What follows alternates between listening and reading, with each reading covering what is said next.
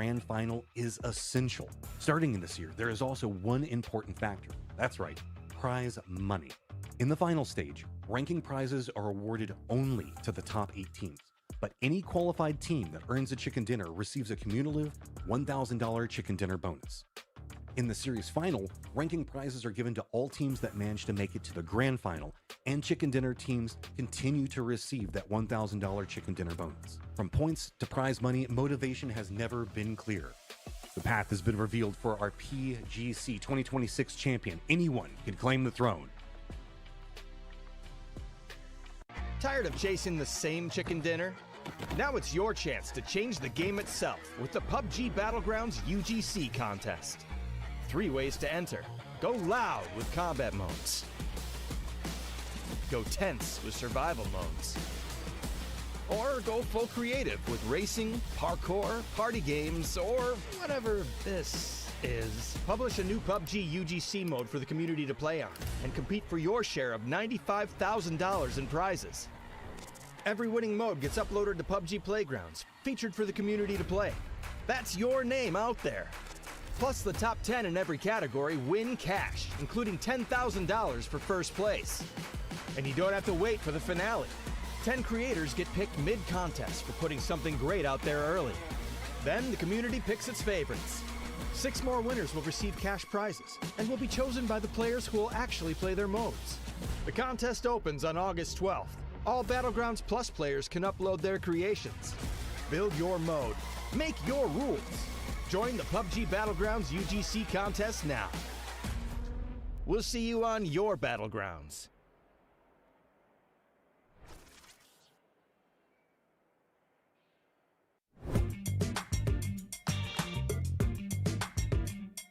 Hi guys, it's Bella, and next up for the relay interview, it's none other than Crazy Raccoon's PO. 안녕하세요. 안녕하세요. Well, Kickstart had a couple of questions he wanted to know. Why won't he let me drive his BMW? 일단 면허가 없을 것 같아가지고 그 보험도 안 들어가 있기 때문에 운전하는 거 아닌 것 같습니다. And also, he wanted to ask you, How did he make so much money to get a BMW? let's hear what PO has to say. 일단 아무래도 PGC 우승한 게 좀 컸던 것 같고요. 그리고 이제 방송을 좀 열심히 하다 보니까 그게 좀 도움이 많이 된 것 같습니다. Who should I talk to next? And what is the question that you have for them? 하나인가요? 또 궁금하신 거 없으신가요? 다른 거 없어요. Well, I wanna ask T1Z, and how are you so good? All right. Well, thank you, PO. 감사합니다. Good luck to you. 안녕. For the first time ever, you get next-gen power in gaming earbuds, giving you flawless wireless. That's plug and play. Now you've got 100 plus audio presets at your fingertips. So you can hear bad guys better, hear whatever you want better. That's a giant leap for earbuds and a new way to play for glory. On the world stage, the gateway to becoming Battlegrounds Esports champion, PUBG Global Series returns in 2026 with a brand new look. PGS is back this year with a total of 12 series, where 3 series are grouped into one circuit, making a total of 4 circuits before PGC. The biggest change in this PGS is that daily matches have been reduced from 6 to 5, and the group stage, which used to run for 3 days, now just takes place in a single day. However, in place of fewer matches, teams must compete in 3 organically connected series over 3 weeks. The long and arduous journey to becoming champion. Shall we take a look? First, in Series 1, a total of 24 teams are divided into 3 groups, A, B, and C, and play in cross-group matches. The first day, each group will play 6 matches for a total of 9 matches on that day. The top 16 teams advance to the winner stage, while the bottom 8 teams drop to the survival stage. The top 8 teams from the winner stage advance directly to the Series 1 final stage, while the bottom 8 teams face the bottom 8 from the group stage in the survival stage. While in the survival stage, only the top 8 teams can advance to the final stage. Additionally, in the winner stage of Series 1 and Series 2, the top 8 teams who advanced first receive additional points based on their ranking, allowing them to start the final stage in a more favorable position. Only the teams that reach Series 1 final stage become the final 16 teams of Series 1 and can proceed to the winner's stage, the first match of Series 2. Next up is Series 2. The final 16 teams from Series 1 compete in the winner's stage. In Series 2, the winner's stage works the same as in Series 1. The top 8 teams advance directly to the final stage. However, the bottom 8 teams face the bottom 8 eliminated from Series 1 survival stage in yet another survival stage. Of these, only the top 8 teams can advance to the Series 2 final stage. After 2 days of competing in the final stage, the teams advancing to the circuit's crowning event, the Grand Final, are determined. But wait, you might be thinking, can't you just do well in Series 2 final stage and make it to the Grand Final? However, in this year's PGS, only teams with consistent performance can reach the Grand Final and ultimately make it to PGC. To advance to the Grand Final, PGS points earned across Series 1 and Series 2 are crucial. Only the top 8 teams, based on combined PGS points from the final stages of Series 1 and Series 2, can advance to the 3-day Grand Final. Excluding the series finale, all 3 series award the same PGS points, so performing well in only the later series will not give you an advantage. The bottom 16 teams that did not make the Grand Final must once again fight for their lives and finish in the top 8 of the survival stage to advance to the Grand Final.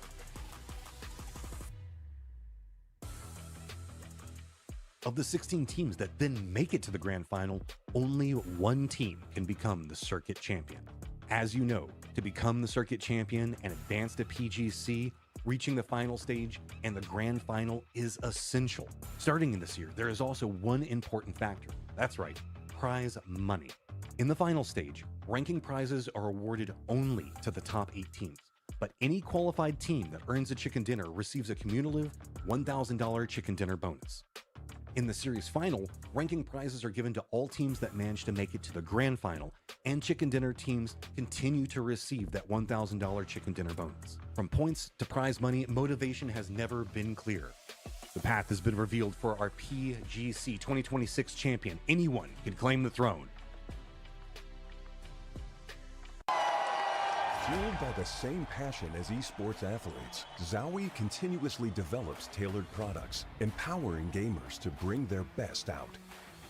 Today, we are launching the all-new XL2566X Plus, which uses the newly developed Fast TN panel and upgraded Diac 2 technology. The new monitor series continue to evolve, refining details to ensure players can perform their best consistently in games. Arctis Nova 7 Gen 2.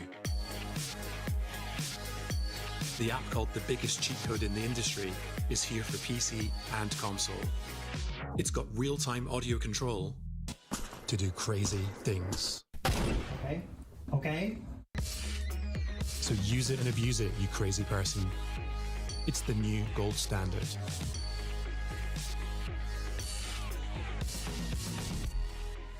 Be nice and be happy.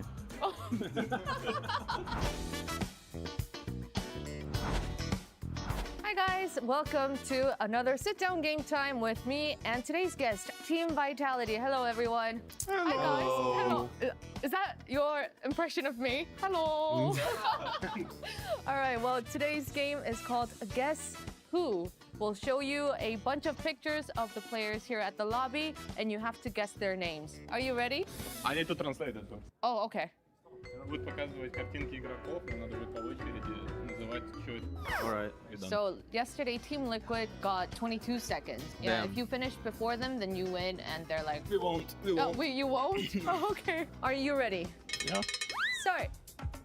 Purdy Curty. Follow my bet. Baron Pick. Oh, Patulins. okay. Kuyota. Okay. Bimi. Drought King. Oh, you did one more too, and you came in before. Nice. Okay, 20 seconds record for Team Vitality. That was a record. You now hold the #1 lead in Guess Who Challenge. Nice. It's you and Team Liquid. Why don't we wrap this up with a message to Team Liquid then? Be nice and be happy. Thank you guys for joining me, and I'll see you at the next one. Wait, bye. Thank you. 감사합니다. We all chase that one more game. With Lenovo Legion, it's always within reach.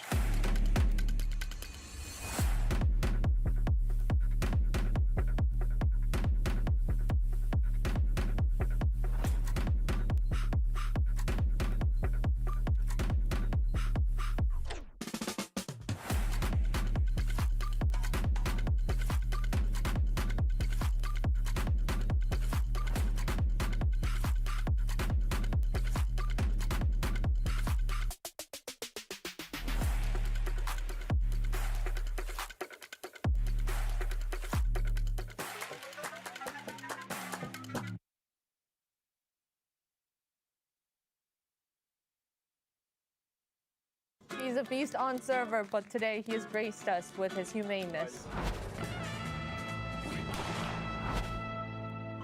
Hi guys, welcome to another day of shooting challenge, and I'm sitting here with NAVI today. Hi guys, good to see you. Hello. Looking jolly as always.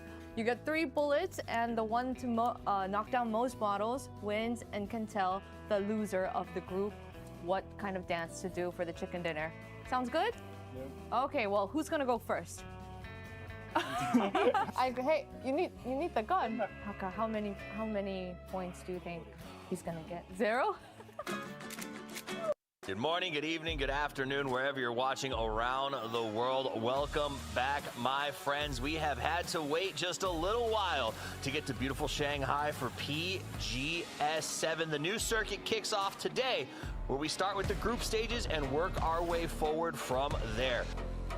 Nate tossing out towards Tig, and he is in that little dip. You see a bunch of stun grenades being thrown in, and well, Tig, he's spotted, he's dealt with Falcon's Fall in 3rd place, and that leaves Geeky and Vitality, and Geeky have sent Seongjiang on the other side. They've retaken the ground that Vitality held, and Vitality with double. I can two for the price of one, and Geeky take the first map of the day.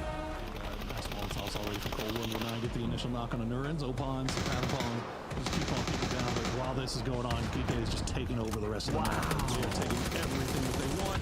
They'll come from the high ground. They'll come from the low ground. Park Pro gets 1. He's going to get Patapong as well. And look at the nice 8 kills now for GK, as JDG has just been sitting in a smoke cloud, surviving. And Opons, Cold 1-9, with that as well. The arena does get eliminated. Literally, that's wild. Seongjiang up on top says, I'm sorry, Patapong, we've taken the high ground, and they eliminate them. Geeky comes down the pipe. 1 JDG player left. Geeky was a wrecking ball, Poro, as they just hunt down the last man. Easy peasy. Light work. Ming is separated out. He was trying to get a look at Cowboy like you're talking about, and now Petrichor Road has to try to survive. Give time for Ming to regroup. He's running over here. Is Batulin's going to spot this? He's going to be reversing into the exact same angle, and I think he's going to get vision on it. Runs right into the wrong angle. 0-4 manages to get the knock, and Twisted felt like they had so much of this under control on approach, and then suddenly it all just went so wrong. Peeks around the side coming up from Ming. He knows exactly where he is. Stun's starting to come out. Can that connect onto anything? Starts trying to chase. He should be able to get vision. Knows exactly where Petrichor Road's players at. Goes for the peek around, but no, it is going to be Ming in the end that clutches it up and holds it together for Petrichor Road. Oh, it was so close, but no cigar. Anyone's Legend, meanwhile, they've got Himas, they've got Sololzi. Himas going to send it right into Sharper, and his vehicle's going to instantly blow up, and it's not even going to matter that he's got the P90. The M249 proves to be the stronger gun. Team Liquid backs up against the wall, finds Alo, finds Kurt, and Full Sense is collapsing the fist, and they will get the win here in match number 4. PGC champions, and now game 4 champions. As the Dunes time, me and Poro are gonna get out of here and leave it to Gibson and Matchroom. Game number 2 of our second set of the day. Get to it. But VP, they're gonna have to deal with this close range threat. Petrichor Road, and Beamy steps up, goes for the shots, but Stade that gets the knock onto Beamy, dropping VP down to just 1 in Nixie. Oh, and it's gonna be a follow-up with the Panzerfaust just to make sure the deed is done. Full circle control now in Nemesis's favor. New guys on the block coming into the PGS is showing up in game number 2. So said just runs in, finishes it out, and Nemesis takes the victory. Yeah, what a victory that is for them when you think of the position they were in earlier. I think Navi would love to be able to get rid of these guys without using a whole bunch of utility. Yeah, there you go. Nicely done. Yeah, this is just cleaning up. Shen will go down.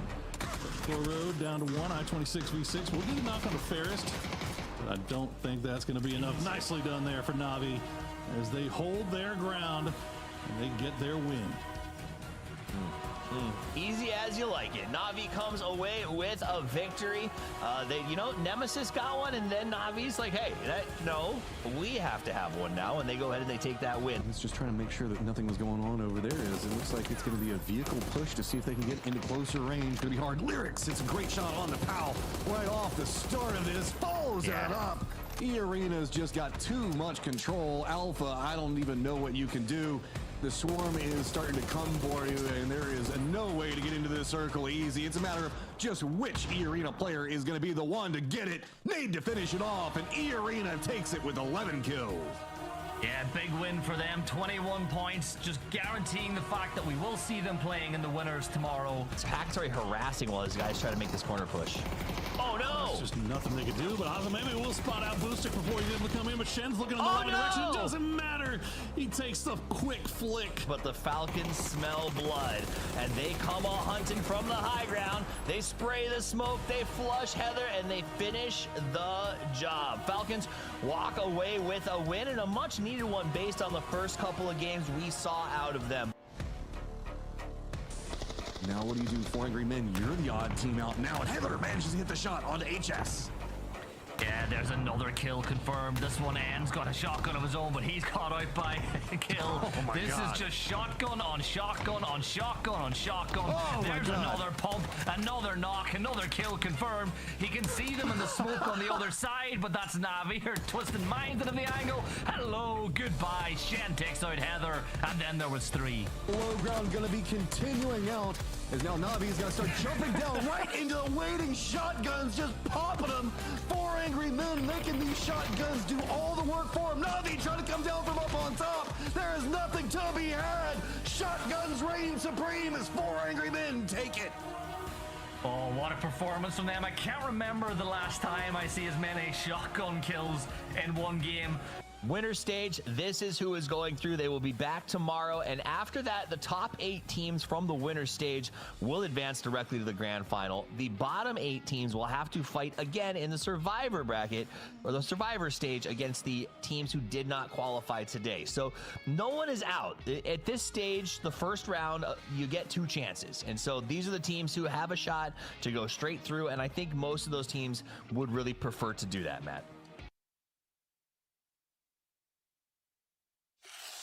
We got next, we ready to flex, we're ready to rock, headed to the top. We got next, can't settle for less. I'ma need your best, so give it all you got. We got next.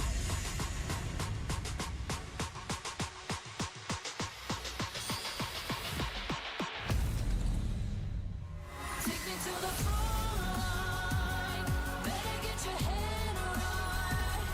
You ain't gonna take my pride away. Take me to the front line, put me in the limelight. You ain't gonna take my shine away. Take my shine away.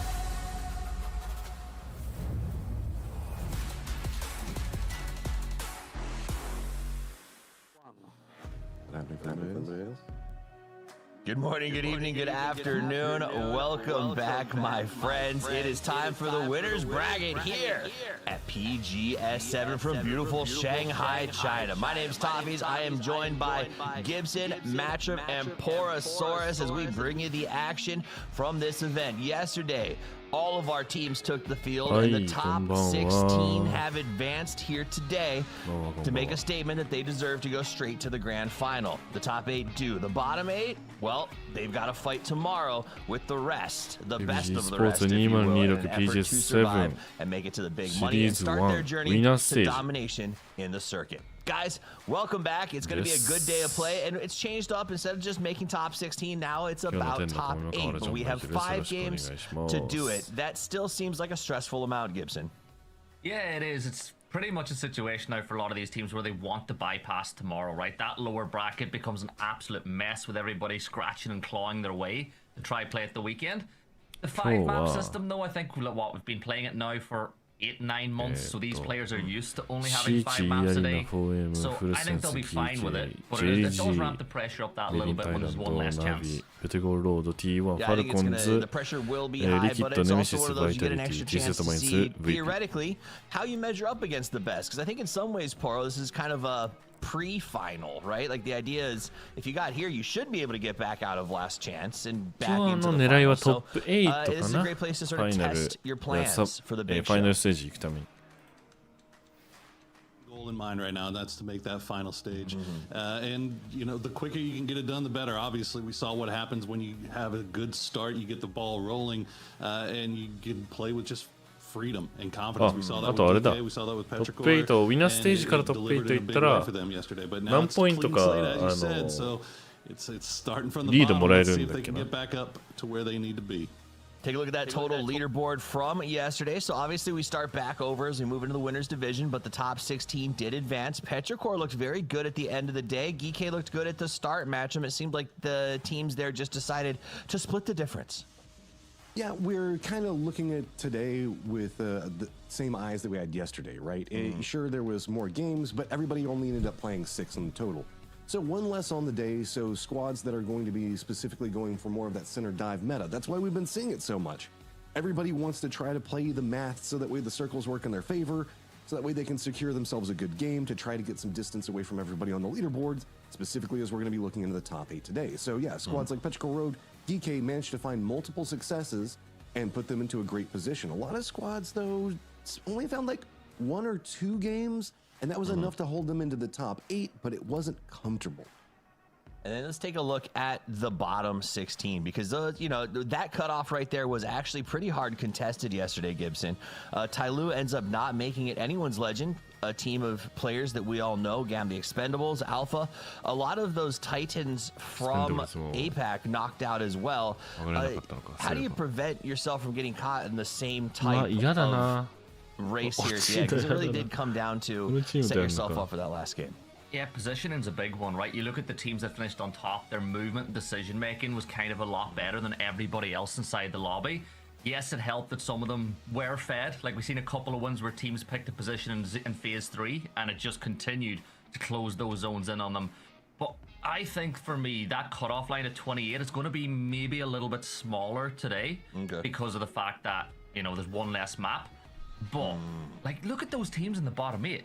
Who wants to be playing in that lower bracket when you have anyone's legend there? The Expendables, Gen G. There's some incredible teams waiting in that lower bracket. And, of course, we've got GodL from America, who said they're going to play completely different tomorrow than what they played yesterday. You know, you say there's some terrors down there. Because of their great caliber and the names are recognizable, but for me, Poro, it's terror because those are all teams that can be very unexpected. They can do things that you just don't. I mean, 3 Vietnamese teams down there means that there's going to be violence in the lobby tomorrow. 2, 3. It's not going to be fun for anybody, especially, I mean, when you consider the fact that you're relying on 5 games, right? Like, nobody wants to leave it to that to determine whether or not they make that final stage. And when you already include all those teams that are down there, which honestly, there are no bad teams down there. Like, it's just teams that had a bad day. Right, so like tomorrow could come through and they could be like completely like jet lag shaked off, and they're comfortable now, they're ready to ball. So you know, you don't want to leave it to that last moment. So it's going to be tough today for sure for all these teams, but you definitely want to get to the top 8 here if you can. That cut line is going to be interesting. Yeah, I think you brought up, I like this point you brought up. It seemed like a constant theme yesterday in all the interviews is we're exhausted, we're tired, we're jet lagged. Every time that we interviewed a player, I mean, I was trying to decide if it was like this new emo thing we're doing with like Nemesis, or if it was just we're exhausted from being on the plane. But those players looked absolutely knackered, Matcham. Yeah, I mean, okay, whenever we look at it, it's been pretty much PGS into PNC, into EWC, into Games of the Future, and then here. There's been maybe a week or 2 off in that. But that's a long sprint, man. It's like that's more marathon style when we look at it. That's been multiple months, lots of travel coming into play, lots of different time zones as well as you're kind of bouncing between everything. But that's kind of the nature of the beast, right? Whenever we're looking at this is if you want to make the money, you got to qualify, you got to make it through. You get a little bit of an easier track this year for those teams just based off of how like the PAS and like the European leagues and the qualifications for that work. So you get more chances. Mixed bag, because that means the fact that you also get to sleep less and you also get to dive in. But I mean, it also means the fact that there's more opportunity at the end of the day. So anybody that's now had at least a day or two means that you can start to reset. Like, I don't know about you guys. Yesterday was hellacious just because of how long it was and the times. But today, not quite as bad. You're starting to get on schedule as well. Yeah, the players I think are going to be happy with the fact that they're running 5 games instead of having the split in the middle. Yesterday was a tough one for everybody. But you know what? It could be worse. I guess. That said, this is, I think, building tenacity. These players are going to be strong when they get to PGC and used to these sort of grinders, and group stages will be a walk in the park for them. Let's take a look at a head-to-head between two of our players yesterday, Melman and Batulin. Very different performances, Gibson. Yeah, very different, but like look at how good the headshot rate for Melman was. Like every third shot he set off was a headshot. The survivability time, you might not think 2 minutes is a long time, but what in PUBG it is, right? You know, for going out in the 90th minute, going out in the 21st minute average could be a bunch of placement points. But I think the main thing to highlight is the fact that these are two players from PEC who, you know, as an America's person, I can play both sides because I'm from Europe. I think Europe had a very good day yesterday, right? They didn't top the leaderboard, but they got all their teams into today. They're going to be feeling very good, but these are two teams that like to bump heads as well in lobby. So keep an eye on these two maybe fighting around phase 3, phase 4. Okay, fair enough. And I just want to be clear, just because we're from the Americas doesn't mean we can't believe in the European teams and their vitality and ability to win right now. It just means we can be deeply disappointed when the guys from our region don't step up because we know them so well, right? Like, I was brutalized by watching Godlike yesterday because I know the guys and I want them to do incredibly well. Seeing Haven struggle in those games was devastating, not because I dislike them, but because I know them so well, and I'm sure that you guys felt the same. Was there any other team that you watched yesterday, and I can kind of go through each of you. We'll start with you, Poro, that you felt like, I know these guys, I know they're better than this, I want to see them do better. Even a team that made the winners division that you'd like to see step up here today.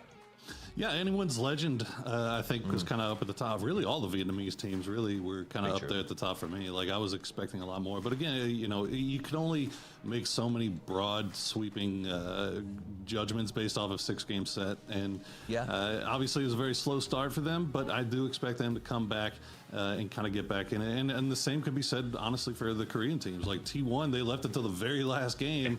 And they made that cut, but it was about to be three. Yeah, it was about to be 3 Korean teams below the cut, and that was not expected at all. So, really, I mean, you could just throw a dart, hit a team that missed the cut line. You could say, like, you come up with a reason as to why you're surprised that they didn't make it. But you know, that's the nature of the beast.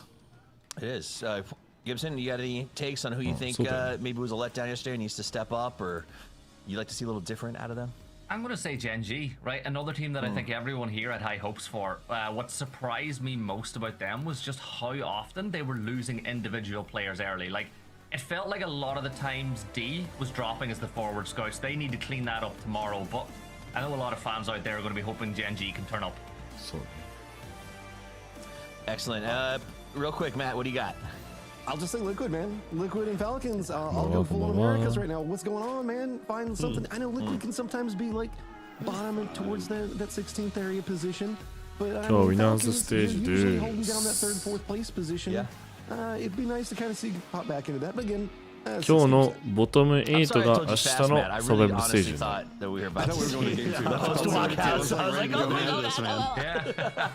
All right, so great conciseness, my friend. Now let's pivot around to the teams that are participating here today. It's 5 games in the winners division.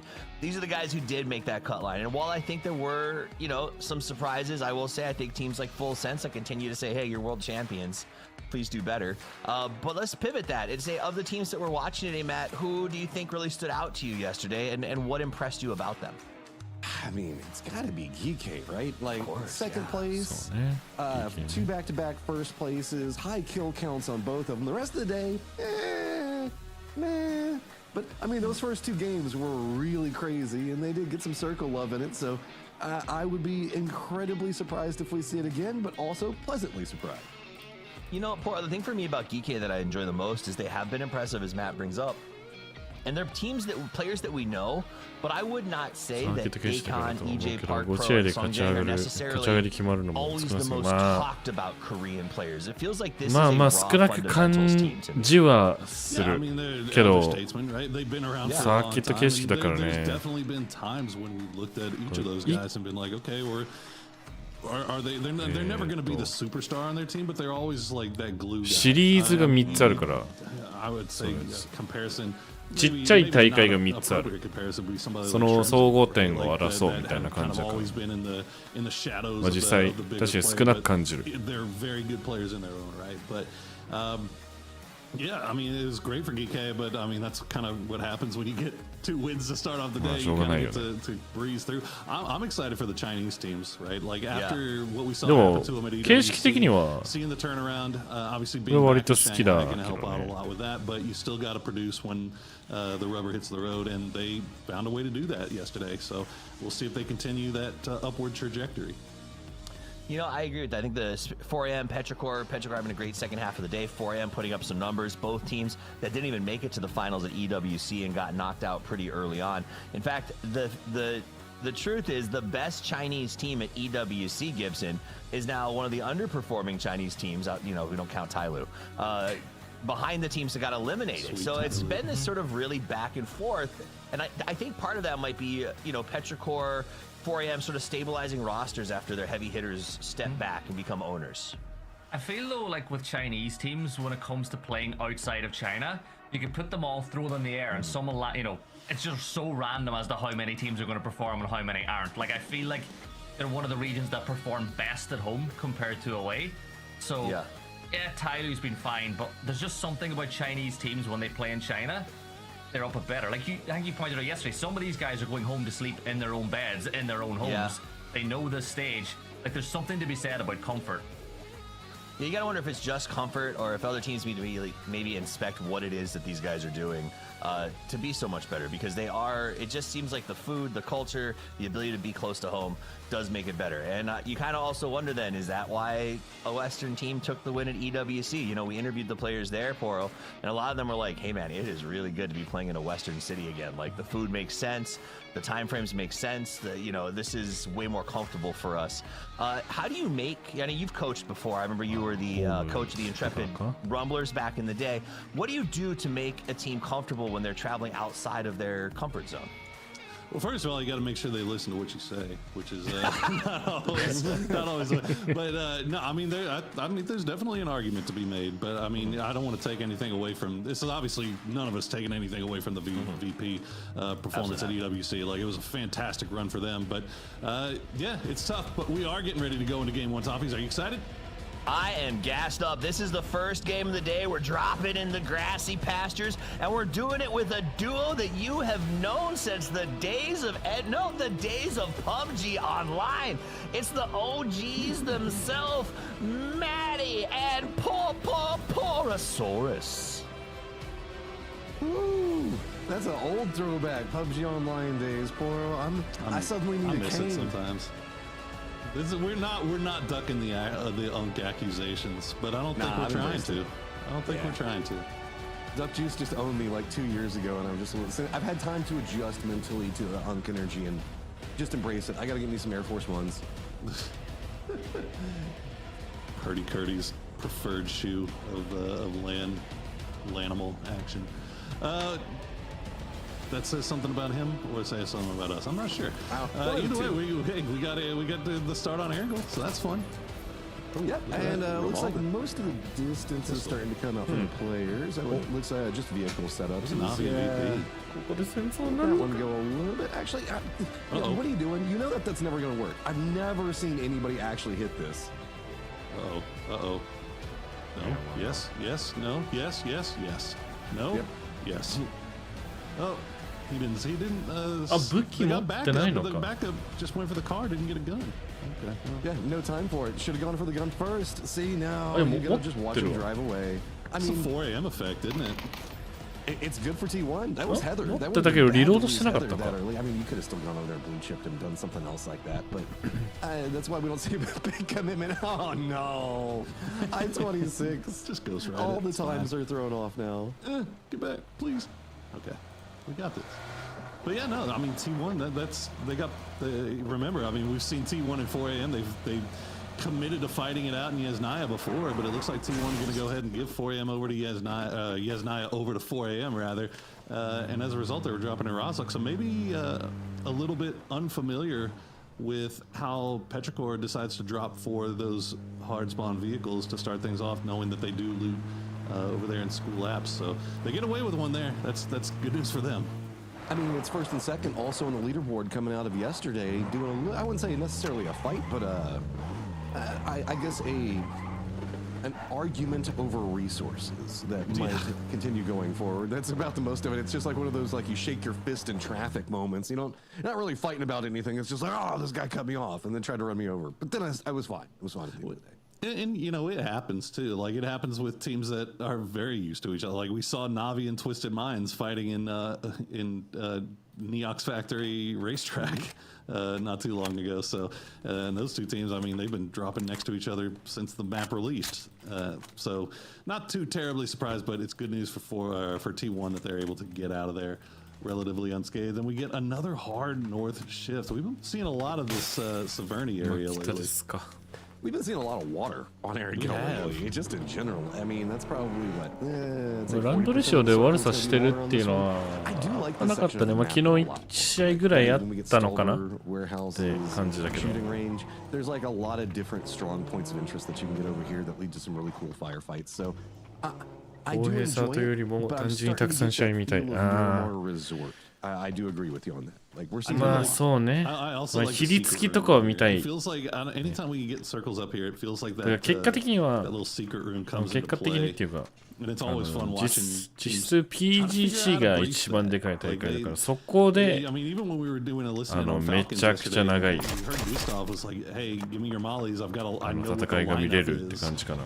それまでのビルドアップって感じ。大事じゃないとは言わないけど、大事だよし、ここら辺全部の大会。I mean, looking into everything that kind of went down yesterday, Vitality is also one of those squads that's looming in the distance. That feels like they can.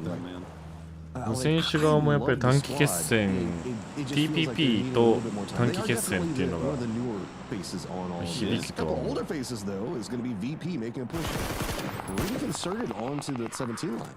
う。予選の試合なくしてまあ5試合じゃなく、まあ5試合じゃなくて10試合は確かに欲しいな。5試合は若干短い気がする。That's happening all the way just west of Pachinki. And once again, 17, they get that dead center drop location, and they're going to lose another player early on for their trouble. We had eyes back on Petrichor Road. Remember that was a little bit of a slowdown in their looting due to the fist raising around cars, and that might have slowed them down just enough. Also falling back behind T1. So 4 Angry Men on the earlier position pays off. A VP, just again with good scouting, good understanding of how squads are going to be moving through the circles. Whenever you start to see similar circles like this enough, squads like VP are going to start trying to scout angles to find a player early, try to set a couple of traps. These guys are always going to be thinking of a way to steal another point. Well, you know, I'm doing my crime scene investigation here. And it looks like 17 got the key to the secret room over there. One person tried to go over there and hit it, and it looked like VP.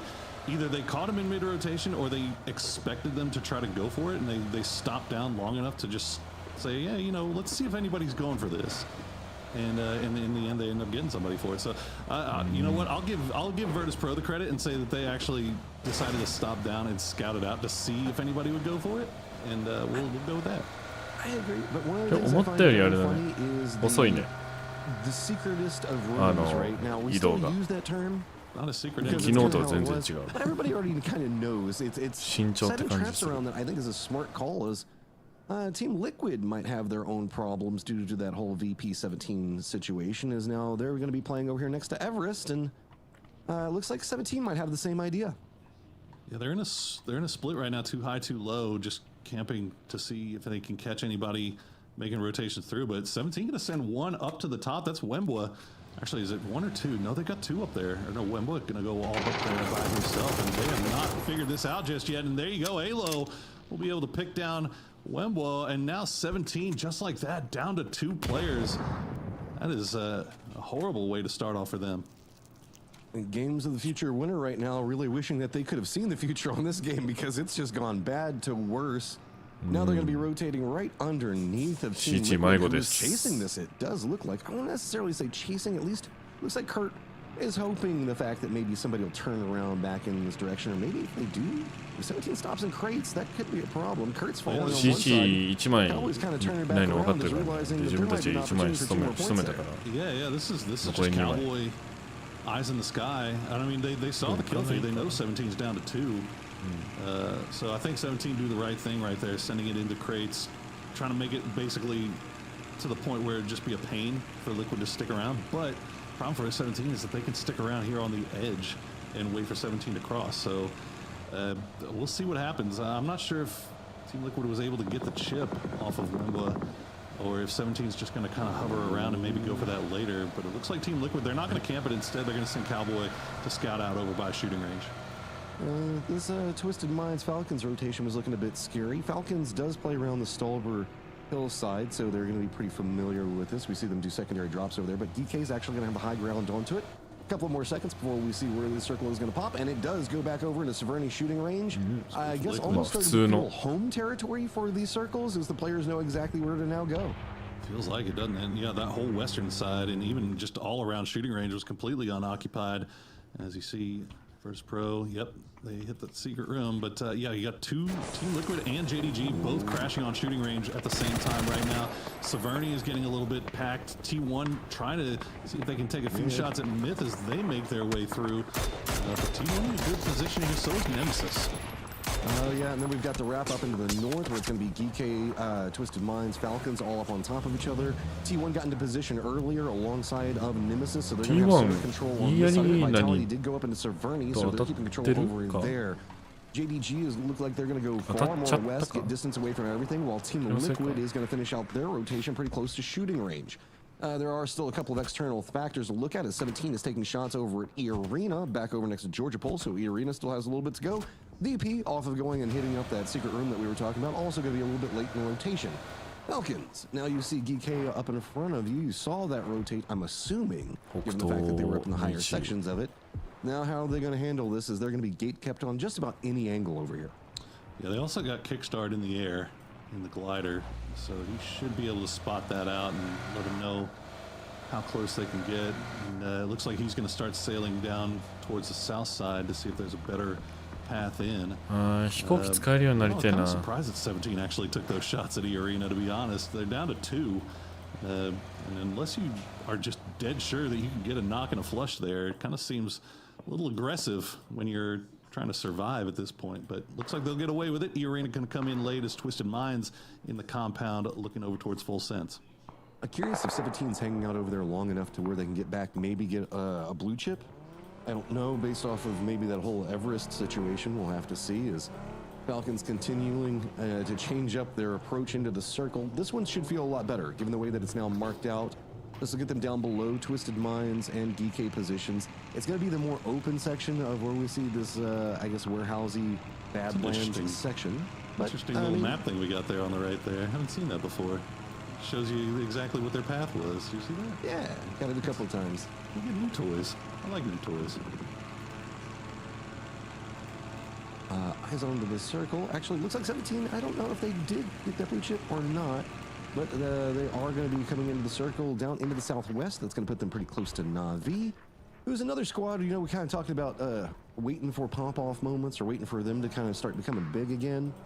NAVI feels like that. I don't know what's going on with the breaks with them, but it's been a lot more quiet than I'm used to seeing Hakatori be.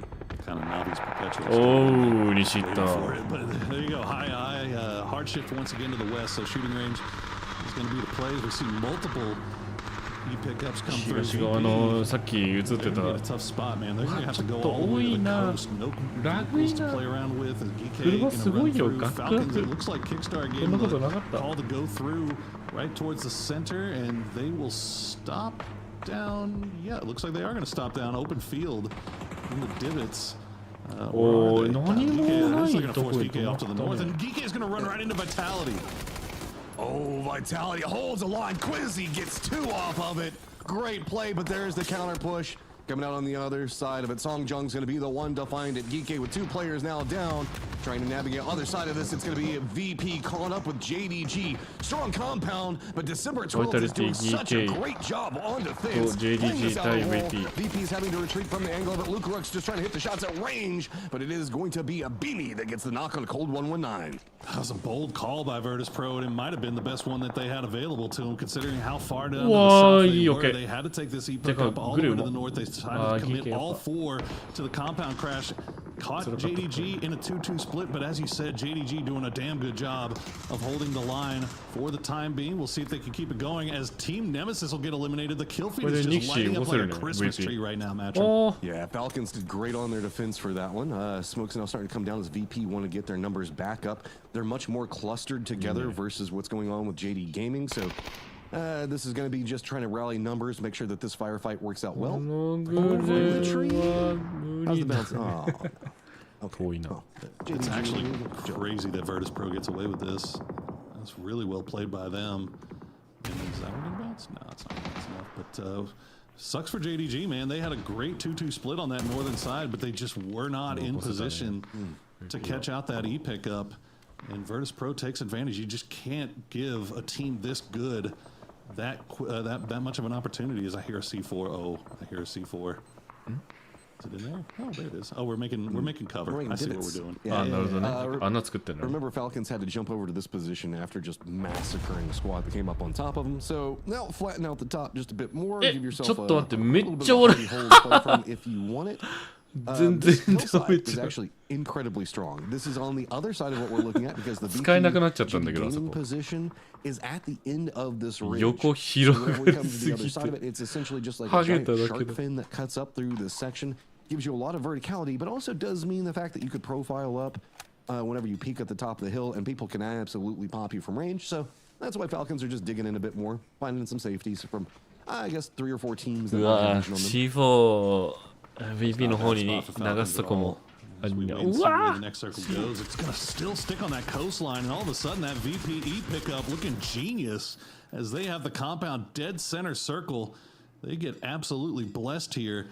And Suze, the last player left alive for JDG, is all our teams to the south now going to have to make a way in. You see T1 already hopping in vehicles. Looks like they're going to favor that eastern route. Yeah, we got Myth also. Looks like they're going to try to stop just down below Falcons. 4 Angry Men's going to have to go T1 like you're talking about with the rotate. Severny has これ東側のチームが南回ったらミス結構きついと思う。4M からの車線も通ってると思うし。The 2 players for 17 going to be trying to gatekeep that angle alongside Twisted Minds. So more northern route could be extremely beneficial for them. The squads that are kind of external from the circle right now are starting to realize maybe it's better if we just fight out here before we jump in, and T1 trying to get something out of that is going to get caught out. Unfortunate for Myth, they had a big wide split down on this. 西が南から西側から来て南に来た。And we've seen solos from Myth do dangerous things in the past. Here as Nemesis tries to push into Falcons, but Falcons are ready. They dug that trench, they dug that valley, and they hold strong. That is 3 kills now picked up for Falcons. That was a nice set on how we kind of got into this situation here. Petrichor Road now just going to be to the east and looking down on 4 Angry Men in their rotate. Team Liquid in a very odd split. I mean, it's safe enough. Ayla's going to be up in front as he's kind of down. Problem with it is it's right on the edge of the zone, and 4 Angry Men are right next to you. You have to feel like this little bunker is not going to do you too well for too much longer, though. I think they're in survival mode right now. They know they got Twisted to their west. They know they got 4 AM to their east. Survival mode. Continue to make their push through. 4 AM, fortunately, for Liquid is kind of preoccupied with Myth right now and taking shots over towards T1. But T1's going to take a nice little spot here. This is that first spot that Falcons went to before they went to that hillside location. ああ、横とした。 We're going to ドロ lose ックス。 E end in the middle of the road. シムジ He's が not 取った gonna けど。 get picked up. Nice work by Shrimsy to steal that one away. As T1 now keep 3 alive in the divot. They're not inside zone though. Yeah, I mean, it's just too hard to make this rotate. 17's duo is still just trying to hold back E Arena. I think a couple of mortars going Navi side could also be to see if they could have set up like maybe a position to stop at. I think that this is more eyes into the circle. Could be going after 17, but I don't know. No options. They've just got to roam. They're just going to have to send it right over here, and that's just going to be a crossfire. There's just nowhere to really go into this.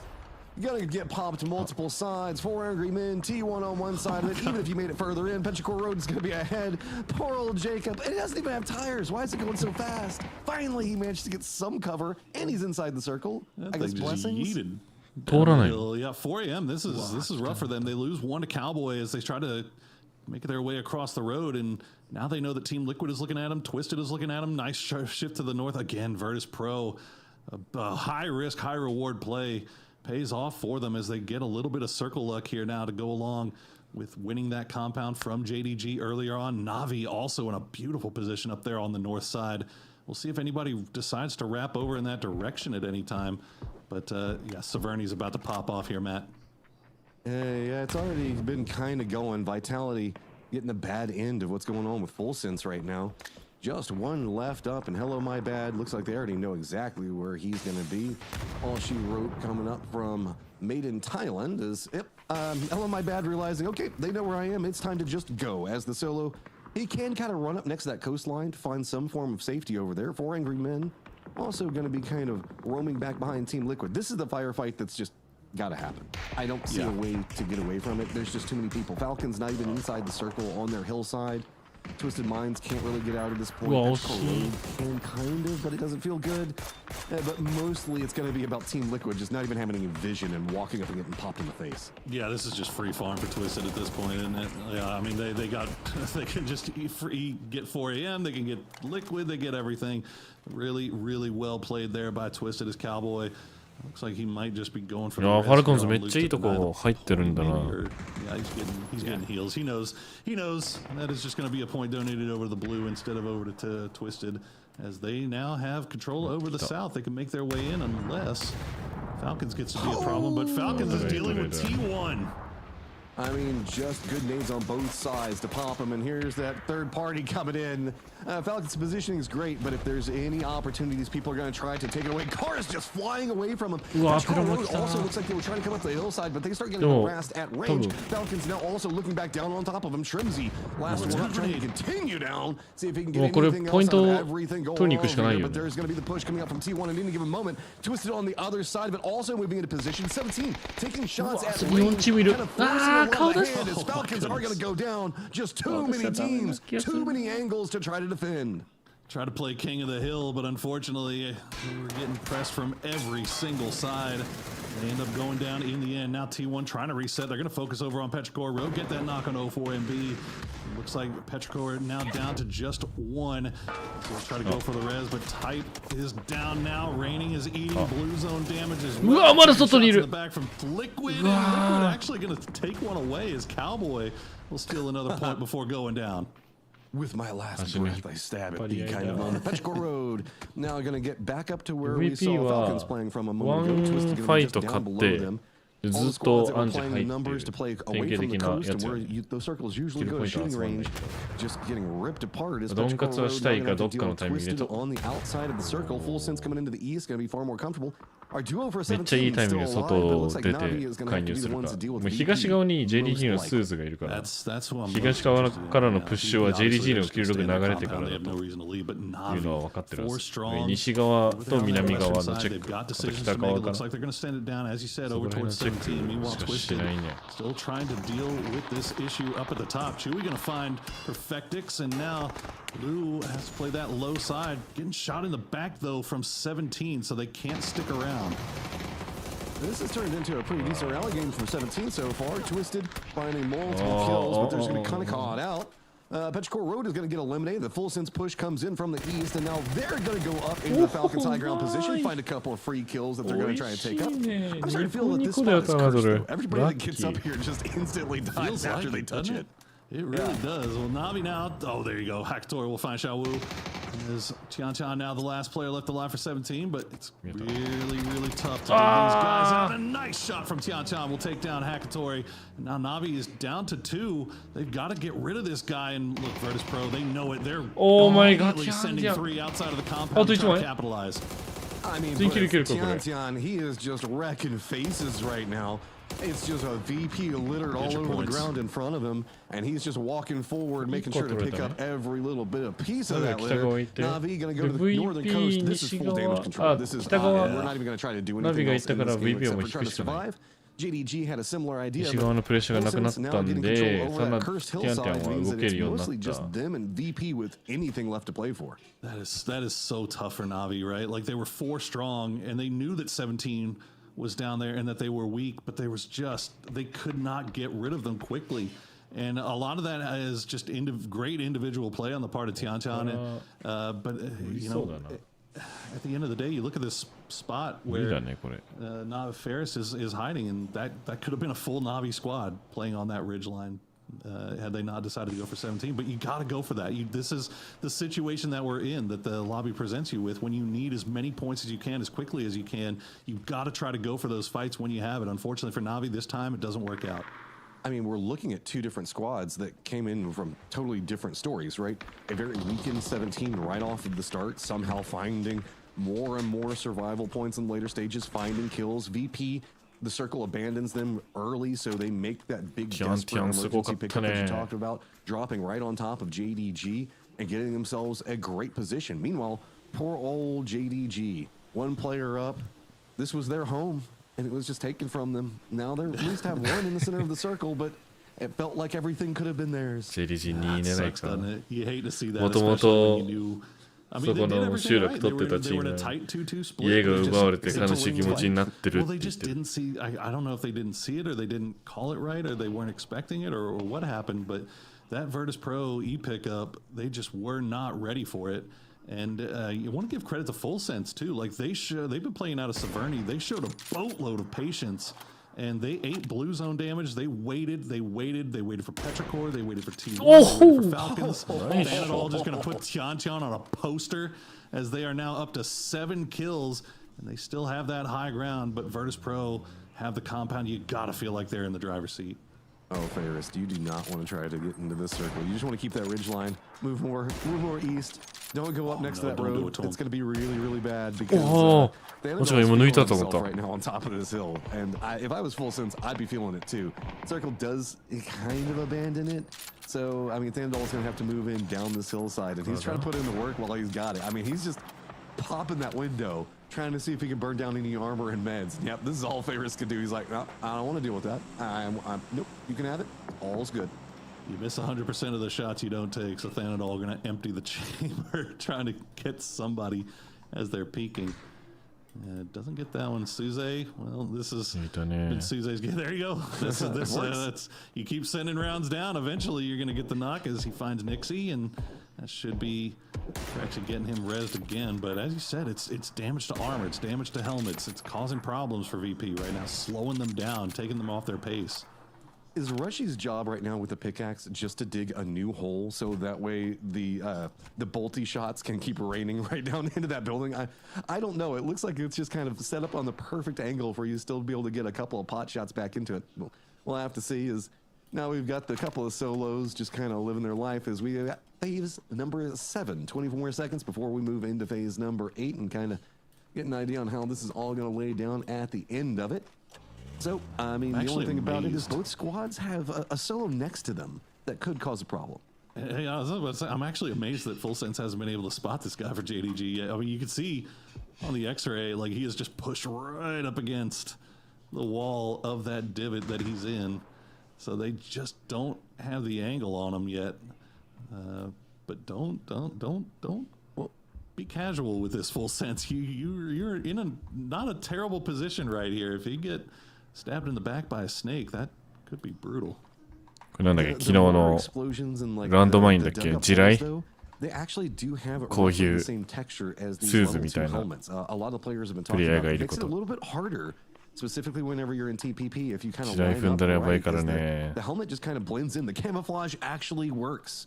You know, like, because sometimes the level 2 helmets on Erangel with all the green grass, it doesn't all pop up the same. But if you look at the texturing on how those craters kind of lay out, it's made it a lot harder to kind of catch a vision of players if they're not moving. That shift right there may have doomed VP.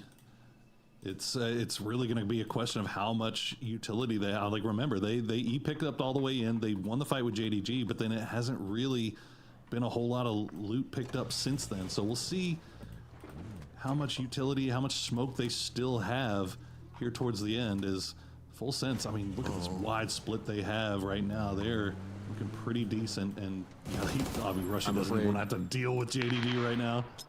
Yeah, I was like, they have to have some idea. What's going on with all these ghost-rided whips, man?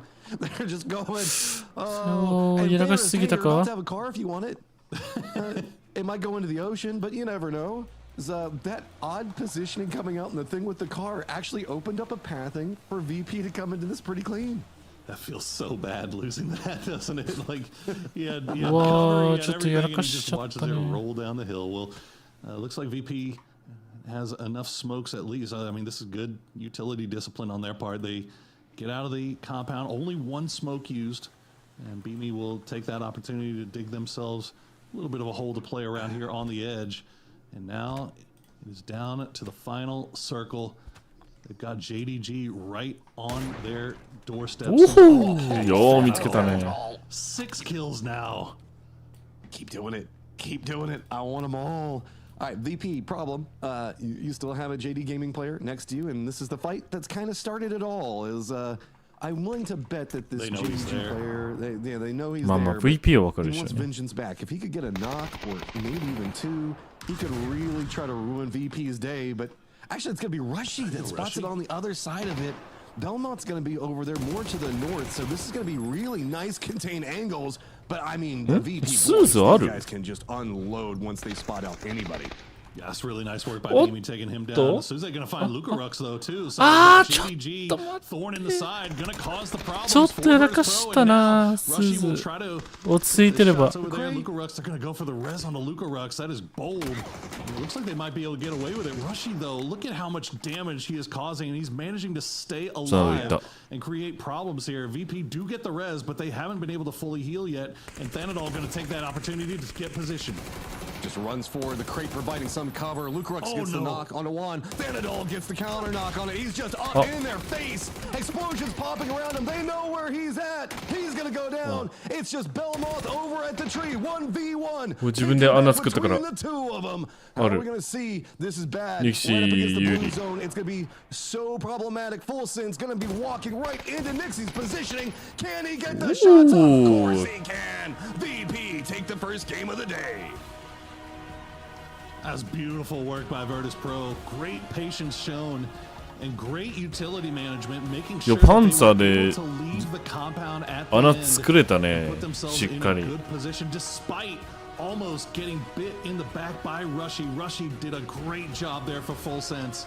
But in the end, Suze, despite being the thorn in the side for Virtus Pro able to surmount the odds and pull out that win. Fantastic work for them.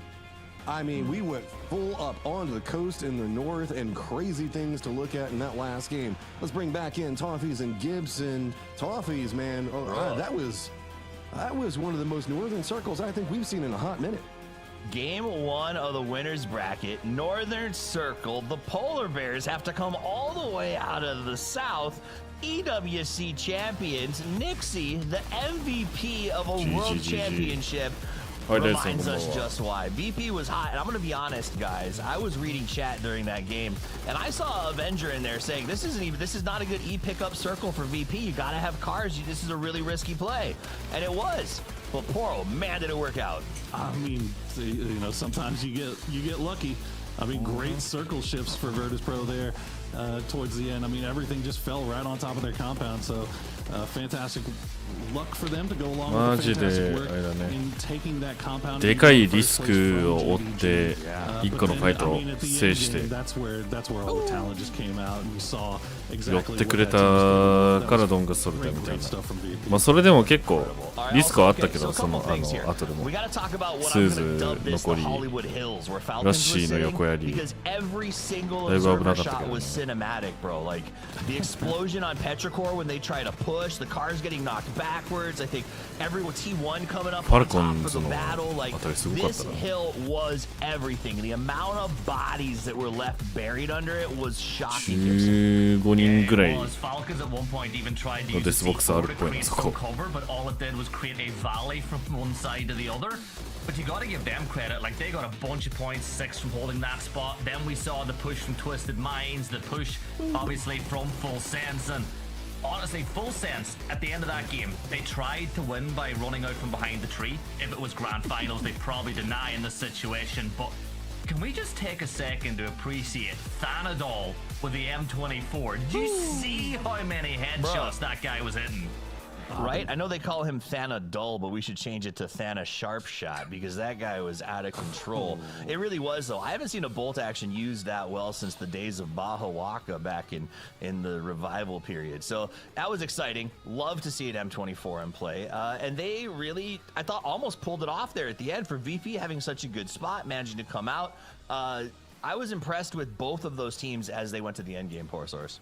Yeah, I mean, look, they were all smiles and laughing after that one, but I can guarantee you they're feeling a little bit mad about it. They were in a really good position to kind of do. I mean, the work that Rushy did for them from that flanking angle, and then also getting the help from Suze, and then at the end they just weren't able to capitalize. Like that sucks. Like they probably could have won that game, but at the end of the day they still got 16 points, so no harm no foul. And Thanadol obviously feeling it with the bolty, but this is not something you want if you're the rest of the lobby as Virtus Pro to start that snowball rolling. That's true. Standing champions, standing EWC champions going head-to-head in the final round of that match with the standing world champions matchroom is a storyline you want to write, right? Like if there was a journey, if I could sell a journey to PGC, it would be these two teams continue to thrive so that they can face off when they come together at the end of the year. I'll take the fact that I think that most of the lobby would actually be pretty fine with VP taking this. VP falls into one of the categories that I think that most people are expecting to qualify into the top 8. So them taking a victory early is actually pretty okay if you think about it. When we're looking at only 5 games on the day, there's going to be a couple of teams that you're going to expect just due to consistency to find something. And VP is going to be one of them. So now instead of having somebody like, I don't know, let's just say like T1 or T1's probably, you know what I'm saying? Like some random outlier team getting a big come up and now you're having to compete with them. So a known commodity that you already figured was going to qualify manages to get it. Full Sense on the other side of that, of course, man of the match, 7 kills, Thanadol, gotta love to see it. Very much so. I mean, it's good to see Full Sense putting up some numbers again. Thanadol playing very, very well with that bolt, but also that push-up Gibson at the very end to get into the smoke to sort of try to rotate around Suze. It was really good, proactive work. Yeah, we were having the question with each other, like whether they would push Suze or whether they would wrap down and play the trees. You were kind of on the line. They thought maybe they should have pushed Suze, but they played it really well. If they were able to get the second knock by the crate, they win that game nice and easy. But I think the circle just kept blessing VP, and they took the win in the end. But game number 1, you know, you said it, your EWC champions beating your world champions for the first game. There's a reason why VP has just been so consistent for the last year.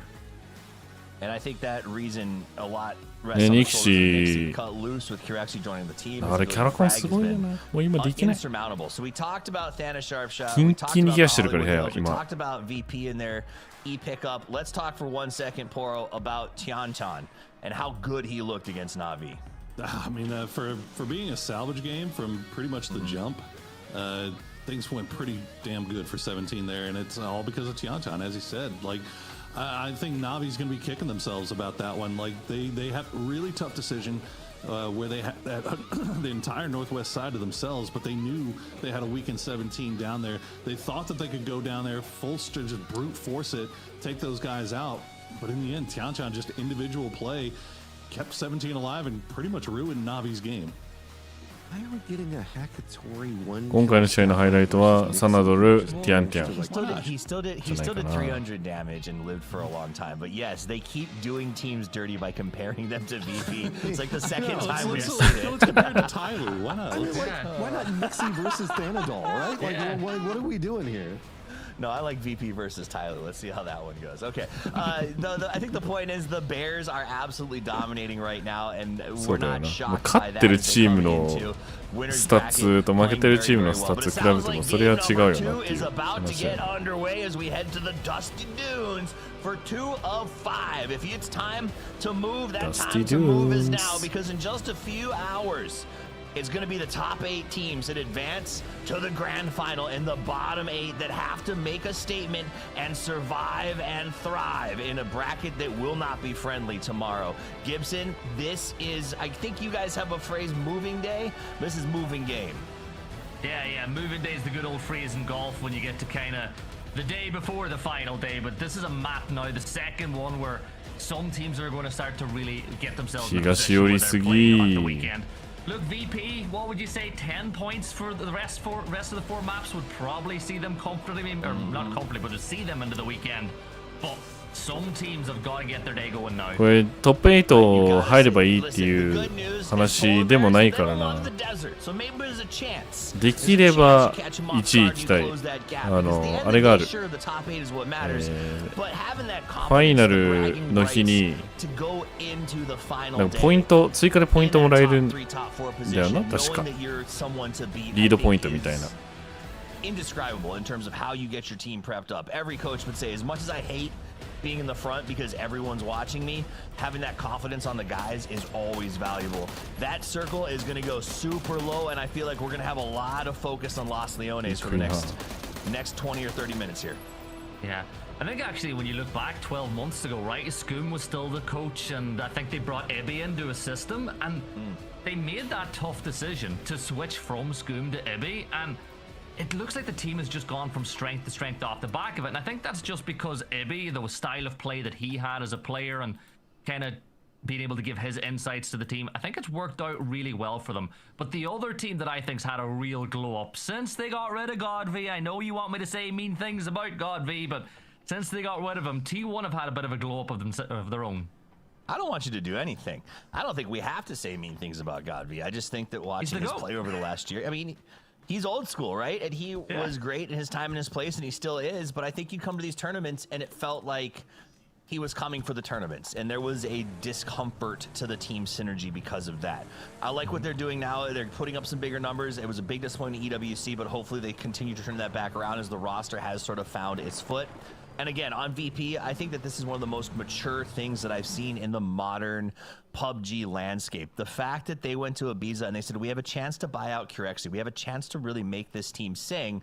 Do you think that's the right play? And he said, yes, it is. I'm going to move to coach because I believe I have the vision, not because I see over everyone's head, but because I understand this game, to help lead this team and help them understand the system together. And they have been incredible because of that. So even add to that the support of Mohamed and the management group behind them, like these guys have been really unstoppable.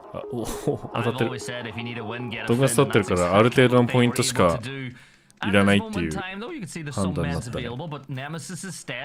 He's a little isolated now. Lucarux is pretty close by, keeping an eye on what he is going to do. The rest of Nemesis quite far away, a little bit off further to the south with the rest of VP inside of Los Leones. If Stead can get a knock onto Lucarux to survive that a little bit longer, I wouldn't be surprised to see the rest of the team coming to help, but I think he doesn't even know he's there, so he's getting ready to bug out. Yep. Time to just move on. All right, so this Miramar, what are the challenges that you associate? Hold on, you're right. Lucarux season goes for that move. He's iron sighting with this AK. Is he? There's nothing he can. State is in trouble. Look, I take those shots. I wouldn't hit them like he did, but I take them, and now here comes Beamy as well. This is bad news for Stead. Nade toss deep. They know that he's not going to be with that door. He's by the other one. Can Stead hold his own in this one? Melman is joining in correctly. But are Nemesis going to stick to the fight, or are they going to bail? They're bailing. This is what I talk about. If Stead gets one knock there, that is a full collapse by Nemesis. But if Stead falls, you turn tail, you go back to where you were. Looks like Nemesis deciding, do you come in? Do you back everyone out? Let's see. Nemesis is in a pretty good spot here on the south. Good location, surrounded on all sides. E Arena making a really, really long rotation, man. Yeah, Arena, though, I think they've made the right decision. Again, you look at the flight path, you look at where they dropped, make your way down that southern coast, and then maybe backfill in towards Resort and kind of set your map up for success from there.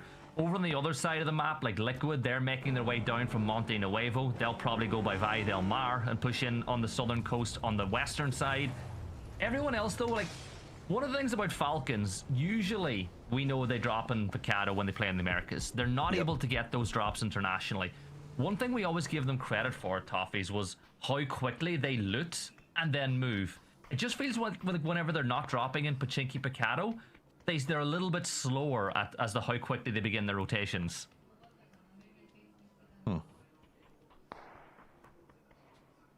Sorry, having some trouble with the sound here as we check in on Full Sense. Nice little spot in the middle of the map. Twisted Minds on the outside. Long rotations coming. I think Geekay, Falcons, all gonna have a really hard time getting into this circle and finding real estate on the next shrink.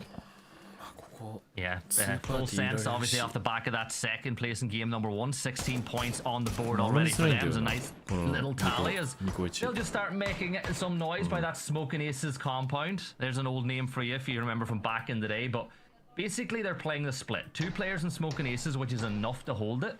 The rest of the team playing a little bit further south, holding 2 compounds, and whenever phase 2 closes in 2 minutes time, they'll make a decision whether they want to go Smoking Aces or whether one of the other compounds is better fit for success. Na'Vi, man, Hakatori has been so freaking good, though. To be honest, I just feel like Na'Vi, especially Hakatori, while still incredible as a player, I'm not judging his mechanical skill at all. It seems like he just hasn't been as sharp in the last couple of months here. I don't know if it's because their positioning or the way that they're sort of integrating boost stick has pulled Hakatori off the front line a little bit, but I feel like we don't see as many. We do see a ton, but as many hero plays out of him these days. Yeah, he won't Hakatori, but again, I think it's just the perspective, right? Some of the biggest moments from Hakatori came when he was able to get hyper aggressive, but it's a lot harder to play that way now when sometimes the defensive player has the benefit of being able to peek first and fire first. So I think that Hakatori has struggled a little bit with that, but there's still a reason why so many players out there will tell you that Hakatori is just a demon.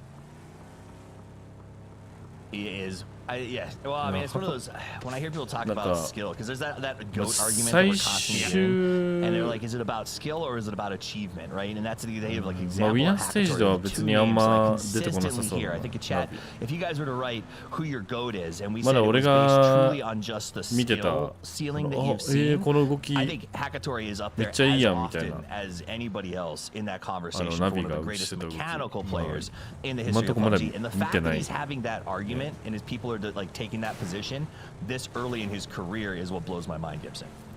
Yeah, 100%, and I still think that there's more to come. So keep an eye on what Na'Vi are able to do over the next few months, and especially the young demon that is Hakatori.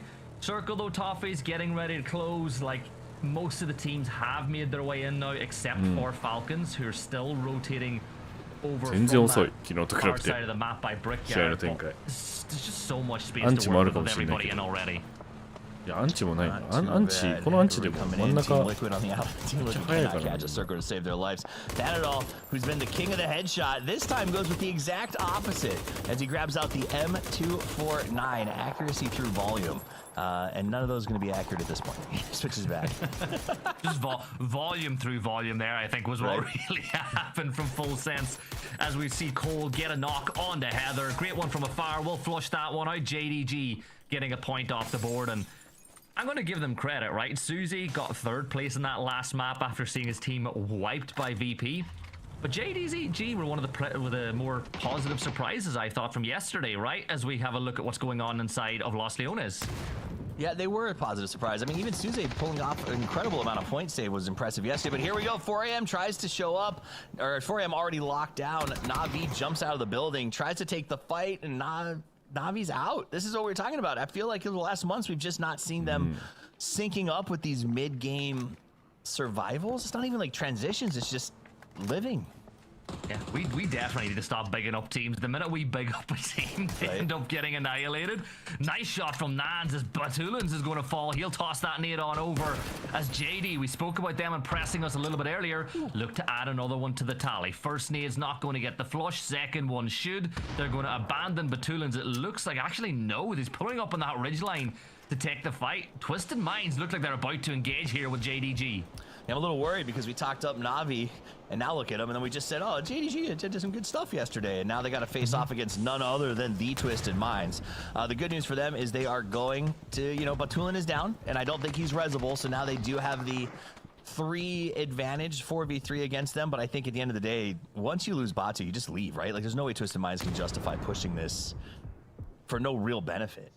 No, they'll fall back to example and Lou now. Perfectix again, it was a case of fishing to see if he could maybe get a knock or a res. He'll pick up the blue chip instead, and they'll fall back. And there are a couple of blue chips nearby, and teams aren't afraid to go into the blue for a little bit to bring back a player like Batu. So, you know what? If you get lose at Batu, I think this is best case scenario. You get the chip, you fall back, you've still got a compound with great views around the circle. Oh, keep that head down. They say we protect our own. And Nans is still trying to do a little bit of work, but a great protection run to go out on saving Private Batu. It's actually, you're right, it makes him stronger. Not only is he now free just to do a little map checking and plot out their next couple of moves, then he comes back on an E-pickup or whatever you call the return plane and gets a chance to survey the entire battlefield. So really, if there's a superpower you want to give Batulin, it's the die mid game and bring him back.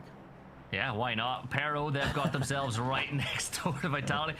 Honestly, my teammates say the same about me, but it's not about me coming back. It's just the best thing that could happen is if I go down early and leave the blue chip where it's lying. This will be Batu coming back in, though, as we get that shift. And look at T1. They've sent it direct to circle. Oh, they are going to push back into circle. Twisted Minds bringing people in, and Falcons trying to figure out where they move in this circle. They're getting contested by 17 and wrapped around on MiTH. Let's actually check in with their comms and see what they're planning to do here as the shift is not working in their favor. I need to leave for me. I'm getting drive-byed. Someone hold above me, please. There's some freak drive-bying me. Yeah, he pulled up above. I need to smoke our cars, Tig. Yeah, you do. Guys leaving. Snaker's bolting. You can move the car. He's just outside. I'm holding this guy. He's bombing me. Someone else bombing in this guy. Yep. Tig, I'm stopping in your smoke. Yep. I don't know who this guy's shooting at. Guys. Yeah. Let's just try and chill for now, so this North team is away, and then we have a good DC. まだわかんないね、何やるか。You know, it was less chaotic than yesterday. Felt like everybody was communicating cleanly. They were surrounded on 3 sides, so you gotta. They stayed calm and collected. Respect it. I'd say maybe if things were a little bit different, we would get the increase in tempo, but they've made themselves into the north side of the circle, just to the west of Los Leones. They've got a ridge line that they can play. Obviously, they were talking about shots coming in from afar, but I think they're pretty happy with just kind of pausing and waiting to see what happens. 4 a.m. on the other hand, outside the circle, looks like they know that Pero were here, Toffees, and they're trying to wrap in behind them. I like it. Sneaky from the 4 a.m. boys as they come in. They got a long way ahead as they push up. Petrichor in a pretty decent spot, though both of these teams now on the edge of the zone has just moved away from Los Leones. You can't keep yourself buried in here. Both of them going to have a trouble on their next transition. Meanwhile, we jump over to take a look at the replay. This is what we saw with NAVI versus 4 a.m. earlier, and Shen just dismantled on the outside. Nice work, man. The teams not learned yesterday. Don't push Shen inside buildings. The guy is nuts. We saw him get, was it a... Go ahead. Well, we questioned the Hackatory jump down, but the fact is I think he got information from his team that Shen was down to minimum 10, 15 HP, and he was going to try to make that move. So good on Shen for getting that pivot and making the move when it mattered. Out of the car, Scappy with the burn down. Yeah, Perfectix sacrificing himself to bring Batulins back into the fray. Cowboy has got the angle from afar, but doesn't really have the angle, so he's going to reposition himself to maybe create something that actually looks like, he's going to reposition himself, get himself another angle onto the fight, but I think it's just going to be too slow. They will get Scappy back up on their feet, and Scappy is bolting before he can even start putting a first aid on. Yep. Getting straight to work. Liquid's just going to go ahead and expand and hold that hillside, make sure that they are prepared for whatever the next rotation brings. Meanwhile, up here, we got Tian, who was a breath of fresh air in the last game, opening up on the Falcons to try to go through a transition. But now the Falcons are coming. The call's coming from inside the house, boys. You got to turn around and play defense now. Yeah, not a single shot landed on the Tigleton there from Tian. That's bad news. Kickstarting the BRDM will feed information on what the rest of 17 Gaming are doing, but there's just something about these two teams fighting that make me feel like this is international PUBG. Steve up towards Xiaowu, but the first one only finds 40 damage, 11 in return back the other way, but they need to deal with Tian. Can they clear the solo player from up on top of the stairs while the information is still being fed? Tigleton, he steps out. Wenbo does a ton of damage, and the native, it bounces perfectly off the door, should be good enough, but no, doesn't go far enough. Second one does. Second one does. Tig says, I found Wembo, but they got to be careful because they're still stuck down here with Tian, who's hiding up there at the top. You got to clear them out. They've been waiting way too long because they don't know if it's a 2-2 or if it's a 1-3 here. Oh, no. They're just taking too many risks. Like, Kickstart's up here. He should be feeding the information that teams are on this position. Tigleton dealt with. Gustav down. Tian only has Shrimsy to deal with inside now as well. And the question is, like, what does Kickstart even do? Does he wait to see if Shrimsy can get the knock on the Tian and maybe re-engage on the fight? Or does he just get out of dodge and try to get the placement points on the board? Gustav will be dealt with now, and I feel like for Shrimsy, back yourself, man. You're one of the best in the business. Take on the fight with Tian before the rest of 17 get in, and I think it's just too late. Just too little, too late. Nice push there by Xiaowu. Does a little bit of work. Gets him knocked down. Should we go up to the high ground? Man, Kickstarter just off in the distance with the BRDM. How sad. What a great start to that fight that just did not work out. And now the spot you were going to is occupied by JDG. Yeah, he's going to get out. Maybe to try toss some nades in here, maybe clear this position. But JDG look like they're going to reposition themselves for this fight. That BRDM starting to smoke at the other end, meaning it doesn't have too much life left, and either does Kick. He falls. They will see the end of both Myth and Falcons. But again, like when Tian missed all those shots on Tig, the door was wide open. And they just didn't really try clear one player at a time. They tried to take on everybody all at once, and that's just not the way to find success. Man. で我慢できずに外出たら捕まったみたいな感じ。 4 still alive for the teams that has been so dominating, and also not just 4 alive, 4 alive in the middle. Nemesis gonna have to face off against them here in just a minute. Diffx looking good. Melman with the bolts. We've seen a lot of bolts today, Gibson. I like it. I'm a big fan. Like, yeah, there's nothing that hits harder than seeing a headshot with a bolty and seeing somebody fall. And I think that, again, it only works, I think, if you've got somebody following up with a DMR. Because you know as well as I do, like, you bolt somebody in the head, they fall down behind a dip, but they fall in the open, and sometimes you just don't have the time to get that second shot off to confirm the kill. I agree. Unless it's a Lynx, and then it's the best thing in the world.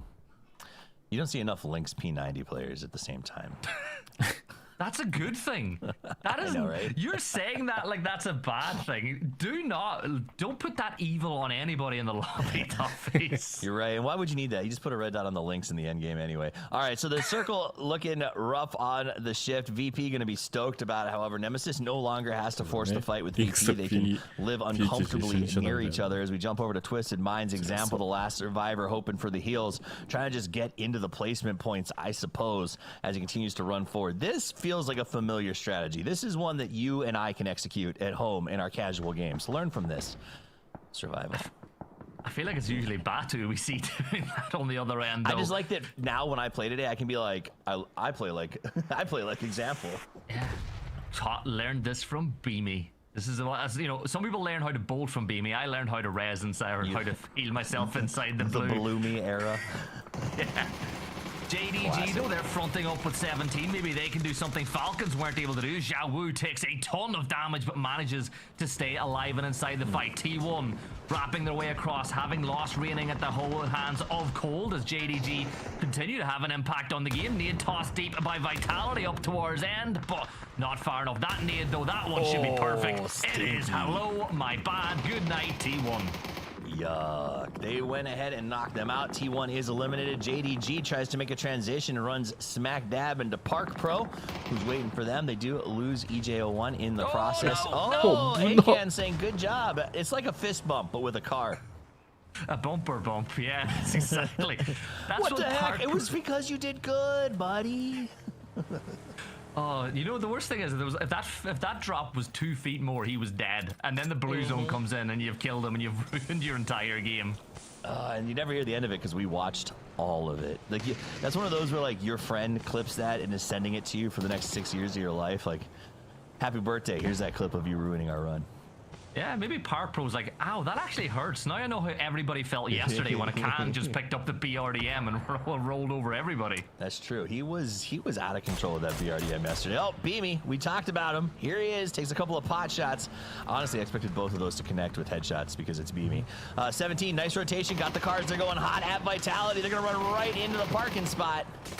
1, 2, what?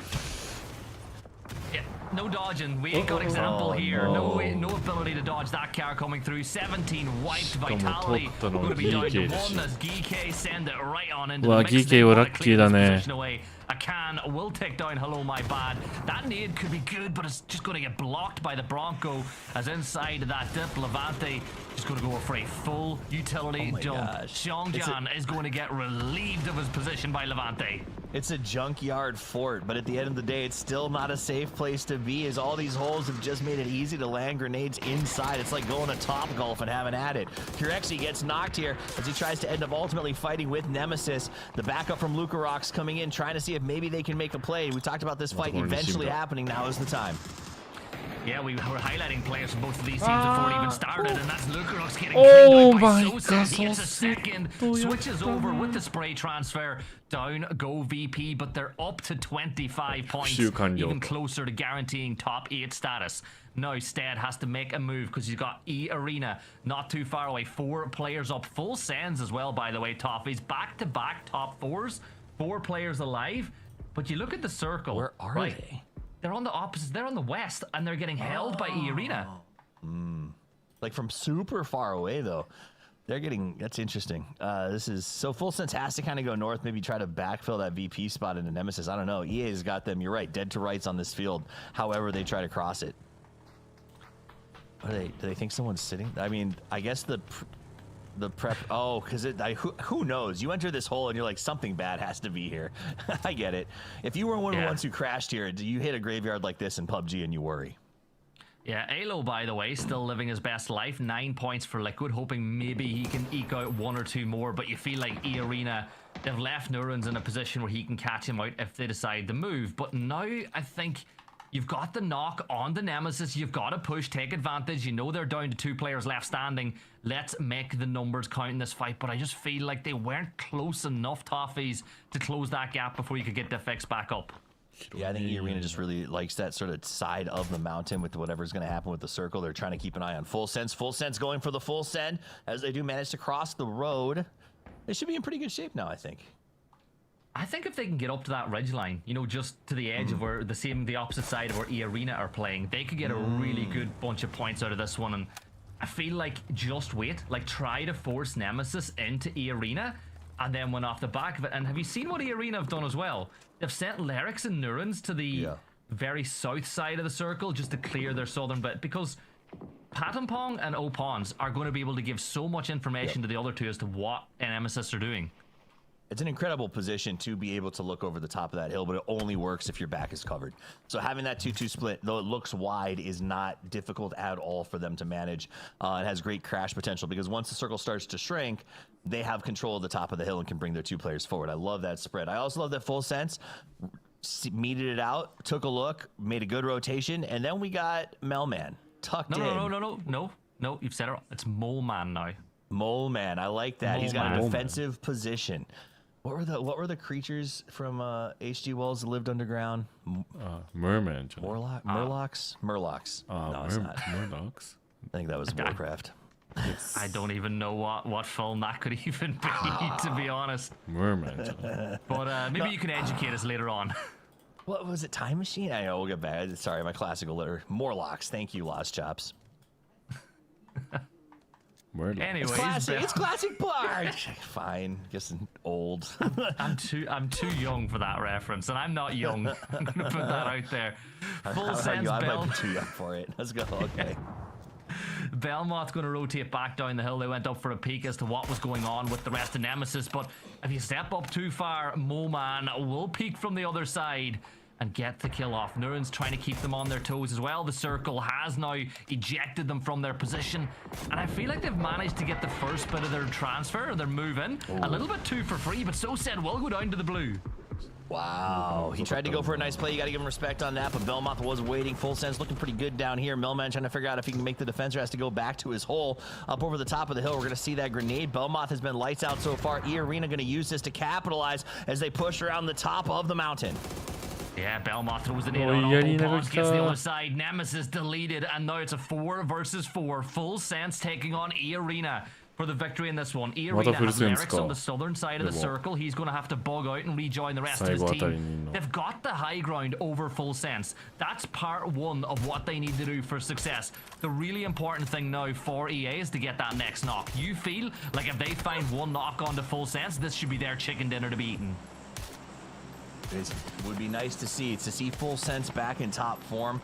You know, and honestly, that's what you want in your storyline, is if this is the beginning of their rise back to peak for PGC, what a heck of a run it would be. 28 points in first place is looking very, very good right now, as these guys have definitely come to play. They're not in their home region, and they're still making moves as we watch this. Though the knock on Thadal is going to be tough for them, dealing with the 4-3. Yeah, that first knock did come in. That was what they needed. Now E-Arena can really push. Remember, if they take one knock, it's a 3v3. If they get the next one, it's a 4v2, and it should be curtains. Oh my god, you gotta get out of there, Flash. You can't afford to take any more damage. Opons confirms that one. A little bit more damage dealt on the other side to Belmoth. What is Rushy, the coach, doing on the far side? Can he give some support to the players up on top of the hill? But E-Arena are digging in. The one thing I'll say, Toffees, the longer this goes on, the more the center circle pushes towards Full Sense. And if E-Arena have to come down the hill, roles could suddenly reverse. Yeah, I'm curious I'm waiting to see what Lyrics does. He go back around and joins them. You're right, coming down the hill will be tough, but I think they still, either way, you're going to fight these two on that ridge line. So if they can get that one knock, that's the real risk, right? Full Sense is doing a two-man push. If one of them goes down, it blows the game wide open for E-Arena. No questions asked.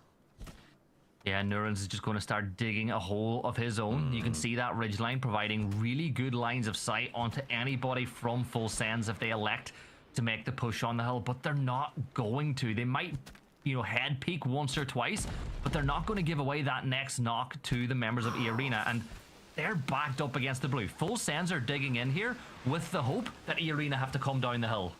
I mean, I know that both of these teams hope for a win, but I definitely know that this is going to end in a tie because E-Arena and Full Sense are playing very, very well. That's pretty good. I'll give you 7 out of 10. 7 out of 10. Either way. E-Arena looks good. You're really tying me up here with some of these puns. I'm not gonna lie. Not bad. I was trying to get a full sense of your sense of humor. All right, so they're up on top of this. They're gonna have some nice shots down. I think EA's done a very good job of making sure they manage both high ground and low ground. And so the idea is Full Senses can't use any of the 3P peak to get information, because anything that they move on this side of the hill to try to take is covered by the low ground E-Arena players. So I really like that they're using this understanding of the visuals to make moves. Good grenade up over the top though, and Nurns is down. Yeah, this is the swing that Full Sense needed. Another nade tossed on up, and it's a 3v3, and all of a sudden, it's in their favor. They've got the low ground, which is usually not the good thing, but with fact, E-Arena gotta go down. This could be a win for Full Sense. Belmoth and Flash, last two players standing, 2 versus 2 now. Outstanding players. Rushy did go down, and Lyrics on the other hand is trying to hold out these two Full Sense players. He's the one now with the low ground. As a res is occurring, he's pulling him down the hill. Can they get another man up here, Toffees? Belmoth and Flash, but they defend on the smokes. They've got the whole top of this hill looking like it's in the clouds as Belmoth goes to the high ground. Now he's going to toss a Flash forward while he sends Flash to the right side to see if they can find a flank. Belmoth on his own on the high ground. He gets picked up, but he ducks the shot, comes back up, gets knocked by Lyrics, and now the advantage is firmly with the White Rabbits. Yeah, you got to talk about it like Full Sense. Why did they try to take the high ground away? You lost Rushy. Flash is going to deny. And, well, you got to say, E-Arena deserving that win with how they played it. They took the high ground. They held their own. And for Full Sense, Toffees, back-to-back second places in the winner's bracket when you're just trying to play in the weekend, that's all you really need to keep doing. Yep, that's huge for them. They should have an easy path to qualification to the final here. A great start to the day for our Thai teams in general, as E-Arena does take the second win of the day. Let's pull Matcham and Porosaurus back in here. It's all tied up, man. This tournament seems like it's going the way of APAC once again. But like the fact that Full Sense is doing what they're doing right now, playing as Gibson was saying with the sub in Rushy, their coach, obviously Tigger a big part of that team. But it's crazy to me that they're actually putting Rushy in these flanking angles, like the side angles, to hold. You know, that's a pretty important position, and having the confidence and faith in your sub to be able to hold that spot while the other two guys kind of play from the high side is huge. Like that just goes to show the confidence that they have in Rushy, and it's paying off pretty good so far here through 2 games. Not too shabby. And Matt, it was a little bit boring at the start in the mid game, but man, it really came down to sort of a chess match at the high ground versus low ground as we got to the end. 人数よりそうね、グレネードを覆す要素がいっぱいあるからやっぱ。 But I mean, Full Sense often, I know the fandom can sometimes put like an asterisk on their PGC win, especially given like some of the change up to roster and everything like that. This is them coming in very efficient in these first 2 games, making it in the later stages, finding very good firefights, really navigating bad situations and kind of reacting to them very well. And on the other side of it though, E-Arena, they just played the defensive angles for it so well. They knew exactly what they needed to do. They played it patient. Yes, they did have to take some casualties on some of the positions in the higher area, but on the other side of it, they just slowed back down the pacing and understood exactly what they needed to get it. Specifically, this Lyrics positioning down right here next to the Dorito, that was such a linchpin for them to manually hold down this whole end game. You know, I've heard that. So both you, first off, let's talk about the White Rabbits for a second. Give them the props. They got themselves a win. But you guys brought up Rushy standing in for Tigger because he's sick right now. I think Gibson mentioned it in the cast match, and we just talked about that changeover. What is it, Gibson, that's making Rushy work so well? I mean, is this a situation where it was kind of like when they brought the tab in, this guy's just as good of a player and maybe should be on a pro team still? Well, look, think about it this way. A lot of teams have to wait between maps to talk to their coach and get some guidance as to what's going wrong, whereas this time the coach is in the server and can kind of talk about it. I actually like putting the coach in those flank positions because you don't want the coach being one of the front, you know, the tip of the spear. You don't want to need them to win a 1 versus 1 or a 1 versus 2. You want them to watch your back and let the gunners gun. And that's exactly what they've been doing so far. And I'm going to give them credit. Like, Rushy, when he's had to, he has been picking up vital knocks and vital kills. I like that. They're the haft, not just the tip of the spear. So said, looking good though. 4 kills. Nemesis up on the top of that hill, Poro, seemed like they had a really strong spot, but you knew eventually they were going to have to fight Virtus Pro. Yeah, no, it's always going to be tough for them playing from that position. But, you know, they still end up getting a nice little stack of kills to go along with their 5 placement points. So I don't think they'll be too upset. I got to give props to E-Arena, though, man. Like, yes, they showed up in group stage. I think they finished 3rd overall in points in group stage. So they're kind of quietly kind of showing that they're a little bit back, maybe warmed up a little bit, because it hadn't been an impressive 2026 so far for them, but not too shabby here to start off the second half of the year. Well, Jacob was yoinked at the last minute, and I took him some time to find the right recipe to recover, and it seems like the fact that they finished right now are 2 days in a row sitting above their rivals is very, very impressive. You know, Jacob with Made in Thailand has got 2 points on the day so far. Full Sense, 29 points in the lead right now. Virtus Pro at 25. Matt, both those teams seem like they should be on track to qualify right now. Oh, yeah. I mean, great positioning off the start for both of these guys. Virtus Pro making the later stages, couldn't really make the assault up the hillside. Another team that also did really well in that last game was the one that did well yesterday in GK. Didn't necessarily make it all the way to later stages, but managed to find a lot of kills inside that last one. 8 off the get-go. And so that's really what's kind of put them back into striking distance in that 6th place position. GK really finding kill success, which is, I won't say unsurprising, but also surprising at the same time. We talked about the fact that it's a very synergistic squad, not necessarily made out of like salutes in that style, more of shrimsies, I think is what Poro said, and I think that that's a good comparison. They just play incredibly consistent, so whenever they end up in these firefights, you get a lot of guys, different angles, that all know how to control a firefight and are doing it well. If they can continue to find that throughout this, that's going to be great for them. every owner in the world would buy a team full of Shrimsies. Like that is a fascinating, because even when we talk to those, those interviews that we've seen Bella do multiple times over and over again, one of the things that they talk about is this idea that Shrimsy is such a consistent player that everyone can depend on. Like across all regions, it seems like they have a lot of respect for that, Poro. Yeah, I mean, that's the kind of player that gets respect, right? Like a great teammate, great communicator, and I think that's kind of like what people are starting to gravitate towards, trying to work towards, and it's, I mean, Shrimsy's coach's dream.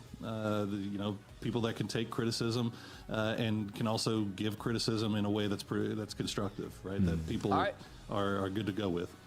Sorry, I don't want to interrupt you, but we're talking about constructive criticism and players who know their stuff. And I've heard we have an interview with someone who is good at both of those things. It is the MVP from EWC, Nixie, on the stage.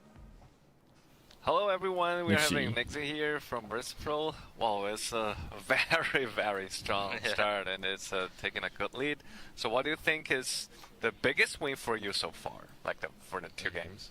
I mean, I would say definitely that first game, we managed to land the EP on JDG split. Yeah. And I think it was Beamy that clutched up and got 3K on them, which was basically winning the game for us. So I would say Beamy winning the game, and then kind of Zone came towards us, and we managed to play good, late the game. So. Yeah. The following Zone is great. And the second question is, how did you keep your composure during those late game moments? I mean, at the end we kind of knew the kill feed, that it was 3-man FS and there's a solo in between them, which if I'm sure FS didn't know that JTG was there, and we knew, so we just kind of knew what we needed to do, and when it came to the end I had a 2v1 and I knew I had better position, and I knew I'm better than them, so I just killed them. Yeah, good info in the final circle. And the last question is, as we head into the next round, what's your message to the rest teams on the lobby? My message? I would say we just need a couple of points. Meanwhile, the other 14, I would say, except the Iruna that just won the game, have a lot more to play for. So good luck trying to kill us, and good luck trying to overtake us. All right. Thanks for taking the win for you. Thank you. Bye. Bye-bye. Oh, yeah. Go ahead.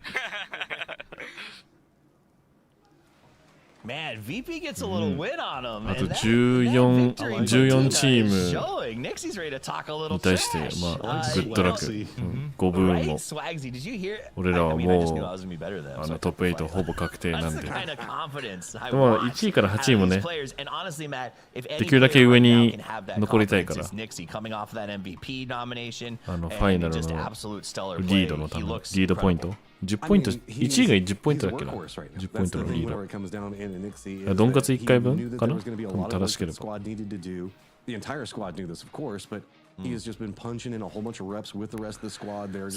年の PG 王者が大量ドンカツ、まあ、そうね。And really narrow in on what's going on in this meta, because this meta is very wild. Let's be honest. Like, まあ歯茎っていうよりまあまあ進出したのはもうほぼ確定してるからポイント的に実際。ただファイナルで結果出せるかどうかはまた別。It really is, and I think that that's what you want to see. We saw even a little bit of that at EWC with like trash talk between the Falcons and Twisted Minds. It seems like maybe that's a byproduct of all this travel and the crazy amount of work these players have been doing, Poro, is they're becoming a lot more comfortable, with each other, but also with their teams and what their teams are capable of.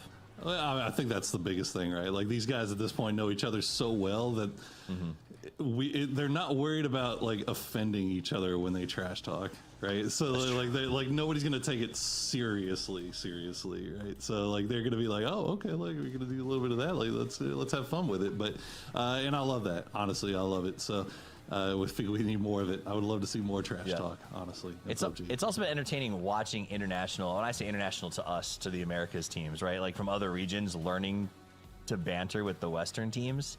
Like the Western guys coming out and being like, let me teach you some banter phrases to our Korean crews. And then maybe having to explain that if you don't use the right tone, it really is sort of just mean. So watching them at the events, I think, has been cool. Gibson, that to me has always been my favorite part of this community. The fact that even when these players absolutely hate each other on the field, they take great care of each other out there in the off the battlefield. Yeah, you got to look after your own scene, right? You reap what you sow, and a lot of these players do have very close relationships, even though a lot of them don't even have a shared language, but there's a bit of banter that they can have between each other. Looking at the head-to-head, though, between Sosa and Nerds, at least this time it's not VP against, as you said, Tyloo. You know, we're seeing something a bit more close together. But E-Arena, you look at the difference, right? They've been top 4 both games so far. They've won 1. But I think what we want to highlight here is both teams have been really consistent through the first 2 games.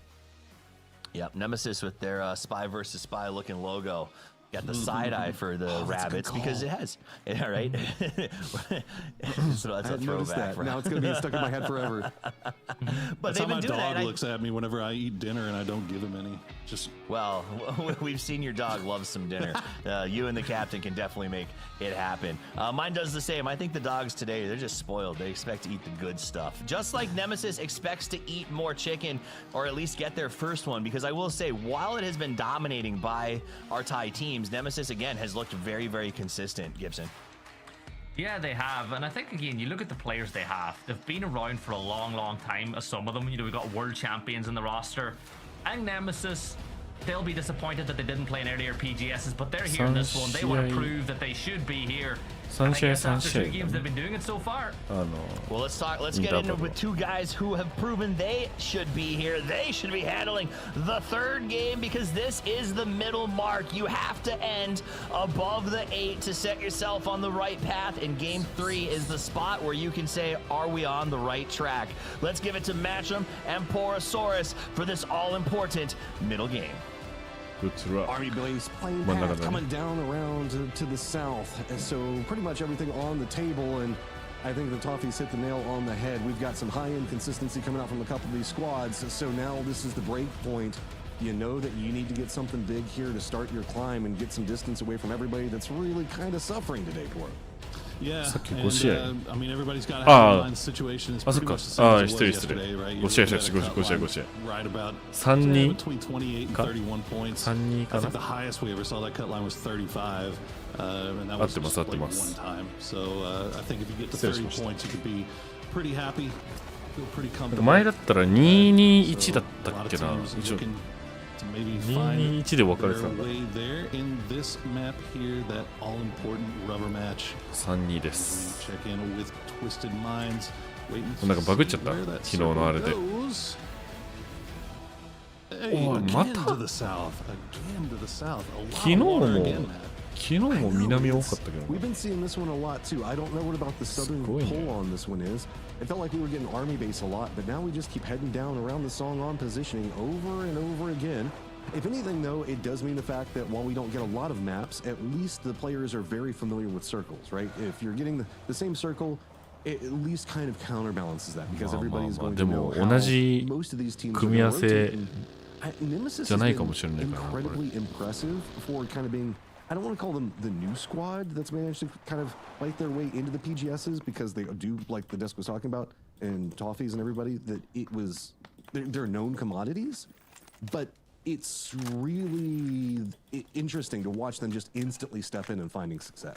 Yeah, I mean, look, individually they're known commodities, but as a squad, they are a new squad, right? And they had to fight their way up through that cup system in EMEA, and now they're finding success. So you love to see it, man. It's great to see that they're able to find that chemistry, get those communications kind of on lock as quickly as they have. Hopefully this isn't, the honeymoon phase, and hopefully we'll see them continue to grow as now we check in with Vitality over on that eastern side by Ouyang. Yeah, they've got one player very far over here next to Gike. I will say, probably about a kilometer, maybe more, away from the other 3 players that are more over right along the zone wall to the east. Petrichor Road also going to be rotating just onto the hillsides. So we've talked about the circle a lot. To the north, we're going to have pretty decent hillsides and the way it's going to be played. Of course, we've got the swamplands coming out to the west. But I think a little bit of a review on what we got inside that last game. Okay. Let's get a full-on map replay. Full screen highlights. Love that. Nurens is just that good. We need to see it again. So yeah, this is how E-Arena got their win. I wasn't expecting this, guys. I'm sorry. This is on me for being a little bit shook. So, question. You were kind of talking about this with the potential of what we could see from Nemesis. Are they the most quote-unquote underdog squad that we have ever had, just given the nature of they've been on different teams? Nemesis? Well, I mean, they've been on different teams, and it feels like this is a squad made of people that, I don't want to say were like rejected off of other teams, but just didn't stay on other teams. So that's kind of a uniting mindset, right? Yeah, I mean, it's hard to call them underdogs because as we kind of said before, like they're very known commodities. But the fact that they're all four メンバーが I guess the same team バラバラ different times の it makes it's a very good チー storyline ム if かな nothing else. まあ So, いろんなチームの I 寄 feel せ like we 集め probably had some underdog みたいな teams that なんでだろう maybe フレー get ズ a あった little の bit かな should maybe get a little bit more. I mean, full sense winning PGC like that's a huge underdog story. But I mean, obviously there's some stuff that goes along with that. But yeah, I don't know. It's a good shout. I mean, if anything, Nemesis we're back. wants to. Hey, MVP going to be wrapping right next to Twisted Minds. Update on what's going to be going on in the circle. Geek have regrouped right along the coastline down to the south. Arena is going to be right next to them. Vitality is regrouped in a 2-2 split just to the north of that. Twisted Minds, you can see having to deal with VP. This is outside the circle, very far to the northeast. Uh-oh. Twisted. It's not been a great day for them to start off with by their standards, but I mean that's for their standards. I mean they're in 8th place, so it's not like the worst thing ever. Obviously, they already have 11 points. ティステッドなんか形でき始めてんじゃないできてんのかな形と思ったら their best performance so far. そうでもなかったりと They'll lose somebody early on. Hopefully, Perfectix can get out of this, but he's in the Porter. Batula, as you can see from range, kind of giving him some support off to the south side, and yeah, it looks like they should be able to get out of that. But again, yeah, just losing a player early on. As we get replays of what we saw, what we missed while we were watching a replay. Hey, Levante doing stuff on a poor リプレイの時のリプレイ who are not having the same success as yesterday so far, to say the least, is losing a player early is going to even make that harder. Twisted Minds VP, as they said, as it's going to be very far to the northeast to bump into each other. This does mean that Twisted Minds does get inside track on position. You got Book, Sunsa, and all the hills and plenty of places they can go for. And I don't think that VP is going to chase this too heavy. They're going to kind of let that one go. Yeah, this is kind of that byproduct of having that circle that's, what are we going to say, maybe 35 to 40% unplayable, is that everybody's just going to be forced into running into each other a little earlier maybe than they were hoping. And you can see these compounds, they're so powerful that kind of towards the center. So everybody's kind of playing more towards the center here and hoping that they can catch the circle shift. Honestly, this might be them prepping for worst case scenario of a C2 shift that, again, includes a whole bunch of water and cuts out a lot of land, because that's happened a couple of times now, Matt. So I think that these guys are maybe a little bit gun shy about playing edges when they've seen it do worst case scenario いやまあ実際 TPB はそうだから速さが全てって感じはするよね We just did get a coastal inside the last one, so you also have that in the back of your mind where it's like, okay, well, it's the whole gambler's fallacy, right? Like, we just got a coastal game. It can't happen again kind of mindset that happens. But whenever I look at this circle, I don't want to play that area south of Hosan. That kind of sucks. Buksansa Hillside could be pretty strong, but that's also next to the edge of the zone, so you feel like that's going to probably bounce away from it. The southeastern area around Hospital Ohyang can support the most amount of players, but it's also kind of dicey just due to how it's got so many rolling hills and footpaths and all this other stuff.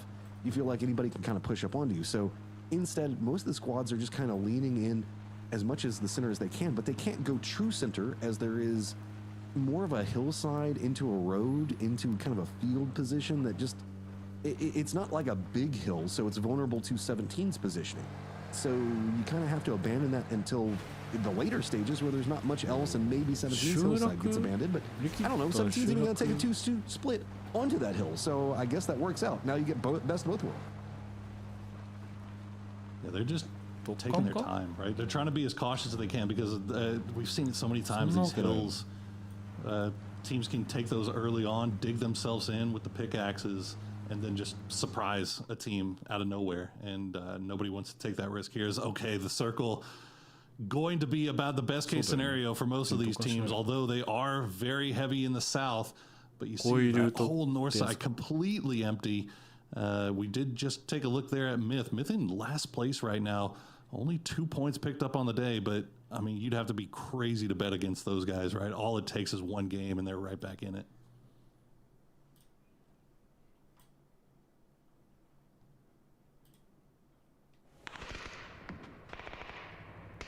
Petrichor Road actually going to get Chewy back.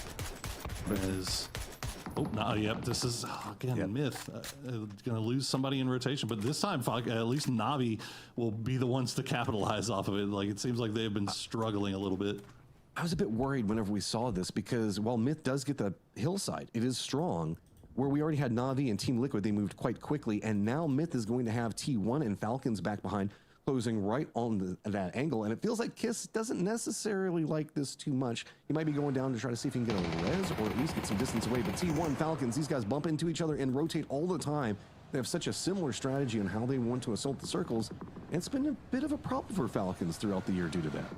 Yeah, I mean, well, this game specifically, like, there was just a really long rotation again, because the circle just obviously going way down to the south, and unfortunately T1, and you can see Falcons are starting to make more plays to kind of counteract. Like, they put Kickstart in that glider just to kind of give them a little bit better opportunity to gain more information about what's coming at them, knowing that they're going to be coming in super late, trying to get a little bit more information before having to send it directly in.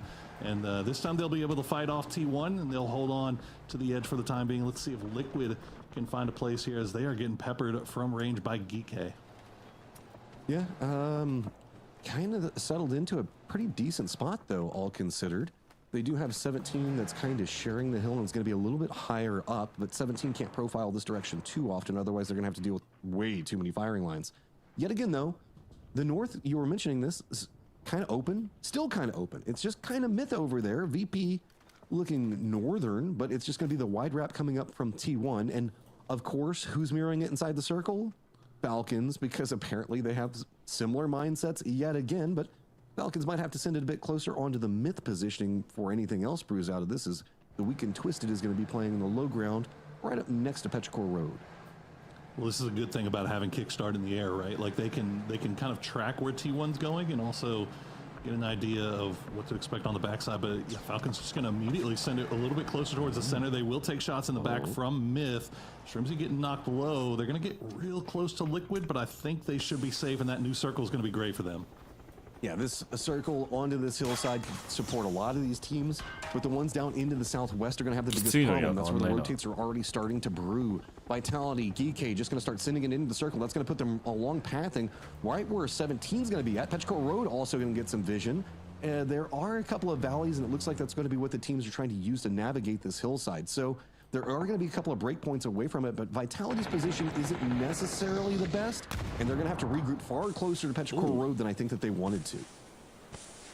They will take downhill, and Petrichor Road kind of in a tough spot right now. Despite the fact that they have the high ground, they know that they've got a full squad on both sides of them, so they have to be cautious.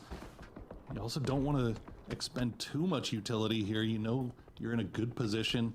You don't want to just blow through your entire stack of offensive utility, especially when it's pretty easy for both of these squads to avoid it if it comes through. So Petrichor Road, I think, is just going to be on guard duty for the future, as Team Liquid looks like they're going to find Songjang from Geek. Take him down. That's going to be a pretty valuable asset lost to Geek. You can also see him very often playing a strong support outrange kind of flanked position for the team. And really, that's been DK's kind of play style, is they get this very wide split that they can kind of separate out. Well, I wouldn't say very wide. They like to play multiple angles so that way they can set up crossfires on either side. Look at the way that they're set right now. They've got distance enough to where they can kind of support each other if somebody goes down, but it is going to be a run if anybody does get knocked in that situation. And there are vulnerabilities to that. Though specifically in circles like this, whenever you're that separated, just using the trees for cover in this little bit of a hillside, if anybody actually starts pushing from the lower sections of it, suddenly all these side angles from Team Liquid, from Vitality, they're going to cost you a lot. Start gets knocked. I think he was trying to make the landing in the glider.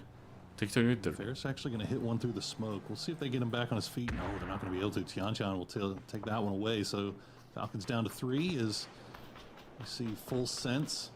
Had a good day so far. They got one guy knocked as they're currently scrapping with Nemesis. The trade has come through. Good grenade might be enough to finish off Melman, but Melman will crawl away from it from the time being. As Stade will try to keep him honest. Poor Millman didn't manage to go Moleman, as I think it was Gibson and Toffees were joking about inside the last game. Nades are going to roll down. Not enough to finish him yet. There is a bit of a lip there that could be used, but with the nade range just continuing to come down, nobody wants to go for it. Finally, it does connect. Melman is going to get taken down.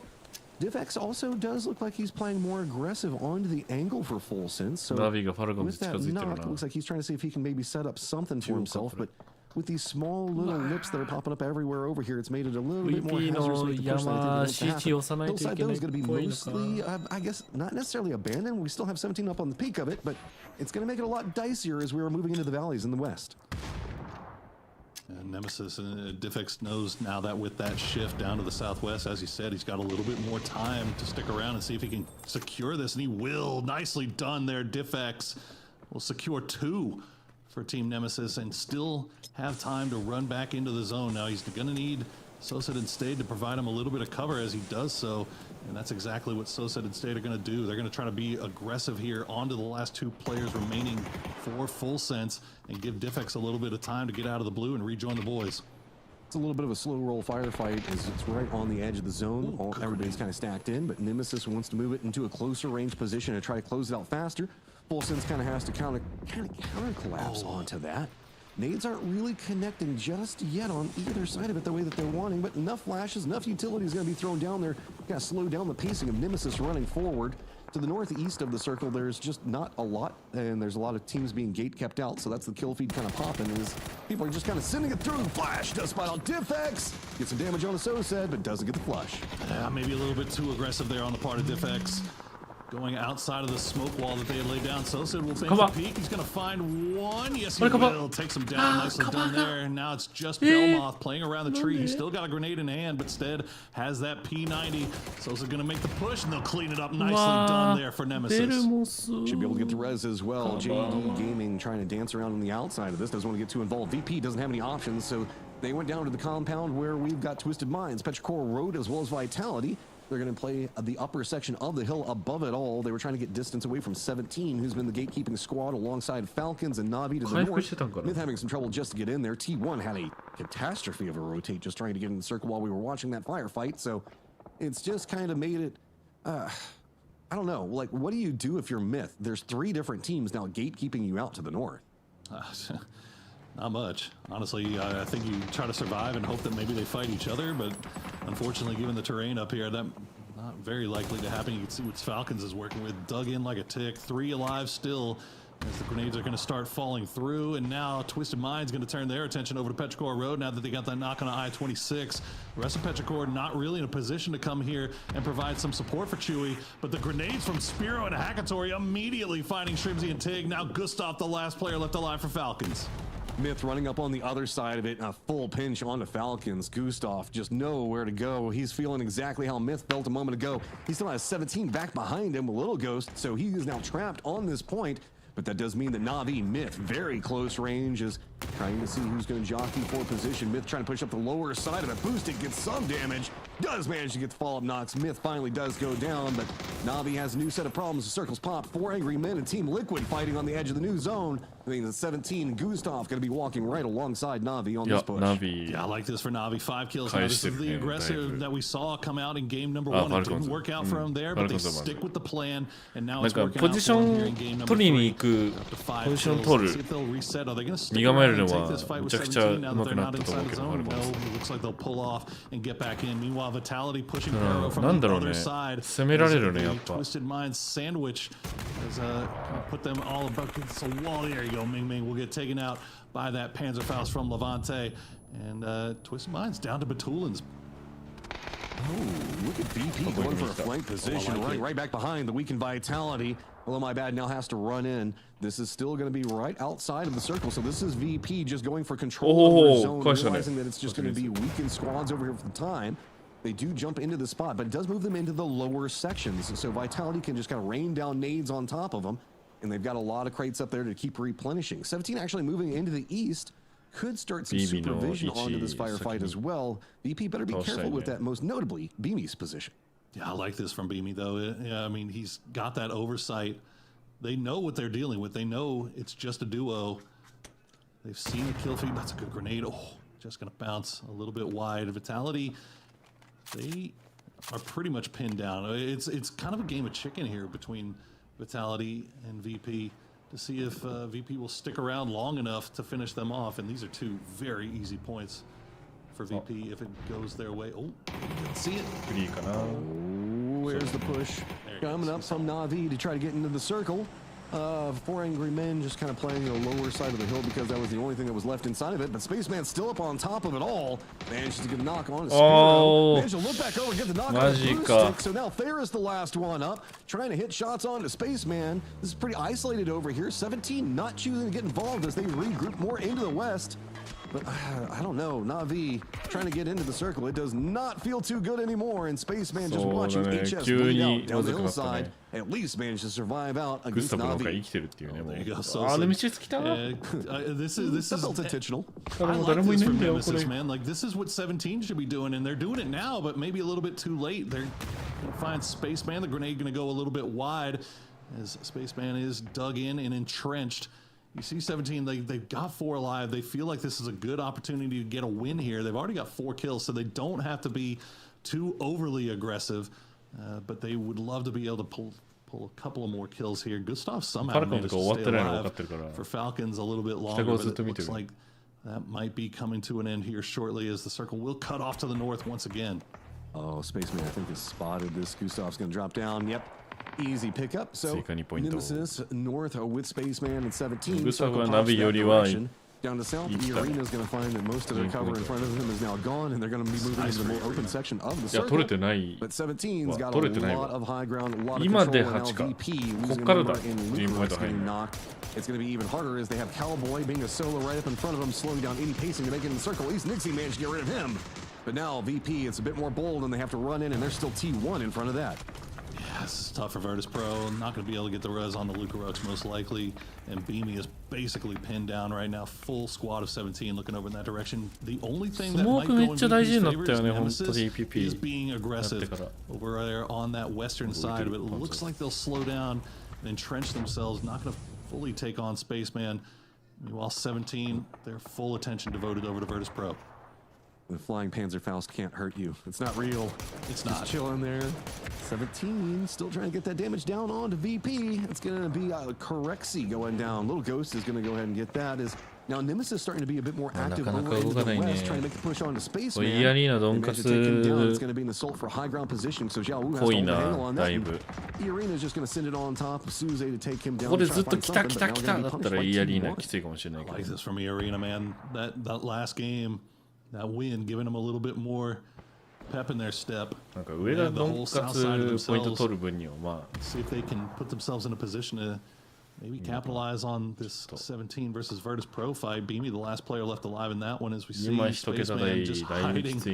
He hears the footsteps, he sees the smokes. He's going to play his cards. Not involved just yet. Hopefully avoid the line of sight of Nemesis as they're back towards looking down to the south. They have no idea he's there. Spaceman trying to be Molten Core Man right now as he's just trying to dig himself as far down as he can go. 17, gotta be careful. Even if he manages to get some damage on the VP, they will continue to fight back. Panzerfaust flies out, doesn't get the flash on a Little Ghost. He's now starting to come down. Tiantan, Virtus Pro does go down. 17's got high ground control in the east. Nemesis got it to the west, and poor old E-Arena is just down in the middle of it all. In that low ground, getting punished by everybody. Yeah, it's tough for E-Arena, and Nemesis just putting the pressure on. 6 kills for them now. And the good news for 17, despite taking that knock, they will be able to get him back on his feet, reset fully.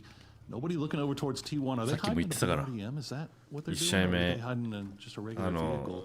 That sounds very It's just Heather, so yeah, it looks like based off of what I see in X-ray there, it looks like Heather's just hiding in the BRDM and trying to survive until late game here, see if we can avoid any stray Panzerfaust being sent over in his direction, and he's gonna get the circle here too. So looks like it's working out.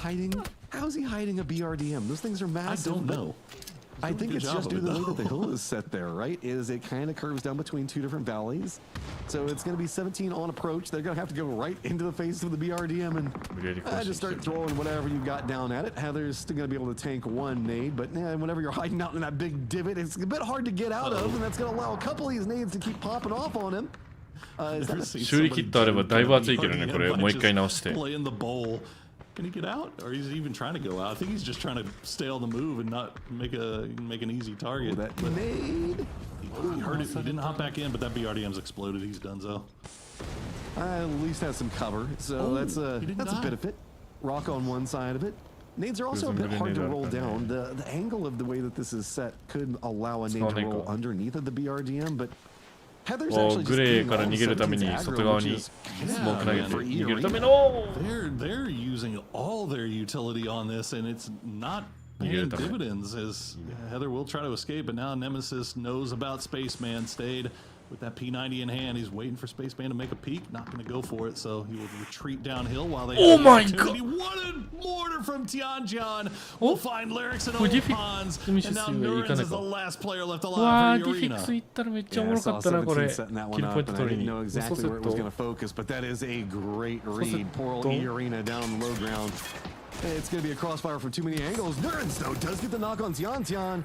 That's going to be something to keep him up and alive, as now it's going to be 17 in the midst of Heather, who continues to survive. And this guy, I don't know if he's like a rat or if he's like a fallout rat. This guy can just survive through anything. He's gotten down next to a crate, abandoned his position, made a smoke wall for himself, and Nurens is now just the focal point for everything that's going on in the circle. He's turning into a rad roach. Gonna survive. Heather does go down in the end, but not before he throws the grenade to take down Wembwa. With again, we said it already today. With my final breath, I stabbed it. This is all going great for Nemesis. As all this damage is getting done, they still have all this western side to play around. We'll see if they can get anything else off of it. 17 might be able to get Wemble back in his feet. 一番活躍してるよ。 But it slows down the pacing for 17. He felt that they had so much control of this game until they entered the Heather, I guess, territory, and it's all kind of slowed down. うわ、マジか。これ起こせるんだ。これネメシス行ってほしかったな。モーターが落ちた場所を見てるから。あとマッチログよく見れば。イヤリーナ残り1枚把握できる。 The Rock not going to be the one inside this next circle sailor. Making more BRDMs. Quit. I don't know. Nurens. Oh my god, he's so on fire with that 4x spray with the AUG. He is doing so much damage right now in the late game. 8 kills already for E-Arena, but they have to find their way inside this circle. Looks like Opons has managed to creep forward just a little bit, but ダメだね、最近やってるけど、ちょっと敵が見えない、当倍だと、本当に。これ PUBG やっぱ強いよ。どっから撃たれてるか分かんない。3倍とかやってるけど、4倍なんか見た目綺麗だな。As long as they can continue to punish anything coming out from here, their Nemesis is hoping that E-Arena might be able to put in some assistance on the other side of it. So it's 2 down on the lower ground to hold back E-Arena. It's going to be used on the northern section of it, and it's working right now. It's just enough to allow any locks on movement, but slowly and steadily we are seeing 17 in E-Arena creep into the circle. P90 late game. Devastating stuff. We'll see if Stead saves enough ammo to use it, as 17 is very much pinned up against a wall here. I cannot believe that E-Arena is able to stay alive this long as that that could create a good it bounces just out. The blue zones, though, are enough to make them have to run out. The smokes at least managed to pop up and plume enough to give them something to work for. They have the car for some form of safety.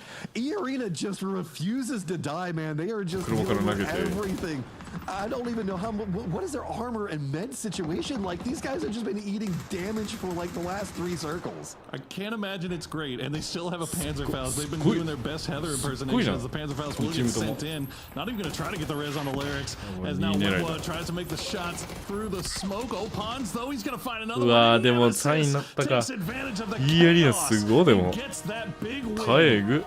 I mean, big smiles on that one. Yeah, keep control over the West. 2 down low, 1 on top. The plan works. Forces 17 in E Arena and just fight amongst themselves. And GG. You'll love to see a good plan pay out. いや、ネメシス、モーターがイアリーナのところに落ちたときにガチでいってほしかったな。絶対おもろい。キルポイントを回収できるからね。落ちたとこ見えてなかったのかな。全員。P90 had more than 33 rounds left. That would have been an easy end to E Arena's life. But you got to conserve, right, Poro? Yeah, I mean, at the end of the day, they get the win, right? So he had enough rounds for that. But seeing P90s in the late game, man, that's a terrifying thing to have to push against. The fact that they can just completely laser somebody from the opposite side of the circle through the smoke is just bananas. But you love to see it from Nemesis. They have been looking so good so far, and I mean, we touched on it early in the match. Like, they're all very known commodities as individual players, but it's looking like as a team, it's starting to really click into it. ちょっと戦い方、まあ場所取りはいいと思うけど、1試合目3試合目同じ負け方してるんだよね。いい位置取ったのかなと思ったら、そこの防衛戦でだいぶ詰められてみたいな他チーム。Like, you saw that massive utility dump with the two blue zones plus the smoke. That allowed them to be so set to move up to the rock. It created an opportunity for them to move.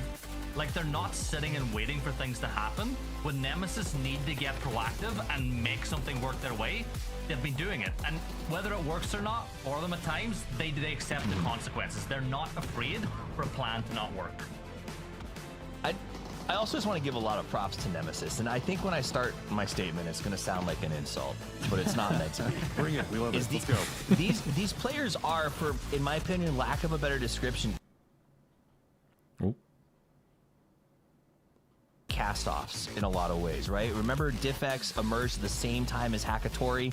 Forgot what event it was, but I do remember them talking about, like, Hackatory is getting all the attention. DiffX was sort of the second runner-up and ultimately left the team. Then you've got like Stade, who did a short stint with NAVI and got replaced. You got Sosa, who got removed from NAVI because they wanted to get a bigger hitter in there in the form of Boostek. You got Melman, who's been sort of just a journeyman, fighting for a very long time from team to team to team to team. And the fact that these guys have gone through so much, have run that gauntlet of finding the right roster, and they seem like maybe now they have. This is giving me like a good day, good old days STK energy, Poro. Not like, you know, struggling to keep up right now, but I feel like this is a team that could really go the distance as they know what it's like to lose together, and that makes them stronger when they're winning. No, I love it, man. Like, I love having it's an awesome storyline. Like, it's it really is. It's just a great storyline, and to have them having this kind of success is fantastic. I love the aggression that they play with, specifically in that game. Like, you saw, like, they were chasing down fights. Like, they were playing the edge. They were hunting down third parties and fourth parties and just exerting their will in the late game. Like, it was just really, really good to see. And if I'm going to be honest, if I'm going to be real honest, it looks like something that Navi's kind of missing from time to time. Yep. Yeah, big true. Go ahead, I mean, you know who the Nemesis is, right? That is going to be NAVI, ahead of them on the leaderboard right now, and so said man of the match.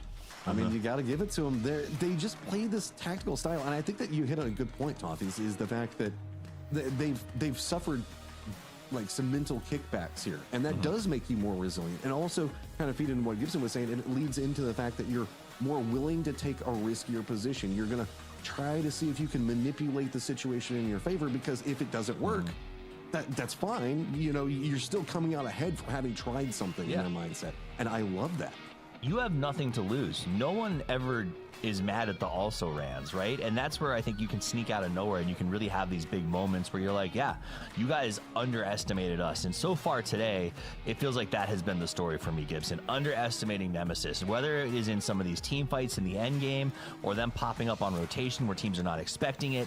Nemesis at 32 points, taking over that first place position, is not one of the teams, and I will say, maybe I'm wrong, you guys can correct me if I'm wrong, but if I had started the day, Gibson, saying, I want you to pick your team that's going to be on top after 3, I don't think any of us say Nemesis. Gibson, would you have said Nemesis? No, I am not.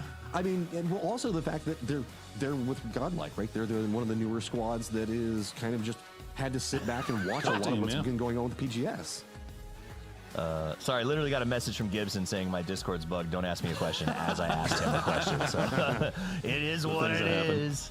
It does happen. While we're looking at this, all right, are we obviously talking about Nemesis? Give the Nemesis, the boys, their flowers. We talking about our APAC teams as well. Look at 17, man. 17 has 28 points on the day. Like, they have been quietly having a decent day, and they're only a couple of points removed now from being pretty much guaranteed a spot in the final stage, which, I mean, given what we saw from Chinese teams at EWC, given what we saw from 17 in particular, I don't think we were coming in feeling super confident into this tournament. So really good work by them here through the first 3 games, and looking forward to see what they do in the next 2. I just like seeing the picture of Wenbo, like he's summoning my fireball. Take a look at the head-to-head. Sosed and Nixie right here side by side. This is yet again, Matt, how many games are we going to see Sosed up here on this head-to-head? And now it's up against the MVP of the world at the moment. And I actually had better stats than him. That's a bit of a momentum builder for Nemesis, as this is a squad that I guess could use some mental, like, I guess momentum is the right way to say it coming into this, because again, they've been having to sit back and watch, coming out swinging off the get-go, as now we're in the winner's bracket. Yeah, there's never any banter between the players, right? That doesn't happen at all. A little bit of banter, but you know, like I said, good friends. They've been 8 months on the road together. Mostly the same teams. You can see it even going by the Falcons, checking in with the GK lads on the way. I don't even know if they speak the same language, but I think the body language said enough. Now let's talk Falcons for a second. Right? The nod of respect, even though the Falcons have been flagged. I mean, I don't know. Did you guys know a premium copium dealer I can hit up after this? Because I'm struggling with the Falcons situation, Poro. Yeah, they've had a rough 3 games, right? Like, the circles haven't been great. The game 1 was probably about the best thing that we've gotten to see so far today. But you can see what the strategy is. It hasn't really worked out too well when it comes, but again, like, they're just getting, everything's funneling down on top of them. Like, it hasn't been, they haven't lost a 1v1 team fight. Like, the fights they're losing, they're getting, it's like 3v1, 4v1. So you do have a good, so you do have a good copium dealer. That's great. I do. Hook me up There's with that guy there later. you go. There's your copium. You got it. Because it's been, it is. They're having bad luck, but at the end of the day, like, it's been rough for a lot of our top teams in terms of how this has started. And when I say top teams, I mean in a traditional sense, because the other team that's been struggling is Made in Thailand, Gibson. These guys only with 3 points so far, coming into group stages of EWC, double PGS back to like winners. Like, what's going on? I think that they're just not getting involved at all. Like, a lot of the stuff that worked for them in the previous PGSs just isn't. They're losing gunfights that they were winning in the past. Like, Jacob is not firing on all cylinders. Like, even yesterday we saw Jacob pop off and get a bunch of knocks, but not converting them into kills. So it's the thing about PUBG. You can find little bits of success and, you know, bursts, but I feel like form is temporary, class is permanent. We're seeing a lot of those really classy teams starting to get up and running as the year progresses. Well, it's time for us to send our classy team of Matchman Porosaurus back to the digital green room so the 2 of us can run the 4th match of the day. Gentlemen, enjoy your break as we get ready to run. The teams who should have been thriving, like the Falcons, Petrichor, and Made in Thailand, are struggling. The perennial favorites, the Twisted Mind, only have 12 points.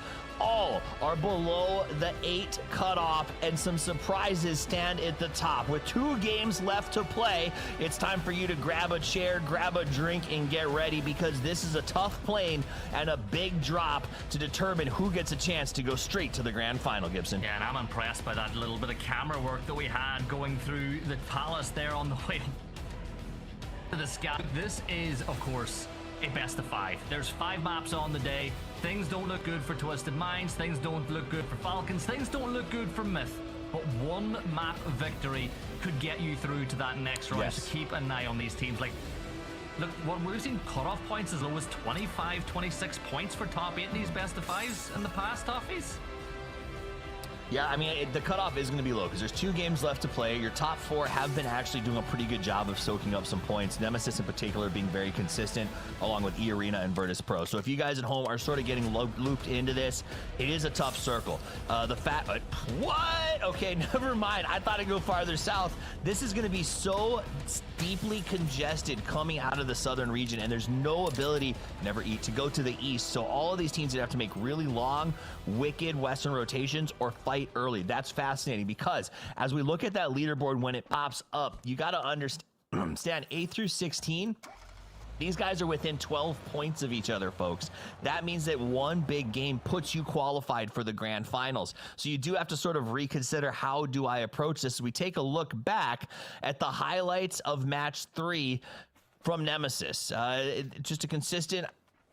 Full screen replays are very confusing to me, but just a consistent movement by these guys. You know, let's look at some cool stuff they did. I want to watch the game. Yeah, well, if you are kind of wondering what's happening on the map, remember !map in chat should give you access to the map feed so you can see what is currently going on. Oh, good idea. Over on Rondo. Falcons, if you're wondering, do have a pretty good spot. They're pretty much close to center circle. Same with Vitality with a big 2-2 split on either side of the river with a couple of players in Muho Ban.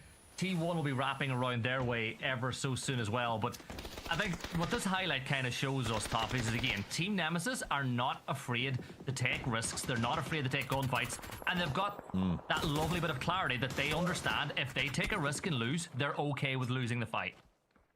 Yeah, you can't overstate the confidence that a P90 gives you in a fight at this, like on a hill here. Like you're like, I could peek late and I still get to drill you down. I mean, that was DMR range engagement on a full spray with a submachine gun. This is outrageous. Let me ask you, ran or ban P90? What do you think? What should we do with this? I'd run it. I'd run it every day of the week. Ban if another person would you ban it if given the opportunity? It. Fair. Okay. Yeah, I think I just would just take it out of the game. Just poof, be gone. You want to go back old school? Put the Tommy gun back in crates. Right? Give me with the extended mag. This thing is like, look at it. I mean, this thing is a monster. Stays down to 11 bullets, and he still goes ahead and pulls a double with it. The thing has 0 bounce and all of the power. So, you got to respect it. As we jump back into, I think, our actual match. Yeah, we're back in we're back. That's the screen I recognize. We're back here. And, you know, if you got the map open, Toffee, you see the circle that we have. They've got a lot of water. It's kind of split into like 3 parts, right? There's the northern bit surrounded by the river, there's the east, and then there's the west. And at this moment, the east is really, really quiet. There's also a south of the circle. I'm classing it as east and west. There's many sides. I'm looking at it like a 3-parter, like a pie chart. I see what you're saying. Yep, that makes sense. And I think a lot of teams, and even when you look at the map feed right now, a lot of teams haven't made their way in yet. A lot of folks going to be tentative about that early surge because you don't know where those first teams stopped. A lot of teams were forced to go far south based on the plane path. So when you get a north circle on the small side, it means that everybody outside of that first layer of drop, and you know who you are because you saw the other teams falling behind you, have a very difficult transition to make. They have to look for E-pickups. They have to look for long rotations. They're going to take their time getting up here. There's plenty of loot. There's plenty of opportunity for space to take. It should be a slow mid-game. Yeah, Falcons are diving towards center now at this point, and I think that's them learning a lesson from a lot of the teams that have won so far or gotten really good placement points. It's being center early and being ready to move. Vitality doing the same. Nemesis, your previous map winners, they've wrapped all the way around the opposite side of Mayran, so they're going to come in on that eastern side of the circle, backfilling the position that we see VP in as well. And I'm going to be honest with you, if I'm moving into an area where I see teams like EA or VP, I'm probably making a good rotate, because where those teams have been going has been pretty much where the circles have as well. Okay, and if you look over on the right side, you can see Craft and AI projecting which direction our teams will continue driving as they make their way farther into the circle. Nemesis and VP predicted to meet up with each other at some point, but I do think it'll just be a consistent backfill process. Though good to see, again, Nemesis being proactive, getting in early, and they're going to have a good spot to set up. And I think just so you know, the dots are the projected path, and the yellow, the straight line is how far they've actually gone. But at this point, VP are the ones that are further ahead. So I think there's maybe a little bit of a mix-up on what's happening. But VP will take the compound, Nemesis will take the hill the VP had just been playing on, and that gives them line of sight all the way over to the other section of the map. Twisted Minds as well. They've sent Batu onto the little island, but we've got a fight going on here, Toffees. A can and 4 a.m. Fight, more of a chess match. Akan, gonna give it a little peek around the stair, this window here. Here, your footsies. Oh, box save. He's dodged, duck, dip, dive, and dodged his way out of that one. As HSMM. Yeah, he's wrapping his way around the other side. Reinforcements have now arrived So it's no longer a numerical disadvantage for the side of 4 angry men and GK. Pushing in from one side, HSMM getting closer and closer. You walk in that door, behind the door frame, there's a snake, and he wins those! How do you win that? Woo! You got him! Got him! It was that double. I think they came around the corner with 2. They made the nice little play. EJ01's like, I like flushes, though. Throws the grenade up to the high ground, bounces it off the roof. Wow. It's a sky burst. And it is effective as he gets the knock on Spaceman. Follow up, looking for some flushies as he goes into the house, tries to stop the reses from happening. Winda desperately trying to get somebody back up to help him, I think. Yeah, the blue zone as well. Toffee's getting involved. 4 AM have been eliminated by GK. That moves them up into 7th place in the leaderboard. And a team that's a few places behind in 11th is Liquid on 13 points. They're not inside the circle. Let's have a little listen and to see what their thoughts are about how they approach this zone. Yeah, I'm driving, but I just keep working. It's too far. I don't like our timing with how far it's going to be. If we waste 30 seconds, we give up any info. Yep. Let's get ready to just cut uphill like this, Cowboy. I don't want to switch to this coupe from our guys.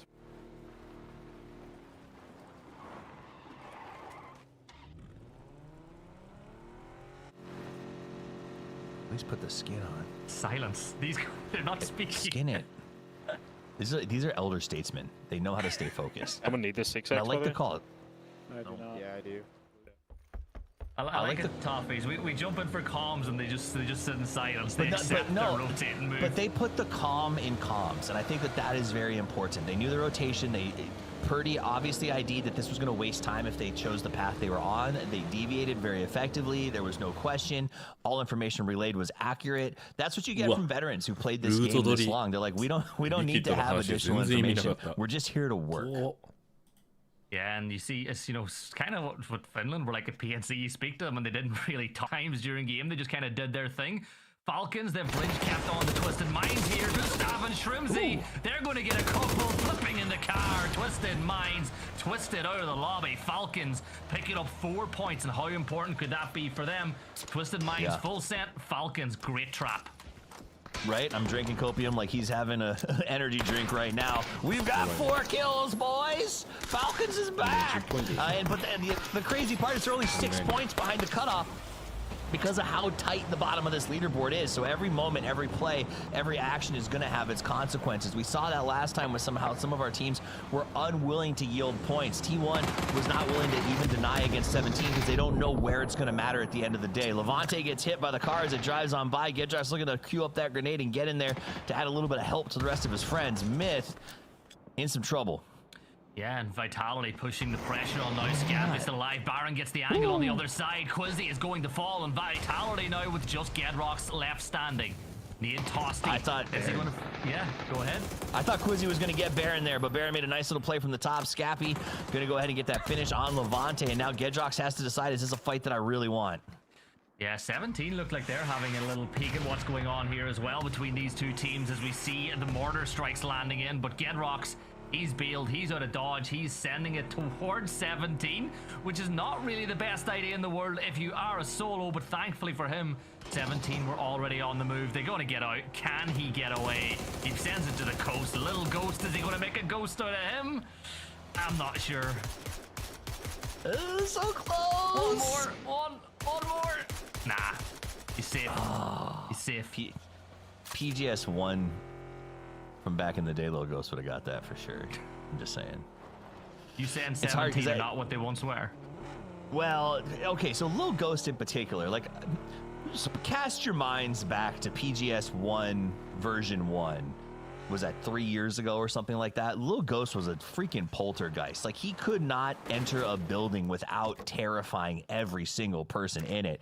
And I do feel like while he's still a good player, and 17 is actually performing on an overall scale better than I think I expected them to this year. Little Ghost for me still is not living up to the skill cap that I know he has. Yeah, but I think he'll find his way again. You know, a player with that sort of talent, you don't really just lose it. I think as you were talking about the old school days, like, you remember how dangerous he was in those hot drops with Falcons way back when? As Liquid made their way into the circle, they kind of followed the path that Kurt basically spoke about. They're in now in that northwestern side, and man, there's a reason why we say that Kurt's got zone Teflon. Like, every single time you think he's going to touch the zone, it kicks away from him. Yep. No, they're Teflon boys for sure. It slides away nonstop, and it has his entire career. That's the craziest part. Now they got to deal with E-Arena as it slides away again. They already see Liquid are taking pot shots at them. 17 smartly goes all the way around the north, and Gedrock's going to be like, seriously, guys, I just got away from you, as he waits for them to crash into him. Here comes MiTH. Strong send towards the middle. Going to meet up with the Falcons and T-Wood all in the same spot. Yeah, just to clarify, you meant obviously the zones have always slid away from Curtis' career, not his career has slid away. Just in case anybody was wondering at home. And you're bang on, like it just feels like STK, Liquid, whatever org they're representing, the circle just gives away from them. But they've got themselves a home for at least now. for the time being, until the next circle shift. Inevitable. It's going to full sense. JDG, it's just the rules. Well, that's full sense is good at getting circles. Now, we'll take nothing away. They send early and they find good spots with high ratios. So you got to, earn it by moving fast. Falcons, again, trying to put in more work. They're up to 4 kills. They've got a decent spot in the circle if they can keep their heads down, but there's a lot of hills around them. I'm a little bit stressed. Yeah, Falcons could be tempted to push up the T1, but you saw Kurt's got an angle inside that JDG Full Sense fight. The one member of JDG has gone down, and you can see that Full Sense want to take advantage. A smoke wall has been created. It means they can push across if they feel like needs must, but look at the off angle being held on the other side. Like if Belmont waits too long, he's going to get caught out by the flank. Yeah, absolutely. And this is a good fight. They've got a lot of time to do this. You don't have to over push. You're inside the circle, but you're on the south, so no one's going to crash into you. The third party should be safe because no one's giving up that center position on the hill. So this is for the first time in a long time. Should just be a good old-fashioned team versus team fight. Yeah, no third parties until Nemesis decide they want to push in. Elsewhere, MiTH getting a little bit of action brought their way by Nixie from VP. VP with 4 members up. Nixie's playing as the front line. Nixie gets one onto Baron. Jacob the second. He didn't even reload. He got 2 with 1 mag. Scappy now, he's the last player standing. He's behind a rock. Nixie will pull the pin on the nade and probably pull the plug on MiTH on this one. Yeah, perfect. Nixie gets his triple. Come on, Nixie, stop. Let someone else be awesome. This guy's out of control. VP is looking like world champions every time that we go out there. Nixie just the key to this team. Let's jump over to Sonjang as he tries to survive. Shrimsy down to 4. Kickstart knock. The Falcons were in a good spot, but we were worried about them getting crashed and knocked on, and they certainly are right now as Geeke is throwing some perfect nades up over the top of that hill. Yeah, another knock on the Shrimsy. They got to try and get that res, or at least hold back the push for now. So that's Gustav's job. He has to hold back the push to allow for the rest of the team to go for the res. Defensive mollies being thrown to maybe hold them back a little bit longer, but at some point, the longer this goes on, T1 might even think about having a peek downhill. Molly thrown deep. Shrimsy still down. That BZ will begin to spread, and Falcon's in trouble. Oh, man, if that's the byline for the day today so far. Falcons just taking intense pressure. T1 above. Falcons in some trouble as Geeke seems to have unlimited utility and are just chucking at him full time. Geeke の後ろいるからね。これスモーク晴れたらえぐい。Peggleton does a little bit of damage back to Park Pro, forces him in and around the smoke. One member of Geeke is down for now, but that smoke wall is about to dissipate in a few seconds' time. Liquid using all this action as their opportunity to push up onto this ridge line, but I worry for that rotate because you feel like VP might push in towards Liquid and cause problems for them. Gustav's got Parcel in the open. Gustav, he gets the kill. That's actually Hakatori doing some favors. Gustav trapped in the wind with some of those shots as the bullets didn't land where they needed to, but Gustav will pick up the point. Gustav's like, piss off, Hakatori. I put all that work in. It's mine. You got 1 bullet, turd. And he goes ahead and gets the flush. Well-deserved. Pathompong's got a good grenade. He's cooking it up. A bounce could be devastating, and it is, as he puts it in the pocket of Tiggleton and Kickstart. Gonna do the follow-up for the flush. Knocks them both out. Puts the onus of retribution on the last man standing for Falcons, but he can't get over there. Those are both gonna get finished. Yeah, Liquid actually getting the knocks on the correctly from VP as they choose to push each other into one another. Falcons are going to get eliminated on the drive-by from Songyong and keeping an eye on what's going on. Kurt pushing down towards VP. You've got Luke inside the bowl, throwing that nade up. That nade could be very good, but Lucarux gets a little bit of cover from the car. Is it going to land and flip on top of him? No, he just about avoids the rear end of that coupe, but he's not avoiding the shots from Lyrics on the other side. This is a big fight for both these teams. Purdy called that rotation. You can hear Cowboy going, but Dad, I don't want to fight VP because that's what you got to go up against, and these guys are really making it tough for Liquid to get out of this spot. Nixie using that high car to jump up, check over the top of the smoke. The spray is on. Cowboy drops down. Another nade going to go out looking for that flush, and VP just seems like they are made of pure Kevlar. Yeah, one player left. Luke 12, he's in there in that dip. You've got Cowboy providing some overwatch, but Luke 12 gets the point. He manages to find one. Beamy will spray into the smoke looking to get a second one, but Liquid are eliminated. Patampong got one, Beamy got the other, and VP now up to 37 points. They'll put down the smoke, but at some point, E-Arena might start pushing their way. Nemesis will also fall at the hands of 17 as Zhao Wu gets the work done, and there's now 9 teams left alive.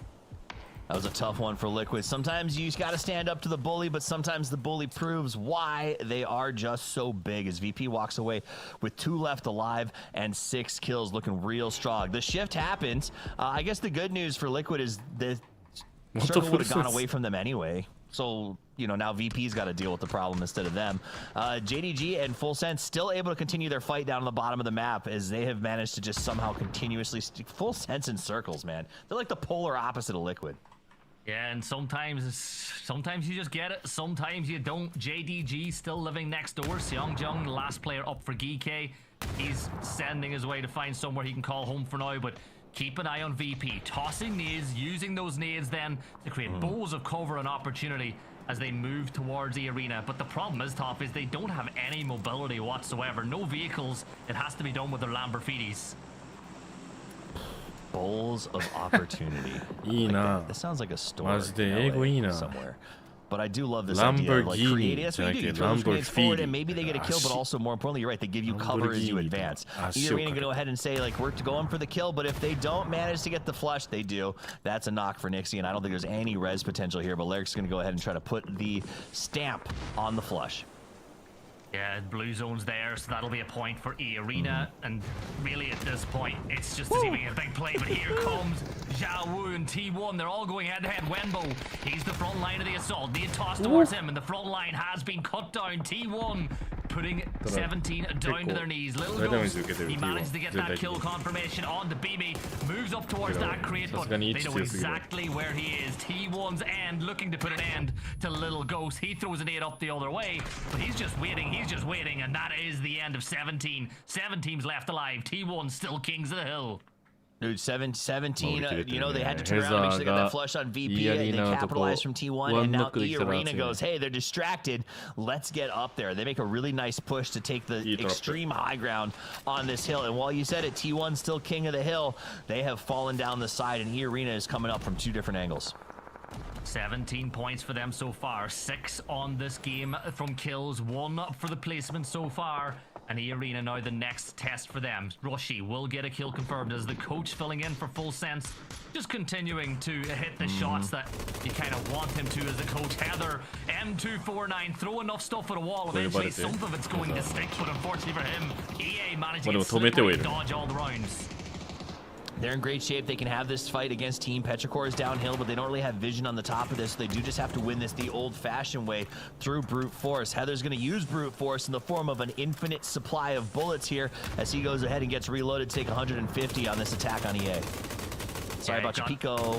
Yeah, he's got the angle, he's got the toes, and Raining's going to rain down fire with the nades on top of him. E-Arena, T1 to 10 kills, and here come NAVI. The break doesn't land. Spiro, he'll find the first one. Deployable cover. Raining wrap around the side to see if he can find a kill on his end of this battle. Needing to get one. Hakatori catches him, and this is the NAVI we've been waiting for.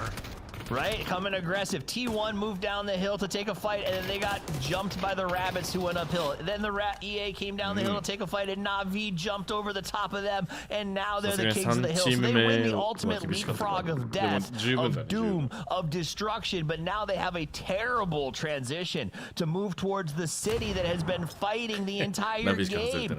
Meanwhile, when you jump over to JDG, they've pushed one person out of this fight with Full Sense to grab some placement. He's ended up in a 1v4 that somehow he's surviving.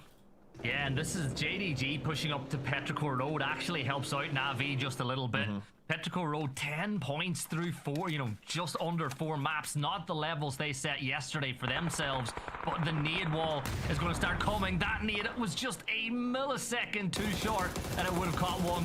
Spraying down towards Chewy. Boostek's going to get his, and now watch NAVI pour. NAVI watched Nemesis start to the day, and they took that personally as they climb up into 6th place, putting some big points on the board. Only 4 kills, but a good amount of damage output. And if they can dislodge Petrichor, they will have the lion's share of the map. I really have to assume that the shift will ultimately go away from the city at some point. And even if it doesn't, I think it's easier to get into the city than get out. It always is, right? Getting out of the city's trouble. I think NAVI, they're trying Especially to decide. once you sell your car. NAVI, Sorry, I had flashbacks to Chicago. Go ahead with NAVI. Yeah, I wouldn't know. I'm not from there. So NAVI getting themselves on the edge of the circle, getting the vehicles ready, putting the smoke wall down. That's a signal that these Blancos are going to get on the move pretty quickly. And surely it's a send for the city, right? You'd think that they'll send to the city, or do they see Petrichor Road as a target? I think you just tried a three-point Petrichor Road on this crash here. Yeah, oh, no. Oh, 4. That did not work because they pull a nice Panzerfaust. They knock out both Boostek and Ferris right out of the gate. JDG is like, thank goodness, because that was probably coming to our side of town if the crash went through. Petrichor can go ahead and try to get them reses out and make a rescue here on Chewy. Be a really good pickup to get him back up and running. No wonder Petrichor is doing so good. In hindsight, the decision to push Petrichor Road rather than go to city was not the right one, unless Hakatori can do something here. Yeah, but you can't play like there's a Panzerfaust staring at you. If you're always worried about the Panzerfaust, you'll never do anything with your life. They had to be bold. Always. Look, if anything, TPP has given me paranoia. There's a player behind every single tree, and everybody has a Panzer. But that's like saying you can't swim because you're scared of sharks, man. You got to go out and enjoy the ocean. You got to still push, and sometimes you take a Panzer to the head. It's the way, it's the nature of the beast. All I'm going to say is there's been way less shark attacks on land than there has been at sea toffees. It's as simple as that. And yeah, that's a fair point.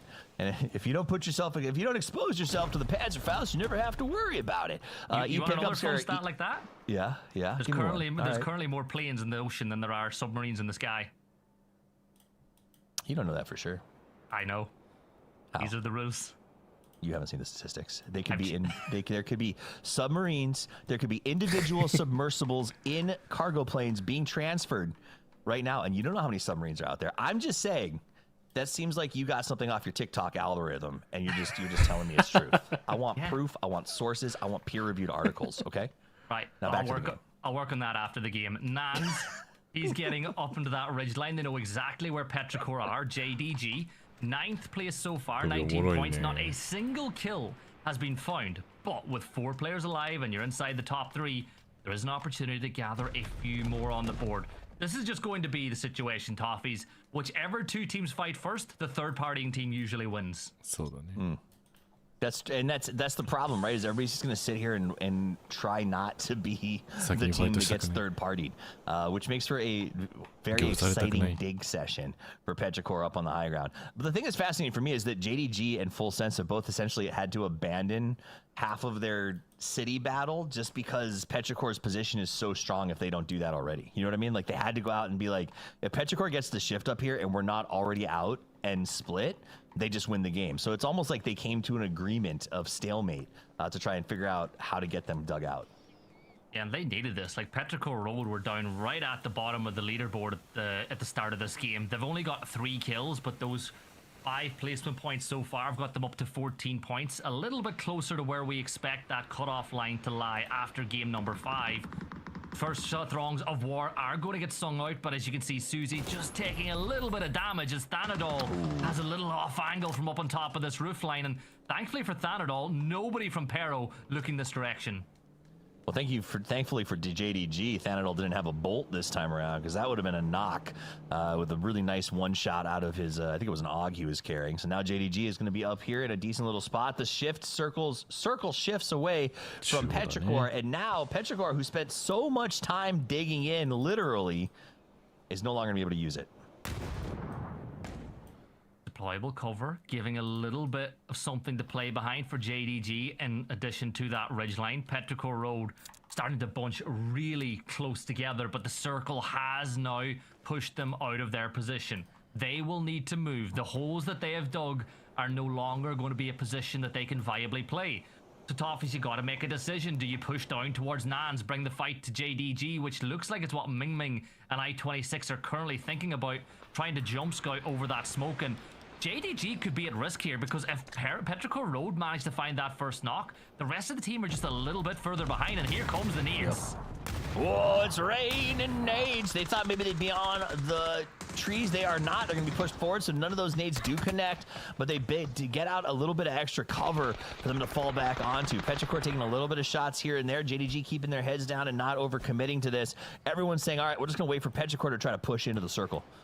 Yeah, Ming's going to toss the blue. I think they've realized now that he's directly behind that Dorito, not behind the tree. So get ready to bounce it. Remember those things? They do bounce a little bit further than you might want them to. 35 seconds until Petrichor Road are in trouble, and I-26 is going to dig again just for a little bit of scouting.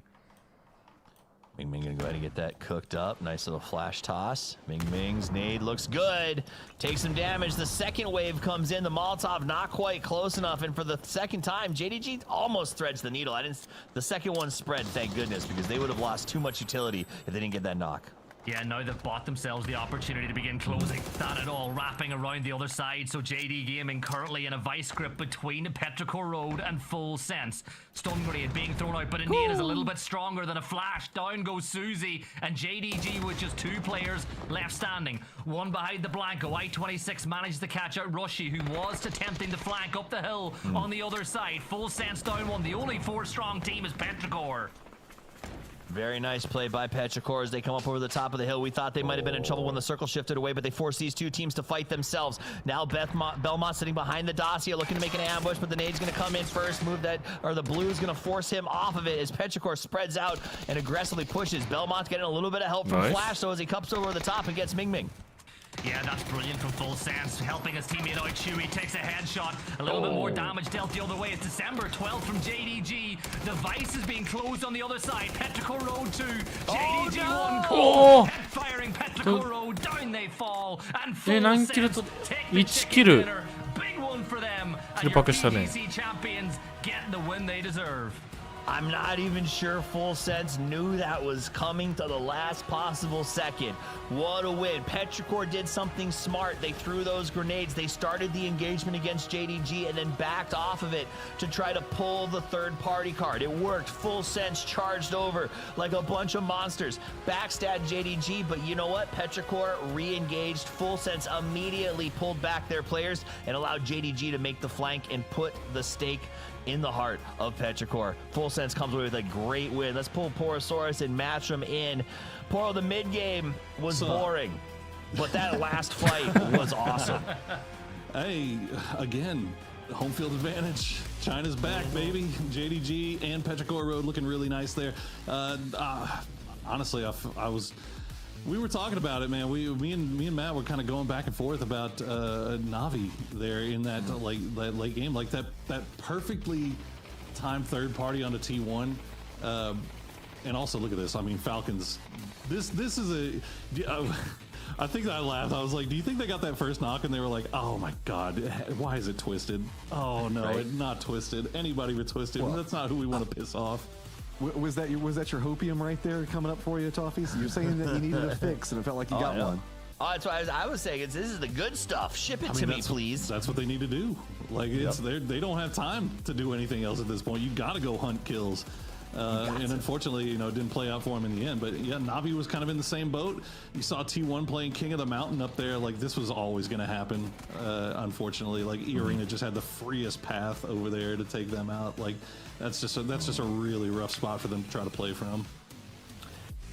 Yeah, the Falcon boys, you could see. I mean, they were surrounded on all sides. It was going to go badly at some point. Then we jump over to Full Sense. 1試目、3試目、4試目、同じ負け方してるよね、ultimately come out and win the event from it. And a lot of it comes down to this hillside firefight that we're watching right here. Is Navi, I mean, Heather putting in work as the last one up, but you can see there was just no easy angle of approach coming up from Na'Vi. They opt to just run down right into Petrichor Road and defenses that they'd set around these smokes. Petrichor Road is...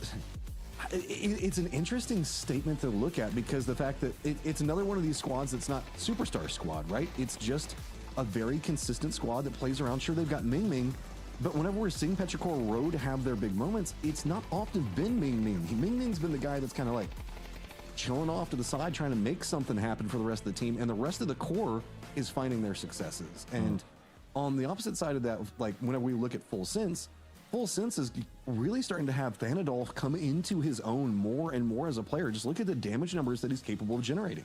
Well, I mean, for me, and maybe, you know, let's kick this over.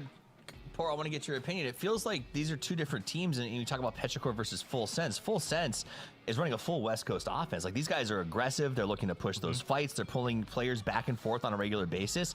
Petrichor is like 1990s Chicago Bears. Like, they're just locked up. They're defensive. They dug holes. They held the top. They tried to bait Full Sense into fighting JDG on their behalf. Just two very different approaches to the end game. Yeah, and I'll be honest with you, I didn't have a problem with how any of those teams played that at the end. Like, Petrichor, like, they had the high ground position, and they knew, like, we're going to have a hard time. Like, we're going to have to push one of these teams from this high ground, and in TPP, like, they're going to see us coming before we can see them. And so they're going to be able to be in a better position. So I think that they did the right thing. They dropped the smoke wall, try to death ball their way through Full Sense. And unfortunately for them, JDG just did the perfect like, if JDG had timed that push maybe like a second, 2 seconds, 3 seconds later, they might actually come out on top of that game, because like that was the smart play. The thing that is their timing was just a little bit off to where Petrichor was able to kind of turn around and look at them. And instead of being still fully focused on Full Sense, and Full Sense obviously the beneficiaries of that one. But again, I didn't have a problem with how any of those teams played. I think they all did the right thing given the position they were in. Even look at before that, right? Full Sense sharing the compound with JDG. Other teams might have been a little bit more hyper fixated on each other and spent too much time trying to win the battle of the compound instead of realizing they were buffers for each other. Like, Full Sense were a buffer from JDG, protecting them from that western side. JDG the same from the east. So there was like a little bit of a gentleman's agreement between the two sides. Don't get me wrong, if you see an opening, you're going to take it. But those two teams really helped each other out for a long time as well. Helped each other out like two gangs splitting territory, right? Like, yeah. We're friends, but if you cross over here, it's trouble. And I want to be clear with everybody, if I ever get a chance to cast sports ball, I will be comparing those teams to PUBG squads 100%, because I do think that would be very entertaining. All right, it sounds like we have an interview we're going to check out right now. So give us a moment. We're going to do an interview and then probably a break. Hello everyone, we have Soset here. Oh, hey. what a game from Tegel. And can you walk us through like the final circle? Like, what's the turning point? Was it big turning? Like, and the comms execution? How's that thing like? That game for us was pretty good. We was fighting with Full Sense, and after that fight we find another one with the third party, NAVI and 4M, and just clear the side, have good zones there, and just win a game with good positions. Yeah, the position is actually good. And what was the toughest challenge your team had to overcome? I guess that's 100%. That's 100% mentality. Because we're feeling really confident with our skills, like with our macro. We have a good micro, like shooting, movement, everything, and that's only our like big challenge for us, like our mentality. And right now we're feeling really confident because like after the EWC, we do some like work, you know, together like a team. And right now we playing PGS and coming for the win. Nice, very confident. How do you like feel like back to the PGS stage, like? Because you're like missing the PGS stage for about half a year. Any special feelings come back to here again? I probably say it like that's like my home, because like I'm not first time on this arena in China, of course. So that's I feel like at home. Yeah. Oh, okay. So the last question is, was there a moment like this tournament where you thought we belong here? That a moment that you think like we belong here?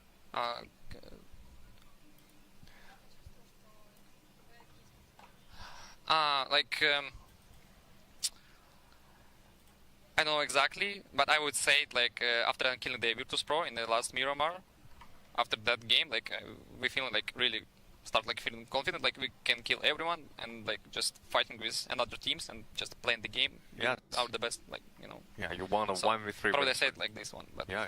yeah. Great. Great to hear that, and thanks for joining us for the interview. See you in the next game. Bye. Thank you. Bye. Darn you, time constraints. He finally got him rolling in that interview and was like, oh, I gotta go back to game. But he was like, I'm pretty sure I heard him saying we're just better, so he took the fight. And I like that confidence coming out of Nemesis, Poro. That's what we're going to go with. We're going to go with the ego. Yeah, no, I mean, Nemesis will look great today. But again, this is just getting your seat at the table. And when you get to the final stage, you got to eat. So we'll see if Nemesis can keep that ball rolling. But I'll tell you what I'm interested in right now, like the cut line. Like right now, JDG, 22 points. I think the lowest we've seen it in a winner or survivor stage has been 24 points. Okay. 25 points, so it feels like it's going to be pretty low this time. 今までの One game left to play. For you guys at home, as he brings it up, you can't see the scoreboard right now. You'll see it when we get into game. We'll pull that up for you guys. I hope I'm not lying. これまで以上に低くなるかもしれない。 For JDG, they are at the line at 8. Above them is a 23, a 23, and then a pretty safe gap. So there's 3 spots technically up for grabs right now in the race. Below that, 9, you got Geekay at 21, 19, 18, 15, 15, 12. So all of those teams with one good game can pass those 3 middle teams should they struggle. Perfect. Thank you, boys. Total leaderboard up right now. Look at, I think that's the big issue. Yep. Heavy hitters, but that cut line right at 8. T1, NAVI, and JDG. They're in a very dangerous position where there are at least 8 teams that can catch them, Gibson. Yeah, and you look at the teams below, right? Myth, PGS champions, Falcons, multiple-time international champions. Twisted Minds almost had the perfect year. Liquid have come second at PGC. Pero have been like the amount of talent in that chasing pack is so high. But you were talking about the cutoff line, right? 21 to 23. It's not going to be much higher than that. For it to be a lot higher, you need all of those teams to get a bunch of points. So you could be looking at potentially 25 points, maybe less being that cutoff. That cutoff is going to be wild. I don't know. I feel like whenever we're looking at NAVI, T1, and JD Gaming, they're going to try to push it, right? These guys all understand what they're going to be focused in on, so it's going to be the ones on the hunt. We've seen Geekay. They were, what, second highest, first highest yesterday? I can't remember exactly off the top of my head. 4 Angry Men. Petrichor Road also in that category of what we saw yesterday on a high-performing squad. So these are a lot of guys that know the fact that they're probably going to need to be aiming if they're in the hunt. I would say you don't feel comfortable with, what, less than 7 points, 8 points? I would say maybe even 10 points just because Navi, T1, and JD Gaming can all pop off. Yeah, no, this is a kill feed track type of game, right? Because I think 6 teams that are looking to play so everyone 9 to 13 is going to play for the chicken dinner. They're going to play good, consistent PUBG, but they're going to have 3 guys assigned to tracking Navi, T1, and JD Gaming because you're going to be looking at the kill feed and you're going to be figuring out how many points they're pulling off of those. And once those teams go down or thrive, you're going to start to pull the trigger on how fast you play. And I think that's something that's very important. If you see Navi and JDG all of a sudden light up the kill feed or show up in a big way, that's something where you're like, okay, now I got to get active, right, Matt? Yeah, but there's also the double-edged sword of that, right? Okay. If you're presently in that 5th, 6th, 7th, 8th, well, I would say 7th, pretty much 6th and 7th, 8th spots, there's an extra pressure that you do feel that you need to go for those kills, right? So that could put you in a more jeopardized position to cost you the game, go out early and have somebody come up after you. I don't necessarily know if we'll see that coming up from squads like Navi, JD. These are squads that can sometimes be a little bit slower on approach. But, I mean, there's now going to be a secondary pressure that mounts in. Poro, you were kind of talking about this with, like, Navi, that sometimes they're a momentum-based team. We were talking about this in the green room. Is this the momentum that they need coming in off of this game to now be in the cut line? I don't know, man. It's a lot of pressure. But 1 game remaining. Toffees, this is all chips are on the table. Everything is on the table, guys. This is the last game of the day. Top 8 teams go straight to the winners division. Bottom 8 have to play tomorrow against the worst of the event to see if they can maybe survive. And tomorrow's going to be tough. There's a lot of Ravagers waiting to open the doors and open the veins of their opponents as they come after them. So you want to be in the top 8. You want to lead the race. The plane is right down the middle. It cannot get better on the grassy pastures with the dynamic ホームアドバンテージっていうかまああれはあるね。Finally, a plane path that doesn't seem like it's going to be favoring that whole bridge situation and military base. We have been seeing it pull to the north very regularly though, Poro. That's been your topic of conversation. 実家に戻れる人たちとホテル暮らしの人たち、あとは I think it might be too far out this time though. あれあるからな、ジェットラグっての時差ボケ Because we've seen crazier things, but true. I think all those teams that are in the hunt, and there's so many. まあでもあんまり言い訳にはしたくないけど It had to be, didn't it? It had to be GK dancing あんま around. GK's coming in with cars though. Do they have guns? まあ考慮するとしたらもう本当に 5% ぐらいそれホームアドバンテージあるどうのこうのあんま関係ない疲れてるのはまあ仕方ないと思うけど Volcano, yeah, southwest of Naya, right on top of 4 I don't know a.m. what to do, Poro. I don't know what to do. まあ体調が悪いどうのこうのはまあでもまあ正味あるかもしれないねその地域のご飯と合う合わないもあるし We have had hardships, but hardships haven't really been the story so far. So hopefully that remains. その感じをなくすのはでも大会側もそうだ、まあちょっとあるけど、オーガナイゼーション、チーム側だね。Are looking a lot better now than they've looked so far this year, to be honest. Well, since JD Gaming, they were living here for a while. I think Doffies was making the joke, but that was Circle 3 that we saw them kind of fighting around over there. Is full sense in the later stages. They had to keep control over this compound and fight their way in. But for me, it was about the hillside firefight and the focal point that so many teams were having to have into where Petrichor Road was playing and where we kind of saw Falcons in the firefights that they had to take a bit more to the west of that. And again, I mean, it can't be understated. They're having this success playing with the sub, right? And losing Tigger for the tournament is a pretty big loss, man. Tigger's a great player, but Rushy has been a fantastic fill-in. Obviously, I mean, we're seeing him sitting at the top of the leaderboard right now and set for that final stage.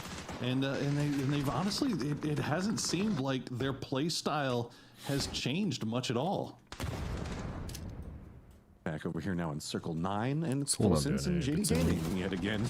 Firefighting as this has just been separation now, and full sense's timings on their firefight have been so good. Like the way that they navigate their win conditions for circles are just so good. Like look at the way that they realized exactly how Petrichor Road was going to have to move.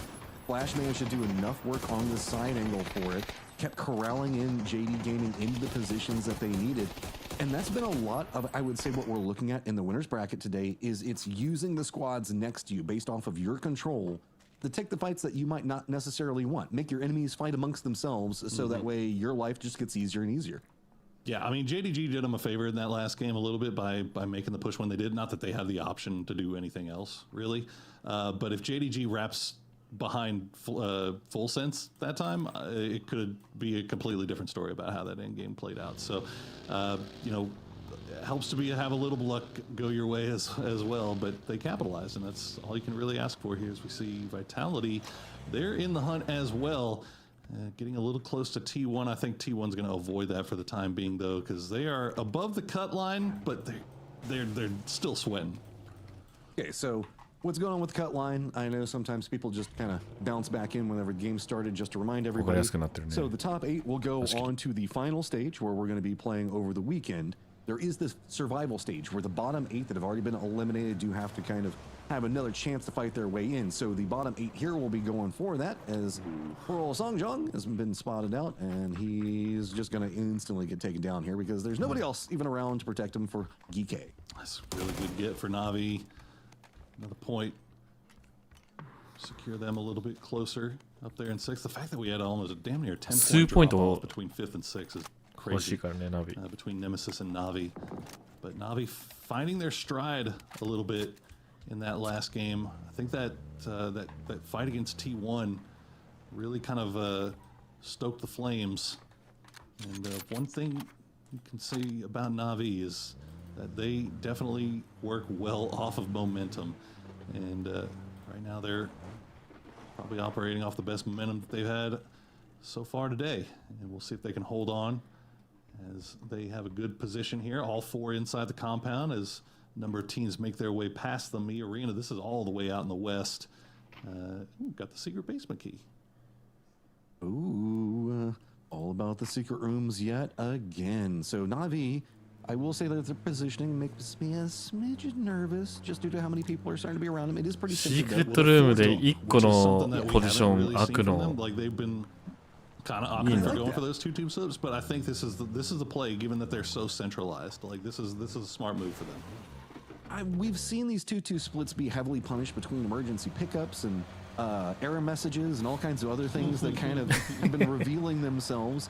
The 2-2 split is still effective, but man, you have to be so ready to regroup. Otherwise, whenever we see everybody just going for the center push, if you end up with it, there's going to be 4 people that just crash onto you because they don't have anywhere else to go, and 2v4 just that math just not good for you there. Yeah, I mean, I think if they were in first place, they maybe stick with it. But the fact that they're fighting for their spot, oh my God, it's that is absolutely disgusting. マジこれ抜いたの Hackatory.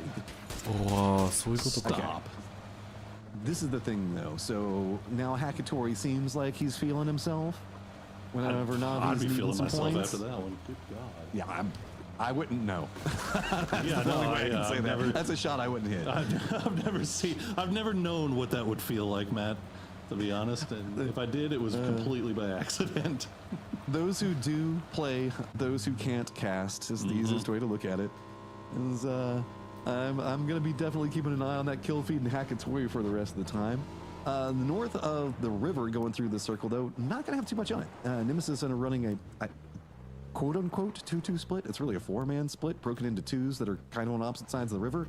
And so they've got some Nemesis over there, and JD Gaming is hoping the fact that they can play the numbers to the north in their favor, but EK, seeing them lose a player early, that's at least some moment of reprieve for them, feeling like there might be some more opportunity, as Team Vitality, who needs just a couple of points, going to go ahead and go for an emergency pickup just in case this goes to the north. I like this because the plane path for it, or helicopter path, whatever you want to say, is going to put them right onto Stolber, and there's nobody there right now. So this actually does cut up the Yasnaya. This is a great play. Yeah, onto Stolber, or maybe even onto Yasnaya. Just go for the city if this is a full-on hard shift, which we've seen a lot, so you might as well prep for it. Meanwhile, you see Virtus Pro. They've got a BRDM, not what you want to see if you're any other team. But one of our teams that's very far down the leaderboard right now, still not out of the mix, is Falcons. I'm really interested to hear what their comms are on this circle pop. So let's take a listen in real quick to see what those boys have to say. This is not a good sign. He's leaving Hilltop. If Ghost leaves, let's see if we can look straight and look for like Volcano here. I don't want to do a wrap here now. Yeah. I think we can have Ghost is still here. Ghost is still here. I think that's part of Twisted. Here. I think that's part of Twisted. Something up to the hill. There's a guy in the middle of the open on the hill. Yeah, he's driving away now. They're all driving away. See where they're going. Yeah. 63 alive. There might be a fight on an edge. They're going south. They're driving south. Yeah, they're going south. Yeah. It's the shelter team down 1, so they could still be on our edge. VP1. VP. VP1. VP1. Like it. Well, there you go. The scrap on school. まだ普通 Yeah, だ I mean, ね you just got to go. There's nothing happening Oh, else other Navi. than just trying to make the cut. And that is a problem. Navi down and eliminated. I was about to say their rotate didn't feel too good. They ran right 25 intoか the cluster of 25ポイン squads. ト And they're going to bump into VP. 怖いね So Navi down at 25. That's not good math. Oh, that's so rough. Their compound that they were 4 deep was inside circle too. They were trying to reposition for better position, but they were in, and they just run right into Virtus Pro, not who you want to be running into with Nemesis now.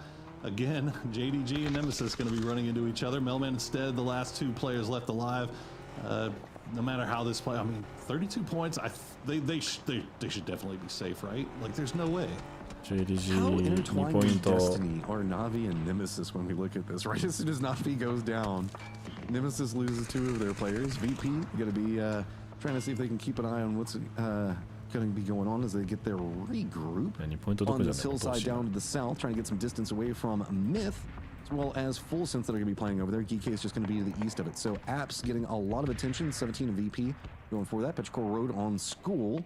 Then Rozhawk is going to have the remnants of NMSS with T1 running a full split around the entire control angle of Rozhawk. They want that. That is their territory. While Vitality going to be on the hillside on the res beacon. The north's still pretty quiet as most of the focus is just all about what's going on in the middle as we watch the doom of NAVI. Yeah, I mean, they even got Beamy too. It's just so unfortunate that they end up running into that and taking a couple of losses right off the bat. So, I mean, of all the teams to run into, you just don't want to be running into VP.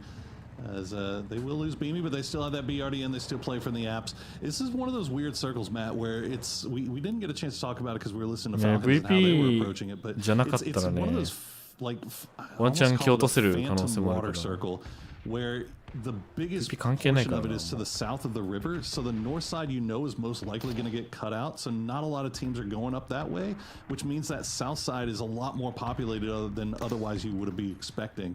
And right now, only 2 teams north as we wait and see where the next circle's going to pop. It's Gambler Circle. I mean, when you look at it, you either go north or south, and you hope that it favors you how it goes, and it does stay a little bit more to the south. JDGもセーフゾーン入ってるね。For Angry Men, see if they can leapfrog. So Boatyard, Rozhawk, and a little bit of the island in play. Poro, the south and the north, kind of the positions that you're not wanting to go for. So it's going to be a lot of send it time. Who's going to be the first to bump in as it's a lot of squads to the east just trying to cut a path.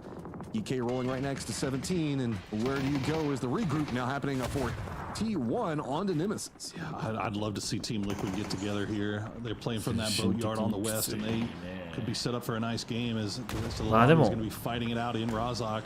So T1 making a move here. Stead will try to slow things down with the exploding gas can as he has got no support. He is all by himself. Melman driving around off to the north. He's going to see if he can maybe come up here and provide him a little bit of an alternate angle. But look at Rozhawk right now. It's just completely full. Melman will jump in, and he's going to win the 1v1 against Heather. Nicely done. I don't think Heather was expecting it. I mean, that's a great 1v1 to win. Usually, like, people slow down, try to peek around the angles. Melman just comes in full on gusto, man. He's like, no, I'm just going to take it. T1, who were running pretty much all 4 corners of Rozhawk, when the circle popped, they just couldn't really regroup fast enough. And now 4 Angry Men's going to be making landfall on top of all of this as well. It is just chaos in Rozhawk. There is nothing else to be had, and everybody wants a piece of it. MiTH manages to hold back some of what's going to be going on, but 4 Angry Men at least do manage to make landfall. In the distance, JDG also trying to get the high ground on top of it all. MiTH needs some big game here if they want to try to qualify, and everybody else to falter, but they're starting to find kills early. That was ミスはドンカスプラス on the part of 4AM. I 大量 don't know 得点 what だ they ね。 thought 多 they 分 were 大 going 量 to キ get ル。 out of that. The E pickup right in the middle of Rozhawk at this point in the game is just 10 asking キル to ドン get カス lit だね。 up. And they do, in fact, get lit up. So they will be playing in our Survivor stage tomorrow. Only 17 points for them on the day. As you see, Rozhawk starting to kind of calm down a little bit. Virtus Pro still playing with that BRDM on the waves. Falcons trying to find a place to get in. They're going to go into Boatyard. They've already taken a couple of L's here as they will try to knock on the door. 言うなれば罰ゲームみたいなもんではある。 They've managed to get some people back together. As Nemesis will get eliminated in 14th place. American squads fighting for their livelihood, but it is going to be Liquid that makes it look easy. Halo just demolishes Falcons. So 4 points in the bag for them. Now at 19 points on a climb. Eyes onto that 8th place position. Just a few points back behind it is now Falcons will be playing tomorrow. That's rough, man. That was really, really rough. But Liquid stand to gain a lot here. They've already managed to climb up to 10th place. That cut line not looking so far away. They did lose Purdy Curdy as they held off Boatyard for as long as they could, and they get to hold on to a little bit more now, and they get to avoid all of Rozhawk. The question is, where do you play it? Alo and Cowboy, we'll see if they go and rejoin Luke and just give up this south side, because you've got a full sense down there. You've got Arena down there, and then you've got that one snake of Songjang. So 17 has a very difficult rotate ahead of them. They're going to play Coastline. So going to get peppered by a lot of the team. So, of course, Rozhawk is going to be a core component of the circle. But the hillside, coming out from the south, is going to be able to support a couple of teams. We've got GK already up on top of it. VP playing the other side. That's going to be holding back Team Liquid. You were talking about where they might go. Team Liquid would probably want to try to go for the foothills, but it's going to be so hard to find as 17 doesn't even want to go into Rozhawk, and I don't blame them because that place is just a bloodbath waiting to happen. If they'd gone too much further, it would have been JD Gaming that could have gotten vision on them. Yeah, this is a good pull up and a good stop on the coastline here for 17. Let's see if they can get Lil Ghost go and rejoin the boys. Twisted still holding on to that northwestern or northeastern corner of Roz. Still 4 strong too. Twisted, if they play their cards right and they time this right, they might be the ones coming out here. There you go. Nice shot from Example. Will take down Lil Ghost. And that's going to be a very much needed point. Yeah. Yeah, he was just waiting, and just in case the rest of 17 died in their rotate. And problem with that for poor old Little Ghost is that whenever 17 made their rotate, that gave away any other wraps that were going to be happening. All right, Team Liquid needing points. The Arena already feeling pretty good, making the push, and it's going to be Boatyard yet again. But notice that there is Songjong back behind the Arena. Looks like he's just going to swoop in from back behind and keep an eye on what's going on. I'm also keeping an eye on Full Sense. They're still outside in the blue. They haven't made the push over here just yet. They see Arena making their move inside as that sneaky snake Songjang. This was a revive station drop for Songjang. The rest of his team is on top of that radar tower, so he's all by himself right now.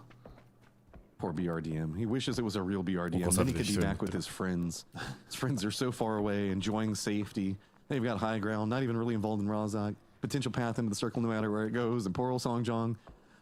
Well, maybe he can get something out of here. As this is a very hard rotate, given the fact that there's so many people playing both sides of this hill, man. Yeah. Halo's just that was a beautiful angle and push from Halo. You just got to give it to him on that. That's a quick replay. Yep. It was a quick, very quick fight. Unfortunately, there for Falcons. Well, they'll get to reset and go into tomorrow's survival stage. 5 more games to make their way into the final stage. As Full Sense, they saw E-Arena make that crash in a Boatyard. They decided they didn't want any of it. They're going to continue playing these ridges just on the south side of the zone, but they got to avoid that line of sight for Petrichor Road, who have taken over the top of Radar Tower. The rest of GK have gone down into Rozhawk proper. Let's see if the circle will do them any favors. どっち行く？ミス真ん中、これドンカツワンチャンスミス16位から。 Feeling pretty good. Team Liquid's got a leapfrog yet again, but it's going to be heavily defended on any approach. The western side of Rozhawk is pretty much a field, so it's going to suck. I like the fact that Full Sense, I think, are trying to prep up. Mortar looks like it's going to be more towards the VP side instead of going for... I thought that we were going to try to maybe mortar more into the circle and give themselves a position. Instead, they bloodthirsty. They don't kill. マジドンピシャではあるね。 Keep his eye on the sky and actually going to land right on top of the BRDM. Takes the BRDM out. Nicely placed mortar there from Full Sense. Get that off of the field. But the job's not done yet. Look at Petrichor Road. They're actually sending 2 out here. They had the high ground, and they caught Full Sense kind of in a bad spot, and they decided to come and see if maybe they could take advantage of it. It looks like it's not going to be there for them, so they'll go ahead and retreat back once again. They've got a mortar, and they're going after VP, not us. That's fine. They probably saw them setting the mortar and maybe thought it could be coming for them, but now it's, since it's more VP-sided, it's A-OK. VP in some trouble. They have to keep moving away from the mortars right as the E-Arena comes in, but they're going to be running right into the explosions now coming out from VP as nades land down. E-Arena, though, navigating it pretty well so far. Songjong from back behind all of this gets the knock on to Path and Pong.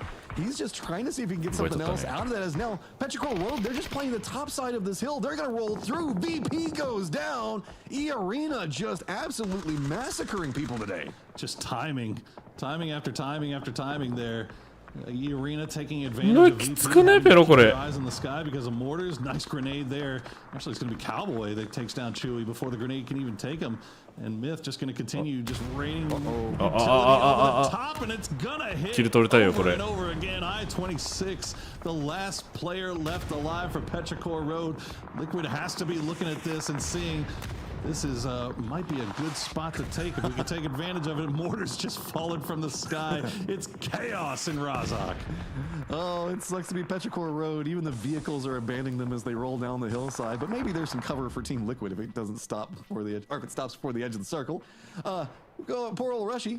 He's just kind of by his lonesome now, as that's hard for the sub to be in. You got to say that is Petrichor Road finally going to go down. E-Arena going to continue their wrap, and now it's going to be just having to deal with Rushy in front of him. Is E-Arena trying to use this to try to go into Rozhok itself? Maybe, but I mean, there's just too many people there. Songjang's got gold, man. I love it. He's still nowhere near the circle either. Dude, the snake bites from the back. Songjang will get the knock. He's going to secure the knock as well. Another point picked up there for GK as they look to secure their hold on that top 8 finish. Liquid, meanwhile, try to make the rush, but looks like they are right in vision of MiTH. 2 knocks now. We'll see if they can get those guys back on their feet. Well, we got the map. Look, okay, in Rozhok Southeast, of course, DK, 2 players up. Look at Boatyard with Songjang. That's where he was causing all of those problems for everybody on approach. He's finally going to go down and get taken care of. But MiTH, they've found 7 kills so far. And they find the circle yet again. It's them, JD Gaming and Team Liquid. Team Liquid needs more, but now down to just 1 player, and the circle's done them no favors as they're the only squad. 耐えれそうではあるけど。 Better late than never here for MiTH. Got eyes on Twisted as well. でもミスこの試合でもう7キル取ってるからね。 Do a little climbing of their own as we see GK trying to get rid of T1. So far, the utility not landing. キル足りるかちょっと微妙だけどね、ドンカツして。 A little bit closer. I think they realize they've got them 1-1 between the house and the shed. EJ, keep eyes on here. Khan just gonna try to make that way through, but look at Example. He's got angles on that, so Khan can't push the way he wanted to. Ian will try to rush into the building, but he's gonna go down to Raining's flames, and now Raining's all by himself. Raining's just creating hellfire all around him right now. I don't know how many mollies that he walked into this with, but he's still got 1 more afterwards. He's just absolutely raining hellfire down onto everybody, but he can't even go for the peek out. This is throwing off all kinds of timing. Poor old GK was just trying to get into the circle, see if they could find anything else. Molotov's gonna go out, does pop in their face, but now GK. でもワンチャン残 残るんだよねこれ。Vitality and MiTH both taking shots at you as you go into it. That's gonna suck. Yeah, I'll tell you what, I think job might be done for GK though. Like they just needed to have some points here, and they've managed to collect 7 for themselves. 29 overall. They should be good to go for that final stage, and they got a con in, so that is good news. As the rest of Vitality, Luna's gonna get it. Can he secure the kill? No. How am I bad gonna steal it away? So that's great for Vitality as they're still trying to make that climb. I was just laughing at the geometry on the mini-map where he drove across. It was so many lines focused in on poor old EJ just trying to cross over there. All right, so to the north, we still have 17 that's going to be playing the ridge line. JD Gaming just down to the south of them, but they're going to have the high ground on all of it. On some people call schools, some people call gatehouses, whatever. Team Liquid is also starting to creep in more from the west, finally getting out of the fields. There's a lot of distraction coming up from MiTH onto what was going on with GK. Vitality is just going to be south of where MiTH is going to be playing from, and that's kind of the lay of the land moving in. Nobody really needing to have to do too much yet, but 17 might have to find something, and they want to go after JD Gaming, and I think that this is a good position to go for. Yeah, they got to. They got to deal with some. They got to. If they can take this over. 外側に行かせて、うわでも返した。しかもこれかっきりや。I think they realize that they've got JDG split out here 2-2. Now it's down to 逆にね、 one player. 逆に自分たちのグレで。Always flash. He's blind. Got to push off of that. Wemble going to be the first one through. He's going to go down. Nicely done there by Nans, but he will go down to Xiao Wu. And immediately, Chan going to turn his attention over to Suze. Nice shots from him. Heads up play coming out from 17. Everything's been going on for so long, but the circle goes to Twisted makes a run right up on the other side of JD. Seeing maybe they can go after this, find some points of their own, trying to climb the leaderboard. But Tulins goes for the spray. Perfectix finds one as well. Now what do you do? 17 still needs to try to get their reses up as they want to try to make a push. Team Liquid taking shots on the MiTH, stalling out any approach from them as Vitality still have to deal with DK on the outside of this. The timing for JD Gaming was atrocious. The push from 17 at the worst time, and they are being punished for it. It's really smart stuff from Twisted. Exactly what you'd expect from the multi-time champions. They knew where JDG was. They saw the fight going on, and they took advantage. and they will get the knock onto Wembwa again. As he is on his second knock, Tianchan will have to retreat, heal up. See how much utility Twisted has left in the bag. They've been sitting inside that city for quite some time, so probably don't have a whole lot here as they're trying to dispatch with JDG, but it's just not that easy. They have to focus on 17 and keep 17 back. Now they put themselves to gatekeep against 17, who needs to get in the circle while having JD Gaming right on top of them. They just have to constantly keep looking every single direction. And Nades are doing a great job on stalling out, but not getting the knocks that Twisted really wants. And if this moves into a close range fight, up on top of it all, JD Gaming is going to have opportunities to shoot into smokes, deal with any of the pushes, maybe even force the firefights right all on top of each other. So as the smoke line's coming out for 17, the pressure is mounting more and more onto Twisted because nothing feels safe. Sure, and now 17 has to make the move. They've got the blue on their back. Suze with the high ground. And look at that, Tianchan's going to get the knock as well. So Twisted kind of falling apart here at the end. They've got one left alive. He's on the staircase. Perfectly timed stuff here from 17. They come through. Now Batulin's, his focus is only on Suze, who's waiting for it. Good shots. He wins that. Collects another point for Twisted. They'll climb up a little bit higher, but it might be too little too late. Meanwhile, Team Liquid have jumped the cut line. They have made their way above T1, and now they could jump even farther. 26 points tied up with T1 at range. MiTH still just trying to get into the circle. Team Liquid, they've got Luke over into the west, and then they've got 2 down to the south, and that's what stalled out any movement coming out from MiTH. Really, it's a great crossfire setup. Toolin's still just gonna be over here chilling right on top of 17 Gaming with 1 player up of their own. Oh my God, Tian. I love Are you gonna do him like that? Are you really gonna do him like that? Be like, if I'm gonna die, I'm taking you with me. But Toolin's, what you gonna do? You gonna go for the jump down? Walks right into his face, but now Tian has to deal with the C4. Get away! Run, Tian. いや、Tianすごいぞ。 Nicely played there by 17, and now they are tied for first. Not that it, really matters, but it matters to them. It's definitely a feel-good moment, but great stuff from Liquid here. The fact that they were able to survive that initial onslaught, playing from that open field, you called it. You said it's a very tough spot to play. I mean, MiTH was just posted up, taking shots. これ無理だな、無理だな。 All their utility, they took those 2 knocks, managed to get both guys back on their feet, and then from that field, they exerted control at the right time. We'll see if they can secure the win here now. MiTH still have 3 alive, and they've got a lot of utility left in the bag, trying to get a little bit closer. Trying to do the math in my head on, I think that there is a world where if MiTH kills everybody and wins, they should end up right at the cut line. Right? But they gotta get it all. They can't lose a single flush to anybody else right now. And again, don't ほぼ無理だと思うけど、これ全部。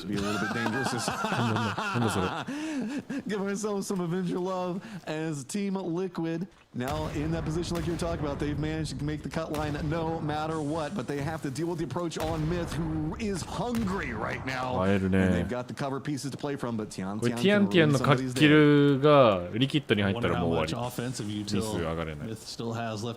全部のキルミスが取らないといけない。プラス4活もちろん。 They're down to mollies, and they're just not finding the mark. ほぼ無理だと思う。 They have great fortified positions.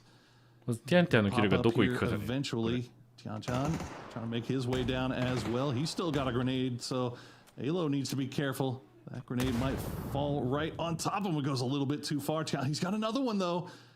Okay, that's going to sail wide. So good stuff here for Liquid as they're just being patient, waiting for these guys to just throw their stuff out there.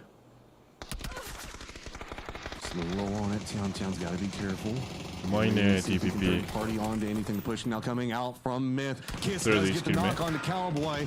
Luke, the guy that's been in the anchor position for so long, has to try to hold him back. Shots come out. He goes down as well. Alo, the last one. Tian does go down. Does manage to get the knock onto Jacob before he goes. But how's it all spinning around? Numbers are starting to stack. MiTH at 19 points. And they still need to get it down into the 1v1. Alo versus Kiss. 1v1, Alo versus Kiss. The flashbang comes out. Kiss is blind. Alo going to try to go for the reposition, but Kiss is going to see him. Damage comes through. Can Kiss pull off the impossible for Made in Thailand here? Team Liquid, he's going to hide behind his teammate. It's not going to matter. MiTH will get the win at the end, but what Was it enough? え、ちょっと待って。 I don't know. The math on これ Toffees. Gibson, bring you guys え、 back これ in. リキ You ッ could have ド done かミスだよ。 a little bit better off of it. Myth gets it at the end, but I don't know. I feel like it's going え、 to これ be どっ maybe ちだ a tie on that cut line or maybe 1 point behind. Oh, it's going to be a tie on that cut これ line. 27ポイントだよ、Myth 2 gets 人 the とも。 win. あ、 They absolutely dominate. It'll be a legendary あ、違うか。え、 performance 足 from りない them, か。 but the chances of going to the winner's bracket, あ、 I 足 believe, りな will いか。足り continue ない to わ。 be a myth because it seemed リ unattainable. リキ They ッド could max out at 28になるのか。 25 points with ティア that ンティア win, ン。 and Liquid got themselves to 28. I think we were doing the math back there, Gibson, and while it was a noble effort, it was that anchor Luke 12 and the ability to sort of stop いや Vitality from 順位ポイ moving ン that got them ト that で victory. 1ポイント上がったのか。ティアンティアンが先に落ちて。そうだ、忘れてた。そこ考慮してなかった。 And the fight that for me that mattered the most was the one with Falcons. Like ミ once ス they cleared 27の Falcons on the edge リキッ of ド both 28 yards, they were then able to focus on moving their way into the circle and like we were talking about it all day long, Toffees. Like the う Teflon わ that ー、 this team ミ has for ス。 circles うわ、めっ is ちゃ熱 crazy. かった Like な。 not only do they have to deal with 60 other players, the zone マ always ジであっ kicks たじ away ゃ from ん。 them too. マ Yeah, ジ I か。 mean, the chase, it's a lifestyle. この for ペロ Liquid, and I の do think that キ comes ル a little も bit from ね、 their 取れれ choices. ば Poro, ね。 they tend to seem like they're in the edge in these middle games, and they often have to chase positioning. But at the end of the day, your style of play is your style of play. Yeah, I mean, if your choice of job spots is going to be on the edge of the map, chances are you're going to be chasing a lot of circles. But I think they're comfortable with that, right? Like they've been doing it for years at this point. So this one finally ends up going their way. Nice hard shift over towards Razak this time, helping him out in a big way. But yeah, I mean, honestly, I think the biggest fight for Liquid that time around was the fight that didn't happen. Like E Arena made that full crash into the south side of Boatyard as a 4-man squad, and there was a duo for Liquid on the south side of the street. They end up disengaging from that and going back to the other side of the road, and that kind of not taking that fight. ここ JDG これ間違えて飛び越えてほしかったな。柵に飛び越えました。 Yeah, don't forget that Twisted Minds decision as well. They could have easily sent it to the crates where Alo was playing. Twisted Minds のここに入るっていう A lot of dominoes had to fall their way for them to make it, and it looked like yes, they tilted some of those dominoes over themselves to get the ball rolling. マジでいい動きだったね。 Twisted 3階に行くの。 Twisted Minds may have gotten in the way of Falcons getting to the winner's bracket, but I will say they tried to third party that 17 fight. Them stopping down there opened the door for Liquid and opened up just a continuous rat's nest for the teams up on the hill to contend with. So congratulations to Myth, an excellent final game. I'm gonna say it's about time, lads, and I look forward to seeing what you guys bring tomorrow, because I just don't think that's enough for a team that was so gosh darn dominant EWC group stages, that was so gosh darn dominant PGSs during the last cycle. They should be performing better, but they are going to be up on that line. It's going to be close for the Thai team, and if they don't make it, they will definitely come back with a confidence boost leading into the next day of play. But before we get to those final numbers, we're going to see them all in a second. I want to say my shout for these guys, that my most impressed players today, was not Kiss who got man of the match. It was Thanadol and Tian. Those two players seemed like they were again and again showing up in the highlight reels, Matt. それね、ティアン今日すごかった。 A lot of it often comes down to the momentum that comes from Kiss, right? And what he kind of asserts, 1,000 damage. バテリンズはね、いつも頭抱える。 They had a very strong 言ってた。 fortified position that they were playing with some high ground vision. Everything seems like ティルトはめっちゃしますと。ただ次の試合に持ち込むことはない。 Really, whenever we see Made in Thailand getting some successes, it's going to be like Scappy Baron finding something out of it. But I do agree that whenever we see Jacob and Kiss somehow having their synergy together, that's whenever Made in Thailand is having their big come up moments. And it just, where was this throughout the entirety of it? 10 kills, all right, 11 kills, 10 points off for getting the victory, but it's going to put them just right on the cusp of being too little too late. Yep, in a second we'll get that overall leaderboard. 21 points is an excellent start to a day, especially when we talked about those cut lines are sitting in that sort of 28, 29, 30. That's those one game where if you had this on game one, Gibson, I think you're a path to qualify, no issues whatsoever. But when you have it in the last game, it often doesn't work out. Let's look at the stack. They do end up on the cut line at 25, so they're 3 points behind Team Liquid, who did manage to pull themselves out of a very tough position there at the end. The left side of that board will be your teams advancing to the final of this PGS 7. But here's something else. We talked a lot about the need to qualify, but it's not just qualification. There was something on the line, and that's the victory points, the points going into the final. 17 Gaming will start the grand final with 10 points ahead of the teams that did come in through the survival stage, and it kind of goes down from there for those top 8 teams. So that is something that could very much have a massive impact and has in the past. Sorry, just laughing. Kiss, kiss, kiss. All across it. Back behind that. Tian, Tian, Tian. The back behind it. Alo, Alo. Song Jong. Oh, Alo. Couldn't get the most knocks on it. He ruined it. He ruined it. But again, look at MiTH. What 85% of their whole point tally today came in the last map. It's not enough to qualify. Like, it's one of the reasons why they were there. I know some people in chat wanted them to get the points just to be ahead of Falcons, but there was just a moment where the chance of qualifying was real. But again, I think in that final 3, there just wasn't enough players left up. Wasn't enough to make that big pull. Here's the teams that are going to be playing tomorrow in the survival stage. The 8 teams on the bottom will take on the 8 teams from yesterday who got knocked out when we sent 8 into the grand final. They will have no bonus points, and even if they make the final, they will have to fight uphill from the very start. But the good news, Poro, is at this stage, no one is out of it yet. Not yet. They still got one more chance. And that is a murderer's row of a survival stage for sure. Like, that is looking pretty brutal. So it's going to be exciting. It's going to be exciting to see which teams can kind of right the ship. I mean, did MiTH kind of figure things out from that last game? I mean, it looked like NAVI started figuring things out a little bit. Twisted Minds, oh man, I'm shocked to see them down there. I think we all are, but that just makes that lobby that much more scary, doesn't it? It's a good reason to come tomorrow, guys, because it is going to be a bloodbath. But it looks like we have an interview on the stage. Let's check in. Pro with us. Congratulations on advancing to the final. How do you feel right now? Feel pretty good. Like we got the goal done, so now it's just time to move on for finals. Yeah, like you've said, solid, consistent form in the first half of the season. So compared to the first half of the season, how would you evaluate your form right now? I think right now, we're in an okay spot. We're just coming from an EWC win, which is massive, and then we had a pretty bad win in Kazakhstan. But overall, we know what the issues are, and we know what to work on. So I would say we're in a pretty good form right now. So what happened in カザフスタンで EWC ではあんまり結果残せなかったけど、まあでもなかなかいい方ではない。So do you guys feel better right now? Yeah, I think we are slowly all feeling a bit better, and we're getting more used to this. All right, good for hear that. And the second question is about you've already earned plenty of PGC points. What's your biggest motivation for competing for PGS right now? We probably have the same motivation as any other team, which is to get first place in the PGS points, so we can secure a PGC final spot. That's for sure the main goal. Yes, that's a tough aim. Okay, the last question is, what's your plan for tomorrow's rest today?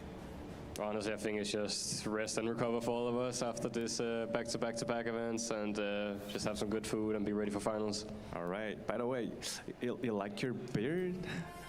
Not how it is right now, but I'm just too lazy to shave it.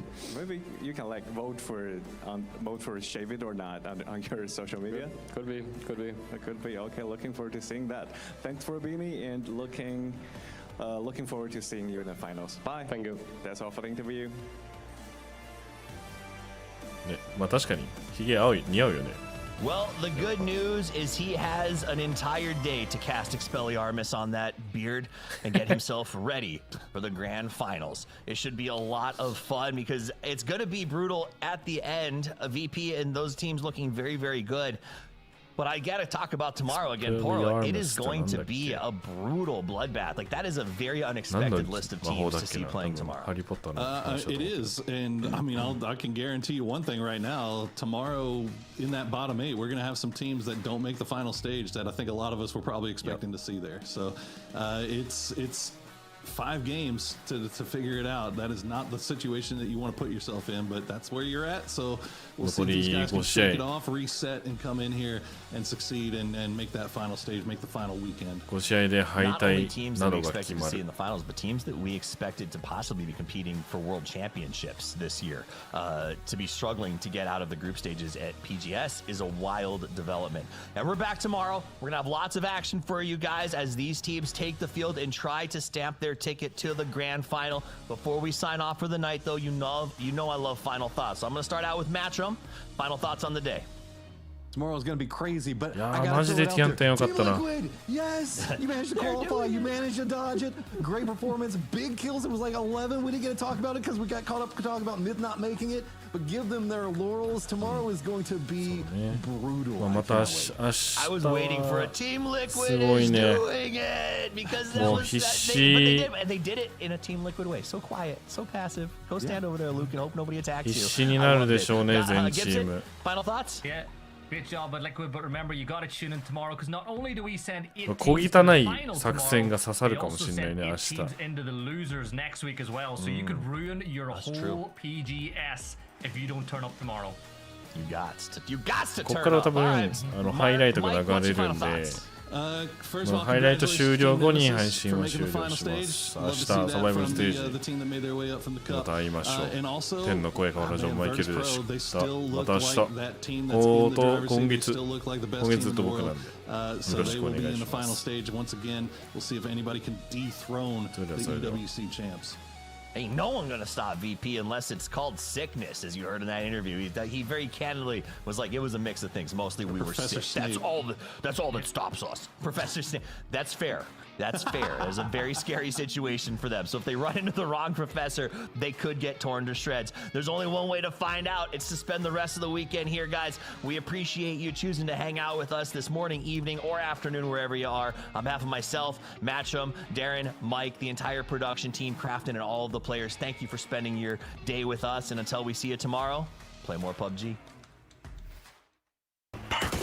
They wanna see me in a shiny flash. Who got this hella pretty face? Got us something dope, heard you mad. I don't really wanna understand. Got a missile aim, got a pretty face. I don't partake with them fakes. I don't like that, you heard me say. Repeat again. Sat him down and raise a bargain. I'll beg your pardon. Caution. I make him nauseous. I'm all in this room. My homemade for auction. One of them breaking necks with the double take. When I dictate, so straight on the with the pressure elevate. Ain't got no time to negotiate. Never chase, I set the pace. I'm a 5-star click from the quick to the great. Got this hella pretty face. Got us hella dope, heard you mad. I don't really wanna understand. Got a missile aim, got a pretty face. I don't partake with a face. I don't like that, you heard me say. Repeat again. 열심히 뛰어봐 나는 놈이 구며봤지 앞에서 해줄게 인사 반응도 못해다 쓰러져 dummy no 원인 I'm fair game yes I'm a 신사 기상 패기로 팀사 긴장 슈리로 비상 산책하듯이 눈에 티탐이 판에 so boring 내가 할 말은 피사 Locked and loaded, like a gun and toted. Take me to the battle, my team, you know it. Sky's pitch black till we pull up and glow it. I'm all day waiting, no I never get off it. Everywhere I go is drama, all the boys I give the trauma. Diamond spoon stir up the pot, pretty please don't let it fool ya. They say I paid making me really wanna.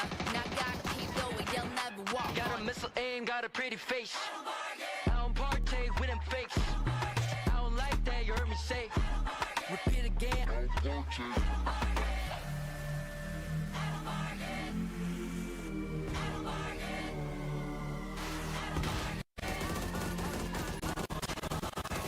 So tired of hates and comments. Why you got no sense that's common?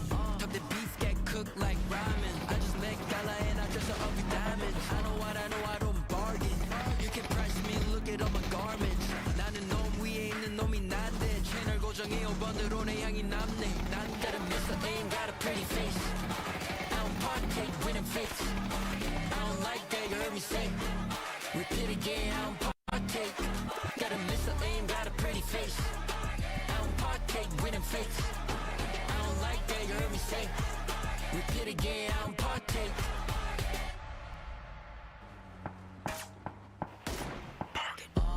wanna see me in a shiny flash? Who got this hella pretty face? Got us something dope, heard you mad? I don't really wanna understand. Got a missile aim, got a pretty face. I don't partake with them fakes. I don't like that, you heard me say. Repeat again. Bargain, sat him down and raise a bargain. I beg your pardon, caution. Inflate, I make him nauseous. I'm all in this thing, my homie for auction. One of them breaking necks, make him get the double take. When I dictate, so straight no debate. The pressure elevate, ain't got no time to negotiate. Never chase, I set the pace. I'm a 5-star kid from the crib to the grave. You wanna see me in a shining flash? You got this hella pretty face. Got a son dope, heard you mad? I don't really wanna understand. Got a missile lane, got a pretty face.